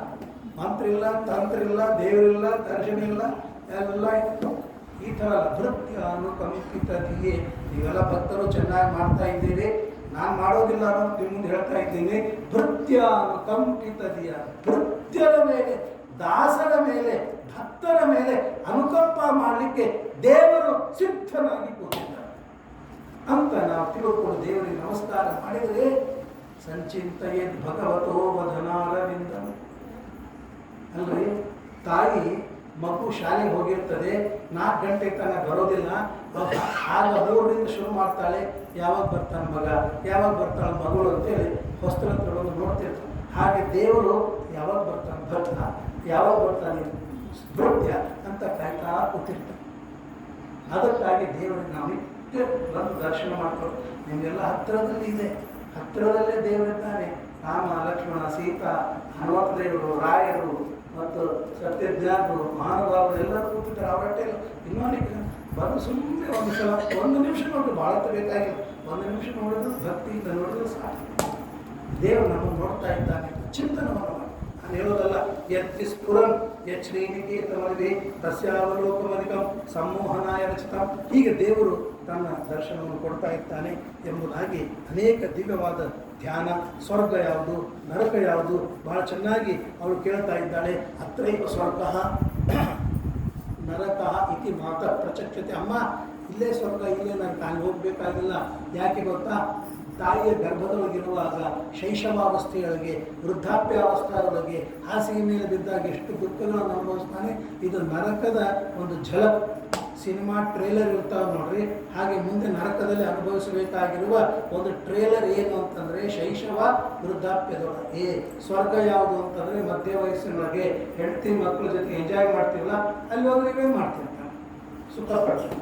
ಆದರೆ ಸ್ವರ್ಗ ನರಕದ ಟ್ರೇಲರ್ಗಳು ಮನುಷ್ಯ ಇದನ್ನು ತಿಳ್ಕೊಂಡು ಎಚ್ಚರದಿಂದ ಇರಬೇಕು ಎಂಬುದಾಗಿ ತಿಳಿಸ್ತಾ, ಅದರೊಳಗೆ ಯಾವ ಯೋಗ್ಯನಾದ ಜೀವ ಇರ್ತಾನೋ ಅವನಿಗೆ ಋಷಿ ಮೊದಲಾದಂಥ ಜೀವ 7ನೇ ತಿಂಗಳಲ್ಲಿ ಜ್ಞಾನೋದಯ ಬರ್ತಂತೆ. ಗರ್ಭದೊಳಗಿರ್ತಾರೆ, ಸಾಕಪ್ಪ ಈ ಭವಭಂಗ, ಸಾಕಪ್ಪ ಈ ಸಂಸಾರ, ಇನ್ಮೇಲೆ ಈ ಹೊರಗೆ ಬಂದೆ ಅಂದರೆ ಈ ಜನ್ಮದಾಗ ನಾನು ಇದೇ ನನ್ನ ಲಾಸ್ಟ್ ಜನ್ಮ ಅಂತ ಅನ್ಕೋತಾನೆ. ಎಲ್ಲ ಪ್ಲ್ಯಾನ್ ಮಾಡ್ತಾನೆ. ಯಾವಾಗ ತಾಯಿಯ ಹೊಟ್ಟೆಯಿಂದ ಸೂಕಿಕಾ ವಾಯುವಿನಿಂದ ಹೊರಗಡೆಗೆ ಬರ್ತಾನೋ ರೋರುಯತಿ ಅಳ್ಳಿಕ್ಕೆ ಶುರು ಮಾಡಿಬಿಡ್ತಾನೆ. ಎಲ್ಲ ಮರ್ತು ಹೋಗ್ಬಿಡ್ತಾನೆ.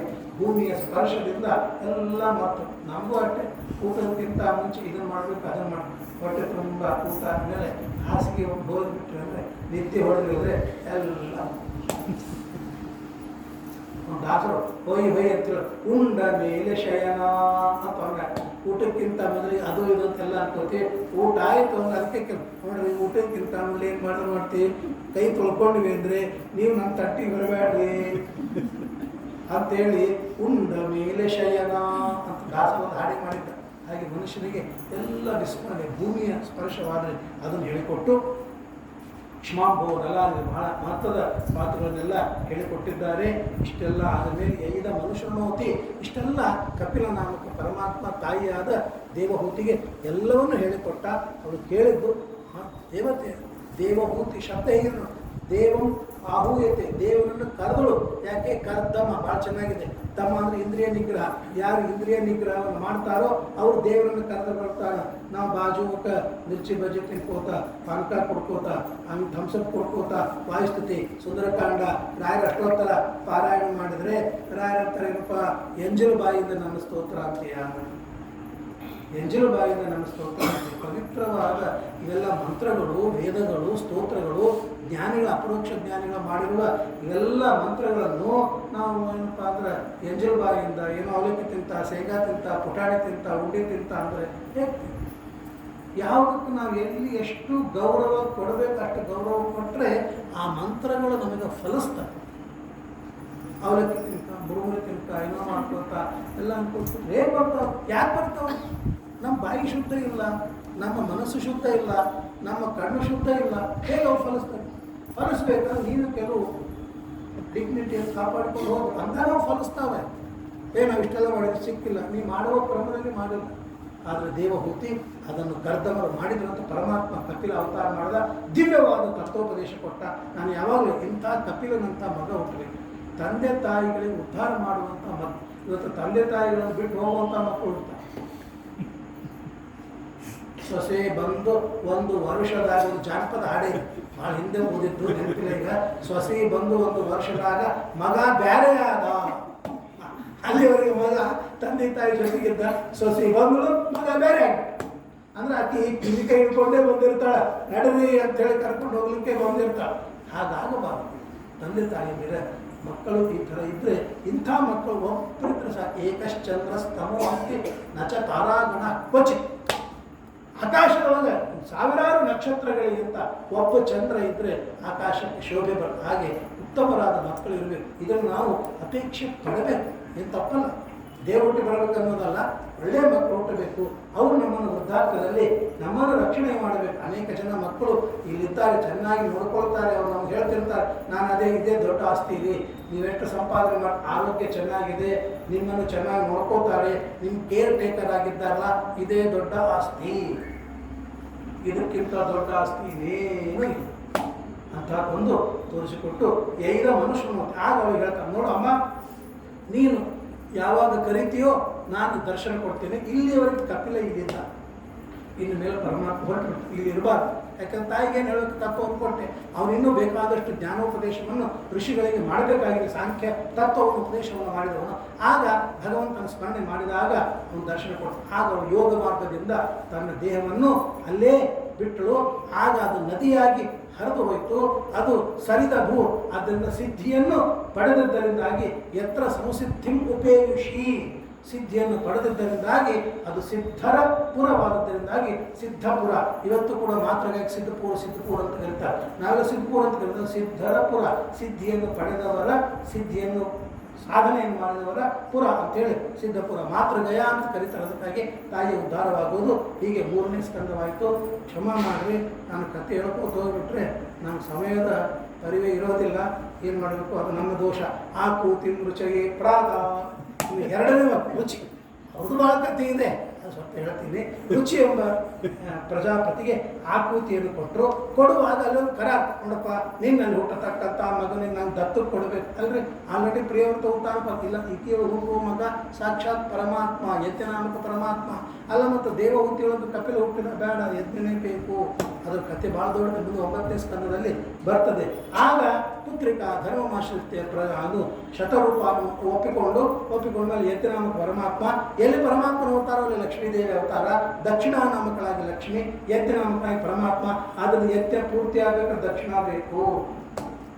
ಎಲ್ಲ ಮಾಡಿದ ದಕ್ಷಿಣ ಕೊಡಲಿಲ್ಲ ಅಂದರೆ ಯಜ್ಞ ಪೂರ್ತಿ ಆಗೋ ದಕ್ಷಿಣ ಅದು ಅಂತ ಬಂದ್ಬಿಟ್ಟು ದಕ್ಷಿಣ ಏನ್ರಿ ದಕ್ಷಿಣ ಬೆನ್ನತ್ತಾರಲ್ಲ, ನಿಮ್ಮ ಯಜ್ಞ ಪೂರ್ತಿ ಆಗಬೇಕಾದ್ರೆ ದಕ್ಷಿಣ ಬೇಕು. ಅದಕ್ಕೆ ಗೀತೆಯಲ್ಲಿ ಒಂದು ಮಾತನ್ನು ಹೇಳ್ತಾರೆ, ಎಷ್ಟೇ ಯಜ್ಞ ಮಾಡ್ತಾರೆ, ಯಜ್ಞ ಮಾಡಿದ ಮೇಲೆ ಅನ್ನದಾನವಾಗಬೇಕು, ಅನ್ನ ಸಂತರ್ಪಣವಾಗಬೇಕು, ದಕ್ಷಿಣಾದಾನವಾಗಬೇಕು.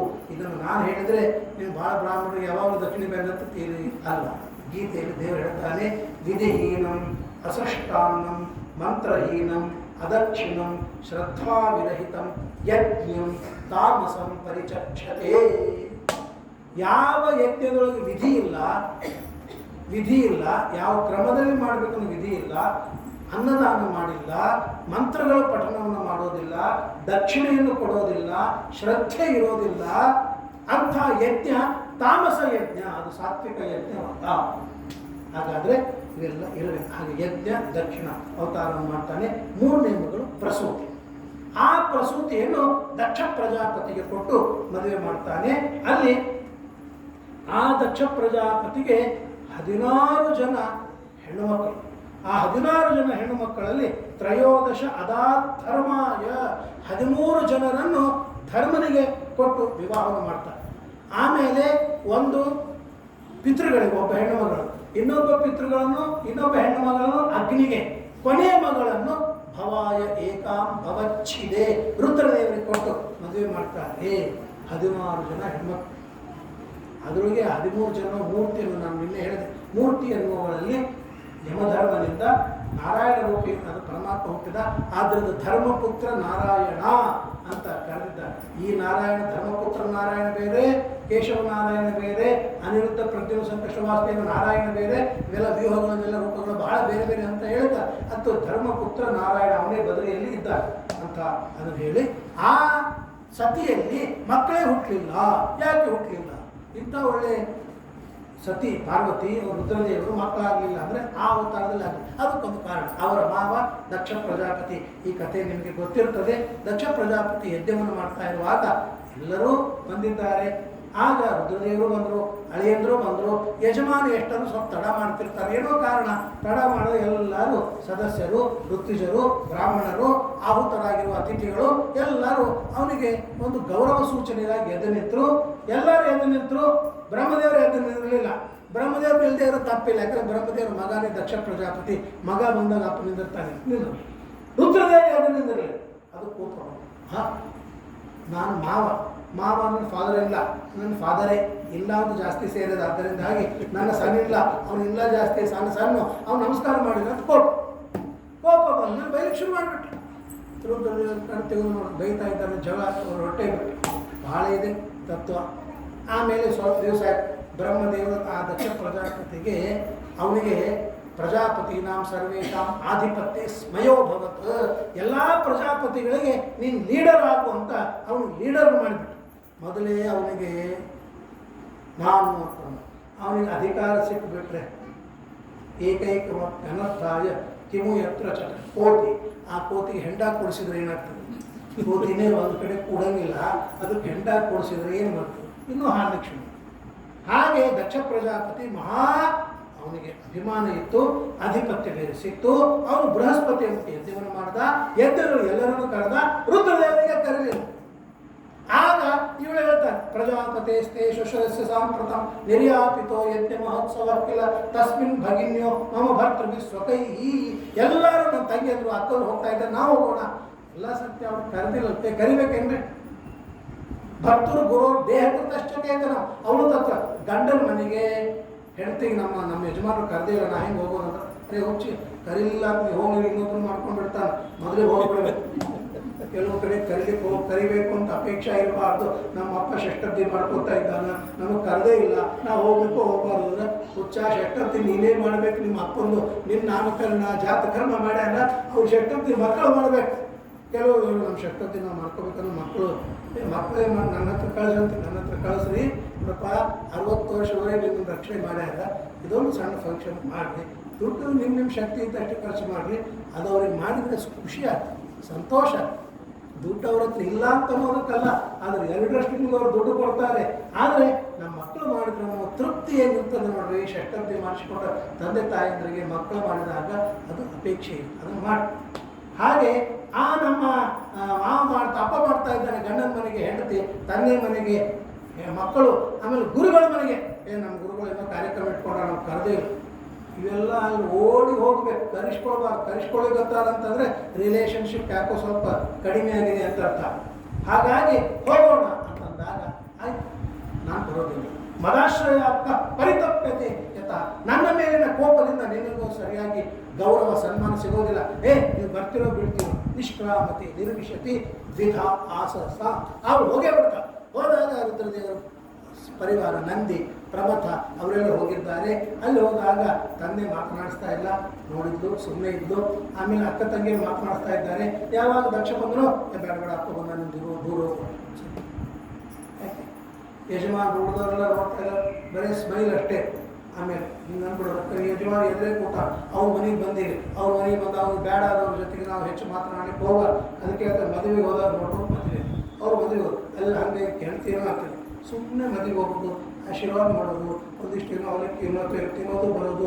ಹೊರಗೆ ಬಂದ ಅವ್ರು ಹಿಂಗಿದ್ರೆ ಅವ್ರಿಗೆ ನೀನು ಹರಕಿನ ಜೊತೆ ಸಂಸಾರ ಮಾಡ್ತೀಯ, ನಾ ಸಂಸಾರ ಮಾಡ್ತೀನಿ, ಸುಮ್ಮನೆ ಹೋಗೋದು, ಆಶೀರ್ವಾದ ಬರೋದು. ಅದರಿಂದ ಎಲ್ಲ ಕಡೆಗೂ ತಲೆ ಹಾಕಿ ದೂರಿ ಗುಣದೋಷಗಳ ಚಿಂತನೆ ಮಾಡ್ತಾ ಇದ್ರೆ ನಮ್ಮಲ್ಲೂ ನೂರಾರು ಇರ್ತಾವಲ್ಲಪ್ಪ. ಹಾಗಾಗಿ ಬೇಡ ಅಂತ ಹೇಳಿದ್ರೆ ಆಗ ಹೊಗೆ ಬಿಟ್ಟು ರುದ್ರದೇವರು ಪರಿವಾರ ಹೋಯಿತು. ಆಗ ಯಾರು ಮಾತನಾಡಿಸ್ತಾ ಇಲ್ಲ. ಮಾತನಾಡಿಸಿದ ಮೊದಲಿನ ಪ್ರೀತಿ ಇಲ್ಲ. ಸಹನ ಮಾಡಿಕೊಂಡು ಎದ್ದೆ ಭಾಗಕ್ಕೆ ಹೋದ್ರು. ಅಲ್ಲೆಲ್ಲ ದೇವತೆ ಹೆಸರು ಒಂದೊಂದು ದಿಕ್ಕಿಗೆ ಒಬ್ಬರೊಬ್ಬರು, ಈಶಾನ್ಯ ದಿಕ್ಕಿಗೆ ರುದ್ರದೇವರು, ಅಲ್ಲಿ ಆಹುತಿನೇ ಇಲ್ಲ. ಆಗ ಅರುದ್ರ ಭಾಗ ತಮ್ಮ ವೇಕ್ಷ ಚಾತ್ವರ, ರುದ್ರದೇವರು ಇಲ್ಲದೇ ಇರುವ ಆ ಸ್ಥಾನವನ್ನು ನೋಡಿ ಒಳಗೆ ದುಃಖ. ನನ್ನನ್ನು ಎಷ್ಟು ಬೈದರೂ ನಾನು ಸಹನ ಮಾಡ್ಕೋತೀನಿ, ನನ್ನ ಪತಿಯ ನಿಂದೆಯಾಗುವ ಸ್ಥಳದಲ್ಲಿ ನಾನು ಇರಬಾರದು. ಬಹಳ ಮಹತ್ವದ ಒಂದು ಮಾತನ್ನು ಹೇಳ್ತಾರೆ. ಏನು ಅಂತಂದರೆ, ಕರ್ಣೋ ಪಿಧಾಯ ವಿರಯ ಯಥಕಲ್ಪ ಈಶೆ ಧರ್ಮ ವಿತರಿ ಅಗೃಣಿಭಿ ಪ್ರಭಿರಸ್ಯ ಮಾನೆ ಚಿಂತ್ಯ ಪ್ರಸಯ್ಯ ಋಷತೀಂ ಅಸತೀಂ ಪ್ರಭುಶ್ಚೇ ಜಿಹ್ವಾಂ ಅಸೂನತಿ ತಥೋ ವಿಸೃಜೇತ್ ಸಧರ್ಮ. ಏನಾದರೂ ನಮ್ಮ ವೇದ ಪುರಾಣ ಶಾಸ್ತ್ರ, ನಮ್ಮ ಪರಂಪರೆ, ನಮ್ಮ ಧರ್ಮ ನಿಂದೆ ಮಾಡ್ತಾ ಇದ್ದರೆ ಅಲ್ಲಿರುವ ಕಿವಿ ಮುಚ್ಚಿಕೊಂಡು ಹೊರಗಡೆ ಹೋಗ್ಬೇಕು. ಕರ್ಣೋ ಪಿಧಾಯ ಭಾಗವತ ಗಂಡನ ನಿಂದೆ ಆಗ್ತಾ ಇದ್ದರೆ ಹೆಂಡತಿ ನೆನಪು ಮಾಡ್ಕೊಂಡು ಎಲ್ಲ ಇನ್ಸಿಡೆಂಟ್ಗಳು ನೆನಪು ಮಾಡ್ಕೊಂಡು ಇನ್ನೊಬ್ರು ಬೈತಿರ್ತಾರೆ.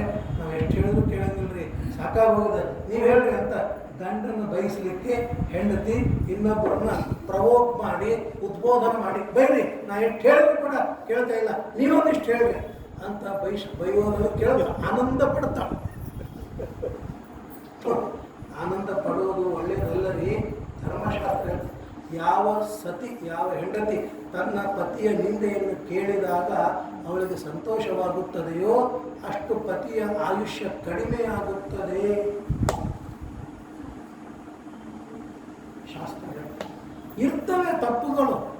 ತಪ್ಪುಗಳು ಯಾರಲ್ಲಿಲ್ಲ ಅದನ್ನು ಏಕಾಂತದೊಳಗೆ ಹೆಂಡತಿ ಗಂಡನ ನೋಡಿ, ನೀವು ಯಾರಿಗೂ ಅಷ್ಟು ಜೋರು ಮಾತಾಡಬಾರ್ದಾಗಿತ್ತು, ಅಷ್ಟು ಸ್ವಲ್ಪ ಓವರಾಗಿ ನೀವು ಮಾತಾಡಿದ್ರಿ ಅಂತ ಏಕಾಂತದೊಳಗೆ ಹೇಳಿ ತಪ್ಪೇನಿಲ್ಲ. ಹೆಂಡತಿ ಗಂಡನಿಗೆ ಹೇಳಬಾರ್ದು, ನಾನು ಹೇಳೋದೇ ಇಲ್ಲ. ಅವಶ್ಯವಾಗಿ ಹೆಂಡತಿ ಗಂಡನಿಗೆ ತಿಳುವಳಿಕೆ, ಕಾರ್ಯೇಶು ದಾಸಿ ಕರ್ಣೇಶು ಮಂತ್ರಿ, ಇವೆಲ್ಲ ಸುಳ್ಳೇನಲ್ಲ ಈ ಮಾತುಗಳು. ಭೋಜ್ಯೇಶು ಮಾತಾ ಎಲ್ಲ ಕರೆಕ್ಟೇ. ಊಟಕ್ಕೆ ಹಾಕ್ತಾ ಇರೋ ಹೆಂಡತಿ ಅಲ್ಲ, ತಾಯಿಯಂತೆ ಪ್ರೀತಿಯಿಂದ ಬಡಿಸಿ ನನ್ನ ಗಂಡ ಚೆನ್ನಾಗಿ ಹೊಟ್ಟೆ ಊಟ ಮಾಡಿ ಅಂತ ತೃಪ್ತಿಯಿಂದ ತಾಯಿಯ ಸ್ಥಾನವನ್ನು ಪಡೀರಿ. ಗಂಡ ಏನಾದರೂ ಸ್ವಲ್ಪ ಓವರಾಗಿ ಮಾಡಿದರೆ ಅಲ್ಲಿ ಹೇಳಬಾರ್ದು, ಏಕಾಂತದಲ್ಲಿ ಬಂದು ಮಾಡಬಾರ್ದಾಗಿತ್ತು. ಇನ್ನೊಮ್ಮೆ ನೋಡ್ರಿ, ನನಗೆ ಅನ್ನಿಸ್ತಂತೆ ಹಿಂಗಂದ್ರೆ ಯಾಕೆ ಮಾಡಿದ್ರೆ ನೀವು ನಮಗೆ ಹೇಳ್ತೀರಿ ತಮ್ಮ ಜಗಳ ಶುರು ಆಗುತ್ತೆ. ಆ ಜಗಳ ಗಂಡ ಹೇಳ್ತಿರೋ ಜಗಳ ಶುರು ಆಗುತ್ತೆ. ಅದನ್ನು ಹಾಗೆಲ್ಲ ಇವೆಲ್ಲ ಅವಶ್ಯವಾಗಿ ಮಾಡಬೇಕು. ಆದರೆ ಗಂಡನ ನಿಂದೆಯನ್ನು ಹೇಳಿ ಅಯ್ಯೋ ಹೀಗಾಯ್ತಲ್ಲ, ನಮ್ಮ ಗಂಡ ಹೀಗಿದ್ದಾನಲ್ಲ, ಹೀಗಿರಬಾರ್ದು ಅಂತ ಅವಳು ತಿದ್ದುವ ಪ್ರಯತ್ನವನ್ನು ಮಾಡಬೇಕೆ ಹೊರತು ಸಂತೋಷ ಪಡಬೇಕು. ಕರ್ಣೋ ಪಿಧಾಯ ಭಾಗವತ ಹೇಳ್ತದೆ, ಕಿವಿ ಮುಚ್ಚಿಕೊಂಡು ಅಲ್ಲಿಂದ ಹೋಗಬೇಕು. ನಿರಯ ಯದ ಕಲ್ಪ ಈಶಿ, ಯಾವಾಗ ಅದನ್ನು ಖಂಡನ ಮಾಡುವ ಶಕ್ತಿ ಇದೆ. ಒಂದು ಶಕ್ತಿ ಇದೆ, ತಪ್ಪಿದು ನೀವು ಅಂತೆ ವೇದಶಾಸ್ತ್ರಗಳನ್ನು ಯಾರಾದರೂ ನಿಂದೆ ಮಾಡ್ತಾ ಇದ್ರೆ ನೀವು ಮಾಡೋ ತಪ್ಪು ಅಂತ ಬಾಯಿ ಬಿಟ್ಟು ಮಾತನಾಡಿದ್ರೆ ಬಾಯಿ ಮುಚ್ಕೊಂಡು ಕೊಡಬಾರ್ದು. ಚಿಂದ್ಯ ಪ್ರಸಯ್ಯ, ಇದು ಮುಂದಿನಂತೂ ಭೀಮಸೇನ ದೇವರ ಸಿದ್ಧಾಂತ. ಅವ್ನು ಕೇಳಲಿಲ್ಲ ಅಂದರೆ ಅವ್ನು ನಾಲ್ಗೆ ಕತ್ತರಿಸ್ಬೇಕಂತ. ನಾಲ್ಗೆ ಇದು ನಮ್ಗೆ ನಿಮ್ಗೆ ಆಗೋ ಕೆಲಸ. ಭೀಮಸೇನ ದೇವರ ಶುದ್ಧೇ ಭಾಗವತಿ ಧರ್ಮೇ ನಿರತೋ ತ್ರಿಕೋಣ ಚಿಂದ್ಯ ಪ್ರಸಂಗಿ ಅರ್ಷತಿ ಅಸತಿ ಪ್ರಭುಷ್ಟಿ. ಅದನ್ನು ಕೇಳಿಲ್ಲ ಅಂದರೆ ಅಲ್ಲೇ ಸತ್ತು ಹೋಗಿಬಿಡಬೇಕು. ಜಿಹ್ವಾ ಹಸು ನಪಿ ತಥೋ ವಿಶ್ವ, ಪ್ರಾಣವನ್ನೇ ಪರಿತ್ಯಾಗ ಮಾಡಿ ಇಂಥದ್ದು ಕೇಳಬಾರ್ದು. ಅದನ್ನು ಇವತ್ತು ಸತಿ ಮಾಡಿದ್ದಾರೆ. ತನ್ನ ಗಂಡನ ನಿಂದೆ ಆಗೋದು ನಾನು ಕೇಳೋದಿಲ್ಲ ಅಂತೇಳಿ ಆತ್ಮಾಗ್ನಿಯನ್ನು ನಿರ್ಮಾಣ ಮಾಡಿ ಆ ಅಗ್ನಿಯೊಳಗೆ ತನ್ನ ದೇಹವನ್ನೇ ಆಹುತಿಯನ್ನು ಕೊಟ್ಕೊಂಡು. ಯಾಕೆ ಅಂತಂದರೆ ಪತಿಯ ನಿಂದೆಯನ್ನು ಕೇಳಬಾರದು. ಆದ್ದರಿಂದ ಸತಿ ಸಾತ್ವಿ. ಈ ಕಾರಣಕ್ಕಾಗಿ ದೇವರನ್ನು ಬಿಟ್ಟದ್ರಿಂದ ಆ ಜನ್ಮದಲ್ಲಿ ಮಕ್ಕಳಾಗಲಿಲ್ಲ. ಅವಳೇ ಸತಿ ಮುಂದೆ ಹಿಮವತ್ ಪರ್ವತ ಪುತ್ರಿಯಾಗಿ ಪಾರ್ವತಿಯಾದಾಗ ಅಲ್ಲಿ ವಿನಾಯಕ ಮತ್ತು ಸ್ಕಂದ ಇವರು ಹುಟ್ಟಿದ್ರು ಎನ್ನುವ ಕಥೆಯನ್ನು ಶ್ರೀಮದ್ ಭಾಗವತ ಹೇಳಿಕೊಡ್ತದೆ.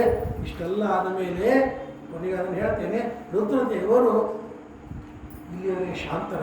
ಯಾವಾಗ ತನ್ನ ಹೆಂಡತಿ ತಪ್ಪು ಮಾಡದೇ ಇದ್ದರೂ ಅವಳ ದೇಹವನ್ನು ಬಿಟ್ಲೋ ಆಗ ದಕ್ಷ ಪ್ರಜಾಪತಿಗೆ ಸರಿಯಾಗಿರುವ ಶಾಸನವನ್ನು ಮಾಡಬೇಕು ಅಂತ ಅವರು ತಮ್ಮ ಜಟೆಯನ್ನು ಅಪ್ಪಳಿಸಿದಾಗ ವೀರಭದ್ರ ಎಂಬ ಕೃತ್ಯ ನಿರ್ಮಾಣವಾಯಿತು. ಅದು ಹೋಗಿ ಯಜ್ಞವನ್ನೆಲ್ಲ ವಿಧ್ವಂಸ ಮಾಡಿದೆ. ಆಗ ದಕ್ಷ ಪ್ರಜೇಶ್ವರನ ರುಂಡವನ್ನು ಕತ್ತರಿಸಬೇಕಂತ ಸಾಯ್ತಾ ಇಲ್ಲ ಅವನು. ಯಾಕೆ ಅಮೃತವನ್ನು ಪಾನ ಮಾಡಿದ್ದ ಅಮರ ಸಾಯೋದಿಲ್ಲ.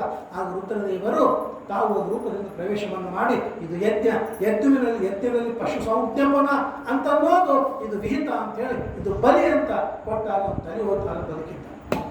ಯಜ್ಞನಿಗೆ ನಿಂತು ಈ ಯಜ್ಞದೊಳಗೆ ಬ್ರಹ್ಮದೇವರು ರುದ್ರದೇವರು ಬಂದಿರಲಿಲ್ಲ. ಬ್ರಹ್ಮದೇವರು ವಿಷ್ಣು ಬಂದಿರಲಿಲ್ಲ. ಯಾಕಂದ್ರೆ ಗೊತ್ತು ಹೀಗೆಲ್ಲ ಅಪ್ಸೆಟ್ ಆಗ್ತದೆ, ಕೆಟ್ಟೋಗ್ತದೆ, ದೊಡ್ಡವರಿದ್ದಾಗಿ ಬರಬಾರ್ದು. ಅದಕ್ಕೆ ನೋಡ್ಕೋಬೇಕು. ಎಲ್ಲಿ ನಾವು ಹೋದರೆ ಚೆನ್ನಾಗಿರ್ತಲ್ಲ, ಎಲ್ಲಿ ಹೋದರೆ ಕೆಲಸ ಕೆಡ್ತಾ ಇರ್ತದೆಯೋ ನಾವು ಹೋಗೋದು ಬೇಡ, ದೂರದಲ್ಲಿ ಇರೋದು ವಾಸಿ.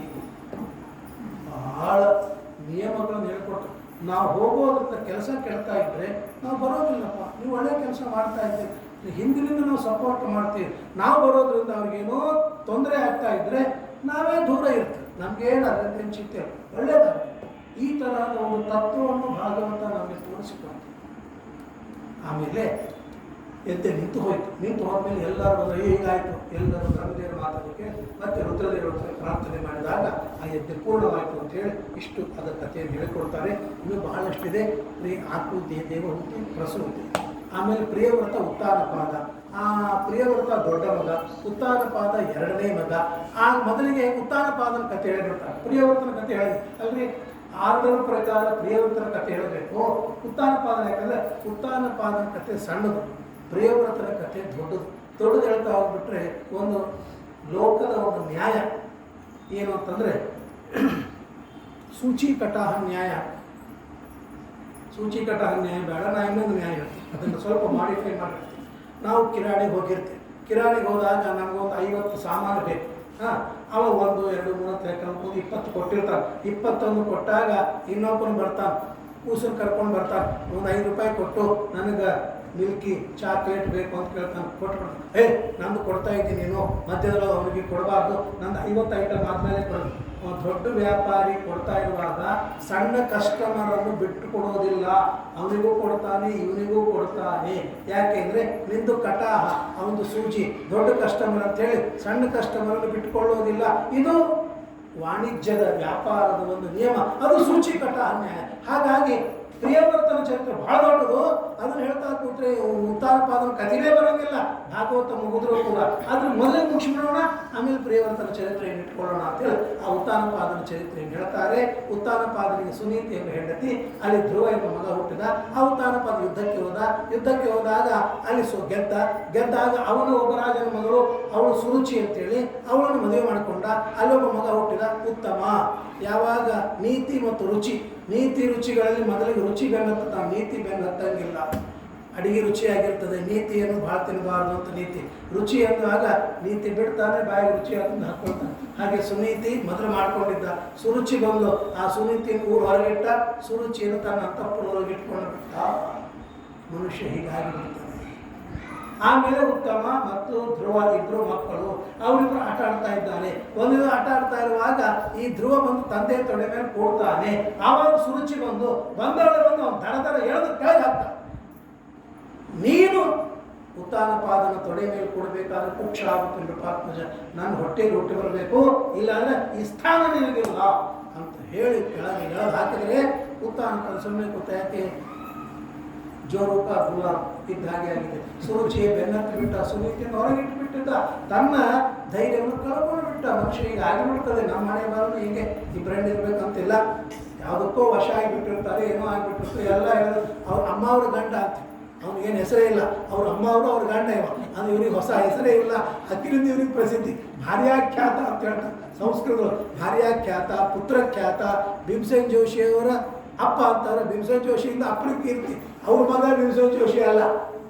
ಹಾಗೆ ಪುತ್ರಖ್ಯಾತ, ಭಾರ್ಯಾಖ್ಯಾತ, ಹೀಗೆಲ್ಲ ಖ್ಯಾತಿಗಳು ಬಹಳ ಇವೆ. ಇವನಿಂದ ಅವ್ರಿಗೆ ಹೆಸರು ಬರಬೇಕು ಹೊರತು ಅವರಿಂದ ಇವ್ರಿಗೆ ಹೆಸರು ಬರಬಾರದು. ಆಗ ಉತ್ತಾರಪಾದ ಸುಮ್ಮನೆ ಕೂತಿದ್ದ. ಆಗ ಇವನು ಹೋದ ತಾಯಿ ಹತ್ರ, ಅಮ್ಮ ನಾನು ಹೀಗೆ ಹೇಳೋದು ಹಾಕಿದ್ರು. ಹೌದಾ, ಸರಿನೇ ಅದಲ್ಲಪ್ಪ. ಅವ್ರು ಹೇಳಿದ್ದು ಏನು ತಪ್ಪು ನೋಡಿ, ತಾಯಿ ಅಂತ ಹೇಳ್ತಾ ಇಲ್ಲ. ನೀನು ಹುಟ್ಟಿ ಹೊಟ್ಟೆಗೆ ಹುಟ್ಟಿ ಬಂದಿಲ್ಲ, ಅದಕ್ಕೆ ಎದುರು ಕೂಡ ಸಿಕ್ಕಿಲ್ಲ, ನಾನು ದೂರಿದ್ದೀನಿ. ಹಾಗಾದ್ರೆ ಏನು ಮಾಡಬೇಕು? ಮಾಮಂದರಂತಾತ ಪರೇಶ ಮೌಸ್ತಾ ಭುಕ್ತೆ ಜನೋ ಏನು ಪರದುಃಖದ ಸ್ತತ. ಇನ್ನೊಬ್ಬರಿಗೆ ಎಂದು ಕೆಟ್ಟು ಮಾಡಬಾರ್ದಪ್ಪ. ಅವ್ರು ನಾವು ಕೆಟ್ಟು ಮಾಡಿದ್ರೆ ನಾವು ಇನ್ನೊಬ್ಬರಿಗೆ ಕೆಟ್ಟು ಮಾಡಬಾರ್ದಪ್ಪ. ಯಾಕೆ? ನಮ್ಮ ಕರ್ಮದ ಪ್ರಕಾರ ನಮ್ಗೆ ದುಃಖ ಬಂದಿದೆ, ನಾವು ಅವ್ರಿಗೆ ಬೈಯೋದಿಲ್ಲ, ಅದು ನಿಮಿತ್ತ ಮಾತ್ರ, ನಮ್ಮ ಕರ್ಮ. ಎಂಥ ಮಾತುಗಳಲ್ಲಿ ಉಪದೇಶ ಮಾಡಿ ಭಾಳ ಚೆಂದಾಗಿರುತ್ತೆ. ಆಚಾರ್ಯ ಪುರಾಣ ನೀವು ಹೇಳ್ತೀರಿ, ನಾವು ಕೇಳ್ತೀವಿ. ನೀವು ಪರ್ಸ್ನಲ್ ಆಗಿ ಬಂದಾಗ ಧ್ರುವನ ನೆನಪಾಗ್ತದೇನ್ರಿ, ಸುನೀತಿಯ ನೆನಪಾಗ್ತದೇನ್ರಿ, ಪುರಾಣ ಹೇಳಿಕತ್ತೀನ್ರಿ, ನಾನು ನನ್ನ ಪರ್ಸ್ನಲ್ ಲೈಫಿಗೆ ನೀವು ಅದನ್ನ ಎರಡು ಸೇರಿಸ್ಬೇಡಿ ಅಂತ ನಾವು ಉತ್ತರ ಕೊಡಬೇಕಾಗಿರೋದು. ಏನು ಭಾಗವತ ಧರ್ಮ ಅಂದರೆ ಇನ್ನೊಬ್ಬರಿಗೆ ನಾವೆಂತೂ ನಿದ್ದೆ ನಮ್ಮ ಕರ್ಮ. ಏನು ಮಾಡಬೇಕು? ನಮ್ಮ ಟೈಮ್ ಸರಿ ಇಲ್ಲ, ನಮ್ಮ ಸ್ಟಾರ್ ಸರಿ ಇಲ್ಲ, ನಮ್ಮ ಗ್ರಹಗತಿಗಳು ಸರಿ ಇಲ್ಲ, ಅದಕ್ಕೆ ನಮಗೆ ಆಗ್ತಾ ಇಲ್ಲ. ಅವನೊಬ್ಬ ನಿಮಿತ್ತ ಅಷ್ಟೇ. ಭುಂಕ್ತೆ ಜನೋ ಬರದು. ಏನು ಎಂಥ ಮಾತಿದೆ. ಹಾಗಾದ್ರೆ ಏನು ಮಾಡಬೇಕು?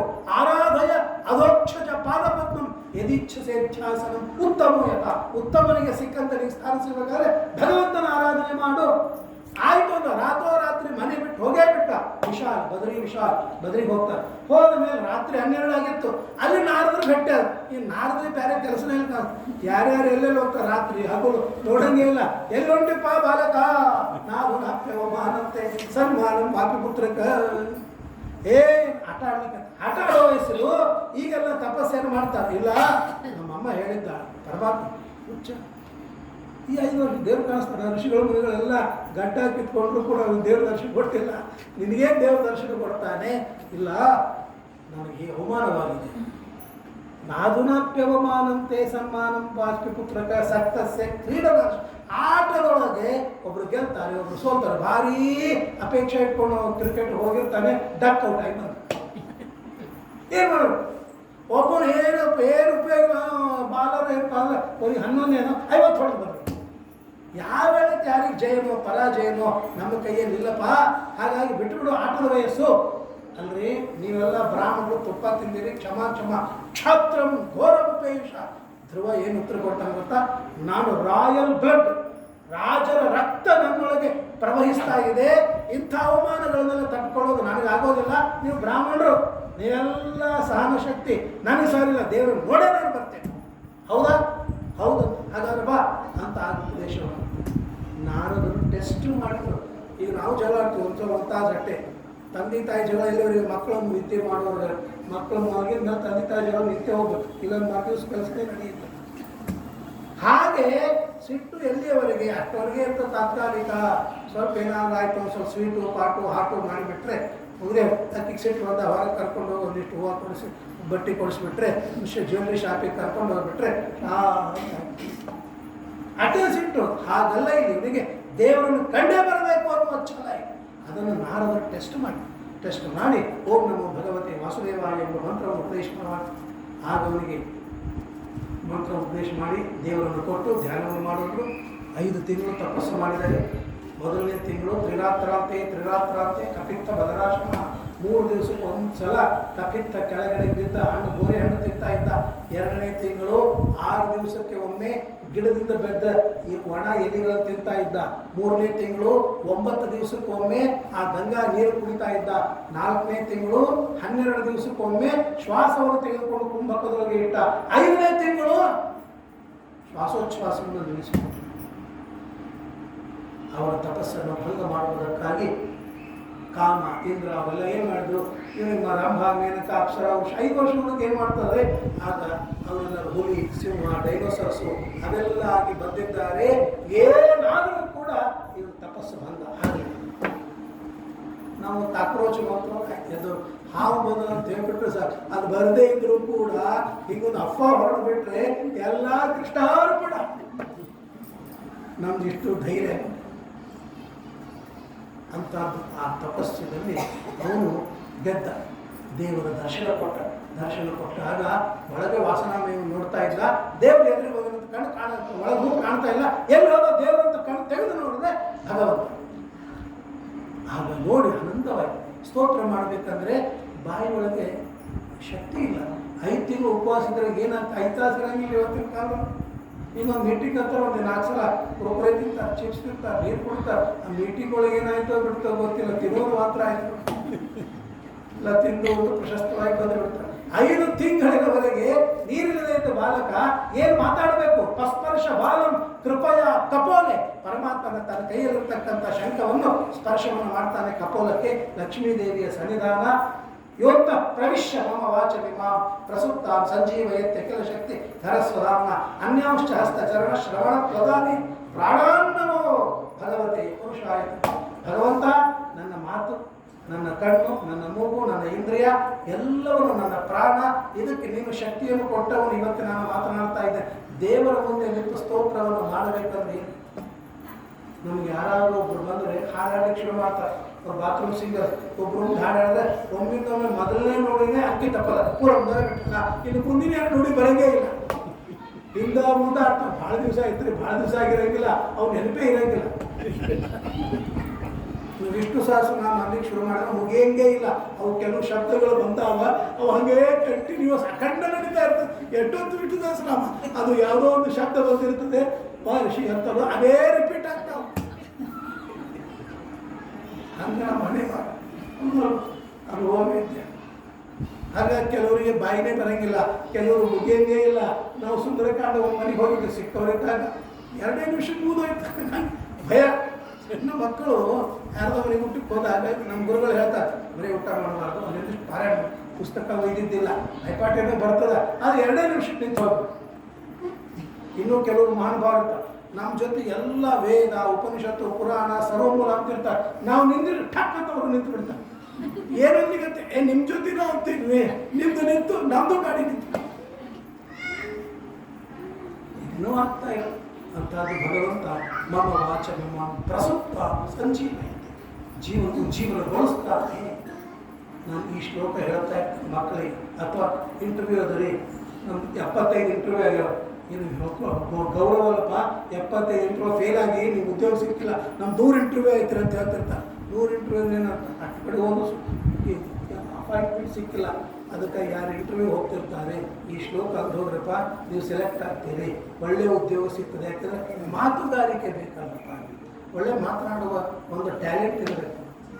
ಸಂಜೀವಯತ್ಯ ಕೆಲ ಶಕ್ತಿ ಧರಸ್ವ ಅನ್ಯಾಂಶ್ಚ ಹಸ್ತಚರಣ ಶ್ರವಣ ತ್ವಗಾದಿ. ಏಕಾದಶಿ ದಿವಸ ನಾನು ಈ ಶ್ಲೋಕ ಅಂತೀನಿ. ವೈಶಾಖ ಮಾಸ ಏಕಾದಶಿ ಬಂತು, ಅನ್ಯಾಂಶ್ಚ ಹಸ್ತಚರಣ ಶ್ರವಣ ತ್ವಗಾದಿ. ಪರಮಾತ್ಮ ಏಕಾದಶಿ ನಿರ್ವಿಘ್ನವಾಗಿ ಮಾಡಪ್ಪ. ಪ್ರಾಣಾನ್ನಮೋ ಭಗವತಿ ಪುರುಷಾಯ ತುಭ್ಯಂ. ಉಪವಾಸ ನಿರ್ವಿಘ್ನವಾಗಿ ಮಾಡಿಸು, ತೊಂದರೆ ಆಗಲಿ ಅಂತ ಯಾರೋ ಕೇಳ್ತಾರೆ, ಏನು ನಿಮ್ಗೆ ಶುಗರ್ ಅದ, ಹೆಂಗೆ ಉಪವಾಸ ಮಾಡ್ತಾರೆ? ಪ್ರಾಣಾನ್ನಮೋ ಭಗವತಿ ಪುರುಷಾಯ ತುಭ್ಯಂ. ಅಭ್ಯಾಸದಿಂದ ದೇವರೆಲ್ಲವನ್ನೂ ಕೊಡ್ತಾರೆ. ಹಾಗಾಗಿ ಚಿಂತೆ ಇಲ್ಲ. ಆಗ ದೇವರ ಸ್ತೋತ್ರವನ್ನು ಮಾಡಿದಾಗ ಭಾಳ ದಿವ್ಯವಾದ ಸ್ತೋತ್ರ ಇದೆ. ಪರಮಾತ್ಮ ಅನುಗ್ರಹ ಮಾಡಿ ನಿನ್ನ ತಪಸ್ಸು ನೋಡಿ ನನ್ನ ಮೆಚ್ಚಿಯಾಯ್ತಪ್ಪ. ನೀನು 36 ವರ್ಷ ಸಹಸ್ರಂ ರಕ್ಷಿತ ಅವ್ಯಾಹತೇಂದ್ರಿಯ ಭುಂಜನ್ 36,000 ವರ್ಷಗಳ ರಾಜ್ಯವನ್ನು ಪರಿಪಾಲನೆ ಮಾಡಿ ಆಮೇಲೆ ಧ್ರುವ ಮಂಡಲ ಸಪ್ತರ್ಷಿ ಮಂಡಲದ ಮೇಲೆ ಇವತ್ತು ಆಕಾಶದಲ್ಲಿ ನಕ್ಷತ್ರವನ್ನು ಕಾಣಿಸ್ಕೊಂಡು ಧ್ರುವ ಮಂಡಲ ಸಪ್ತರ್ಷಿಗಳ ಮೇಲೆ ನಿನಗೆ ಸ್ಥಾನವನ್ನು ಕೊಟ್ಟಿದ್ದೇನೆ. 36,000 ವರ್ಷ ರಾಜ್ಯವನ್ನು ಪರಿಪಾಲನೆ ಮಾಡಿ ಅಂತ ಬಂದ. ದೇವರನ್ನು ಕಂಡ. ತಾಯಿ ಹತ್ರ ಬರ್ತಾ ಇದ್ದ, ಮತ್ತಿರು ವಿದೂಷಿತ ದೇವೈ ಪದರ್ಬಿರಸ. ಅಯ್ಯೋ ನನ್ನ ಬುದ್ಧಿ ಕೆಟ್ಟೋಯ್ತು ಅಂತ ಧ್ರುವ. ಯಾಕೆ? ಯಾವ ಭಗವಂತ ಬಂದಾಗ ಮೋಕ್ಷವನ್ನು ಕೇಳದೆ ನನಗೊಂದು ಸ್ಥಾನ ಕೊಡು ಅಂತ ಕೇಳಿದ್ನಪ್ಪ. ಅಲ್ಲಿ ನನ್ನ ಬುದ್ಧಿಯನ್ನು ದೇವತೆಗಳು ಕೆಡಿಸಿದರು. ಅಲ್ಲಿ ತಪಸ್ಸು ಮಾಡಲಿಕ್ಕೆ ಹೋದಾಗ ಪ್ರಯತ್ನ ಪಟ್ಟು ದೇವತೆಗಳು ಸೋತರು. ಇಲ್ಲಿ ದೇವತೆಗಳಿಗೆ ಇದೊಂದು ನಿರ್ಣಯವನ್ನು ಆಚಾರ ಅಂತ ಹೇಳ್ತಾರೆ. ಯತ್ರ ದೇವೈ ಕೃತೋ ವಿಘ್ನಃ ಖಂಡಿತೋ ನಾಪಮಾನ್ ಭವೇ ತತ್ರ ತದ್ದೇಶಸೇ ವಿಘ್ನಂ ಕುರ್ಯು ನತು ವಿಘಾತನೆ. ದೇವತೆಗಳು ನಮಗೆ ಟೆಸ್ಟ್ ಮಾಡ್ತಾರೆ. ಟೆಸ್ಟ್ ಮಾಡಿದಾಗ ನಾವು ಕೆಲಸ ಪೂರ್ಣ ಮಾಡಿದ್ವಿ ಅಂತಂದರೆ ನಮ್ಗೆ ಎಷ್ಟು ವಿಘ್ನಗಳು ಬಂದರೆ ನಾವು ಗೆದ್ವಿ ಅಲ್ಲ. ಅಹಂಕಾರ ಪಡಬಾರದು. ನಮಗೆ ದೇವತೆಗಳು ಪರೀಕ್ಷೆಗಳನ್ನು ಕೊಡ್ತಾರೆ. ಅಲ್ಲಿ ನಾವು ಗೆದ್ದು ಬಂದರೆ ನಮಗೆ ಕೀರ್ತಿ ಕೊಡಬೇಕು ಅನ್ನುವ ಉದ್ದೇಶದಿಂದ ಸೋತಂತೆ ಅವರು ತೋರಿಸ್ತಾರೆ. ಅವರು ಸೋಲು ಇಲ್ಲ ದೇವತೆಗಳಿಗೆ. ಯತ್ರ ದೇವೈ ಕೃತೋ ವಿಘ್ನ, ದೇವತೆಗಳು ವಿಘ್ನವನ್ನು ಮಾಡಿಕೊಟ್ಟಾಗ ಪುರುಷ ಖಂಡಿತನಾಗಲಿಲ್ಲ ಅಂದರೆ ಅವನಿಗೆ ಕೀರ್ತಿ ಕೊಡಬೇಕು, ಜಗತ್ತಿನೊಳಗೆ ಅವನು ಪ್ರಸಿದ್ಧಿ ಕೊಡಬೇಕು. ಅವನಿಗೆ ಖಂಡಿಸ್ಬೇಕು, ಅವ್ನು ಸೋಲಿಸ್ಬೇಕಂದ್ರೆ ಇವೆಲ್ಲ ಹುಲಿ ಸಿಂಹ ಮೇನಕ ರಂಭ ಅಪ್ಸರ ಉರ್ವಶಿ ಬೇಕೇನ್ರಿ? ಮನಸ್ಸಿನೊಳಗೇನೆ ಅವರು ಒಳಗೇನೆ ಸ್ಕ್ರೂ ಲೂಸ್ ಮಾಡಿಬಿಟ್ರು ಅಂತಂದರೆ ಏನಾಗ್ತದೆ ಹೇಳಿ, ನಮ್ಮ ಬುದ್ಧಿನೇ ಹೋಗ್ಬಿಟ್ಟು.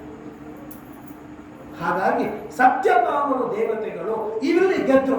ದೇವರನ್ನು ನೋಡಿದಾಗ ಇದು ಕೇಳಬೇಕು ಅದು ಕೇಳಬೇಕು ಅಂತ ಹೇಳೋ ರಾಜ್ಯ ಬೇಕು ಪದವಿ ಬೇಕು ಅಂತ ಕೇಳಿಬಿಟ್ಟು ಅಯ್ಯೋ ನಂದು ಹೀಗಾಯ್ತು. ದೇವರ ಸಂಕಲ್ಪ ಎಲ್ಲ ಅಂದ್ಕೊಂಡಿರ್ತೀವಿ. ದೇವ್ರ ಮುಂದೆ ಹೋದಾಗ ಎಲ್ಲ ಮರ್ತೋಗ್ಬಿಡ್ತೀವಿ. ಎಲ್ಲ ಲಿಸ್ಟ್ ಮಾಡ್ಕೊಂಡಿರ್ತೀವಿ. ಆ ಗಡಿಬಿಡಿ ಒಳಗೆ ಏನೂ ಆಗಿ ಅಲ್ಲೇ ಮರ್ತು ಕಮ್ಮಿ ದರ್ಶನ ಮಾಡಿಕೊಂಡು ಆ ಧ್ವಜಸ್ತಂಭದ ಹೊರಗೆ ಬಂದಲ್ಲಿ ನೆನಪಾಗ ಅಯ್ಯೋ ದೇವ್ರ ಮುಂದೆ ನೆನಪಾಗಲಿಲ್ಲ. ಎಲ್ಲ ಈಗ ನಮ್ಮದು ಧ್ರುವನಂತೆ ಅವಸ್ಥೆ. ತತ್ರ ತದ್ದೇಶ ಸೇರಿದ್ದು ಹಾಗಾಗಿ ದೇವರಿಗೆ ಪ್ರಾರ್ಥನೆ ಮಾಡಬೇಕು. ಬಂದ ತಕ್ಷಣ ಆ ಧ್ರುವ ಯಾರಿಗೆ ನಮಸ್ಕಾರ ಮಾಡ್ದ? ಸುರುಚಿಗೆ ಮಾಡ್ದ, ಸುನೀತಿಗೆ ಮಾಡಲಿಲ್ಲ. ಅಮ್ಮ ಆಕೆ ನಾಚಿಗೆ, ಅಮ್ಮ ನಿನ್ನೆ ನಾನು ಇವತ್ತು ಬೈದೆ, ಕೈ ಹಿಡಿದು ಎಳೆದು ಹೊರಗೆ ಹಾಕಿದೆ ಅಂತ ದೇವರನ್ನು ನಾನು ನೋಡಿದೆ. ಇಲ್ಲ ನಾನು ದೇವರನ್ನು ನೋಡ್ತಾ ಇದ್ದಿಲ್ಲ. ಅಪಮಾನವಾದರೆ ಬಳಿತು. ಅಪಮಾನದಿಂದ ಧ್ರುವನು ದೇವರನ್ನು ಕಂಡ. ಕೆಲವೊಂದು ಸಲ ನಮಗೆ ಆಗಿರುವ ಅವಮಾನವೂ ಕೂಡ ಮುಂದಿನ ಯಶಸ್ಸಿಗೆ, ಮುಂದಿನ ಸಕ್ಸಸ್ ಬರೋದಕ್ಕಾಗಿ ಅದು ಕಾರಣವಾದರೆ ಅಂಥ ಅವಮಾನಗಳನ್ನು ನಾವು ಅವಶ್ಯವಾಗಿ ಸ್ವೀಕಾರ ಮಾಡಬೇಕು. ಅದು ನಮ್ಮ ಉದ್ಧಾರಕ್ಕೆ. ಈಗ ಧ್ರುವ, ಆ ಧ್ರುವ ರಾಜ್ಯವನ್ನು ಪರಿಪಾಲನೆ ಮಾಡಿದ. ಧ್ರುವ ಮಂಡಲದಲ್ಲಿ ಇವತ್ತು ಇದ್ದಾನೆ. ಅವನ ಹೆಂಡತಿ ಭ್ರಮೆ. ಎಷ್ಟು ವಿಚಿತ್ರ ನೋಡ್ರಿ. ಧ್ರುವ ಒಂದು ಕಡೆ ಗಟ್ಟಿರ್ತಾರೆ, ಭ್ರಮೆ ತಿರುಗ್ತಿರ್ತಾರೆ. ಮನೆಯಾಗ ಗಂಡ ತಿರುಗ್ತಾರೆ, ಹೆಂಡತಿ ಮನೆಯಾಗಿರ್ತಾರೆ. ಗಂಡ ಮನೆಯಾಗ ಕೂತ್ರೆ ಹೆಂಡತಿ ತಿರುಗ್ತಾರೆ. ಏನು ವಿಚಿತ್ರ ಅದು. ಧ್ರುವ ಭ್ರಮೆ ಅವರ ವಂಶ ವಿಸ್ತಾರವಾಗಿ ಹೇಳಿಕೊಡ್ತಾರೆ. ಅದಾದ ಮೇಲೆ ಉತ್ತಾನಪಾದನ ಚರಿತ್ರೆ ಇಲ್ಲಿಗೆ ಮುಗಿತು. ಇನ್ನು ಪ್ರಾಚೀನ ಬರಿಗೆ ಬರ್ತಾನೆ. ಅದಾದ ಮೇಲೆ ಇದೇ ಸ್ಕಂದದಲ್ಲಿ ಇನ್ನೊಬ್ಬರು ಪೃಥು ಮಹಾರಾಜನ ಚರಿತ್ರೆ ಬರ್ತದೆ. ಬಹಳ ಅದ್ಭುತವಾದ ಪೃಥುವಿನಿಂದಲೇ ಪೃಥ್ವಿ ಅಂತರ್ವಾದ ನಿರ್ಮಾಣವಾಗಿದೆ. ಇನ್ನು ಪ್ರಾಚೀನ ಬರಿಗೆ ಯಜ್ಞವನ್ನು ಮಾಡ್ತಾ ಇದ್ದ ನಾರದರು ಪುರಂಜನ ಉಪಾಖ್ಯಾನವನ್ನು ಹೇಳಿ ಆ ರಾಜನಿಗೆ ದಿವ್ಯವಾದ ಜ್ಞಾನವನ್ನು ಕೊಟ್ಟು ಅವನಿಗೆ ಸದ್ಗತಿಗೆ ಬರುವಂತೆ ಮಾಡ್ತಾರೆ. ಇದರಿಂದ 4ನೇ ಸ್ಕಂದ ಇಲ್ಲಿಗೆ ಮುಕ್ತಾಯವಾಗ್ತದೆ. 5ನೇ ಸ್ಕಂದದಲ್ಲಿ ಪ್ರಿಯವ್ರತನ ಚರಿತ್ರೆ ಮೊದಲಾಗ್ತದೆ. ಬಹಳ ದಿವ್ಯವಾದ ಚರಿತ್ರೆ. 5, 6ನೇ ಸ್ಕಂದಗಳ ಚರಿತ್ರೆಯನ್ನು ನಾಳೆ ತಿಳಿಯೋಣ ಅಂತೇಳಿ ಶ್ರೀಕೃಷ್ಣಾರ್ಪಣಮಸ್ತು, ಮಧ್ವೇಶಾರ್ಪಣಮಸ್ತು. ತತ್ರ ಗಂಗಾ ಯಮುನಾ ಚ ತತ್ರ ಗೋದಾವರಿ ಸಿಂಧು ಸರಸ್ವತಿ ಚ ಸರ್ವಾಣಿ ತೀರ್ಥಾನಿ ವಸಂತಿ ತತ್ರ ಯತ್ರಾಚ್ಯುತೋದಾರ ಕಥಾಪ್ಸ ಸಂಗ್ರಹ.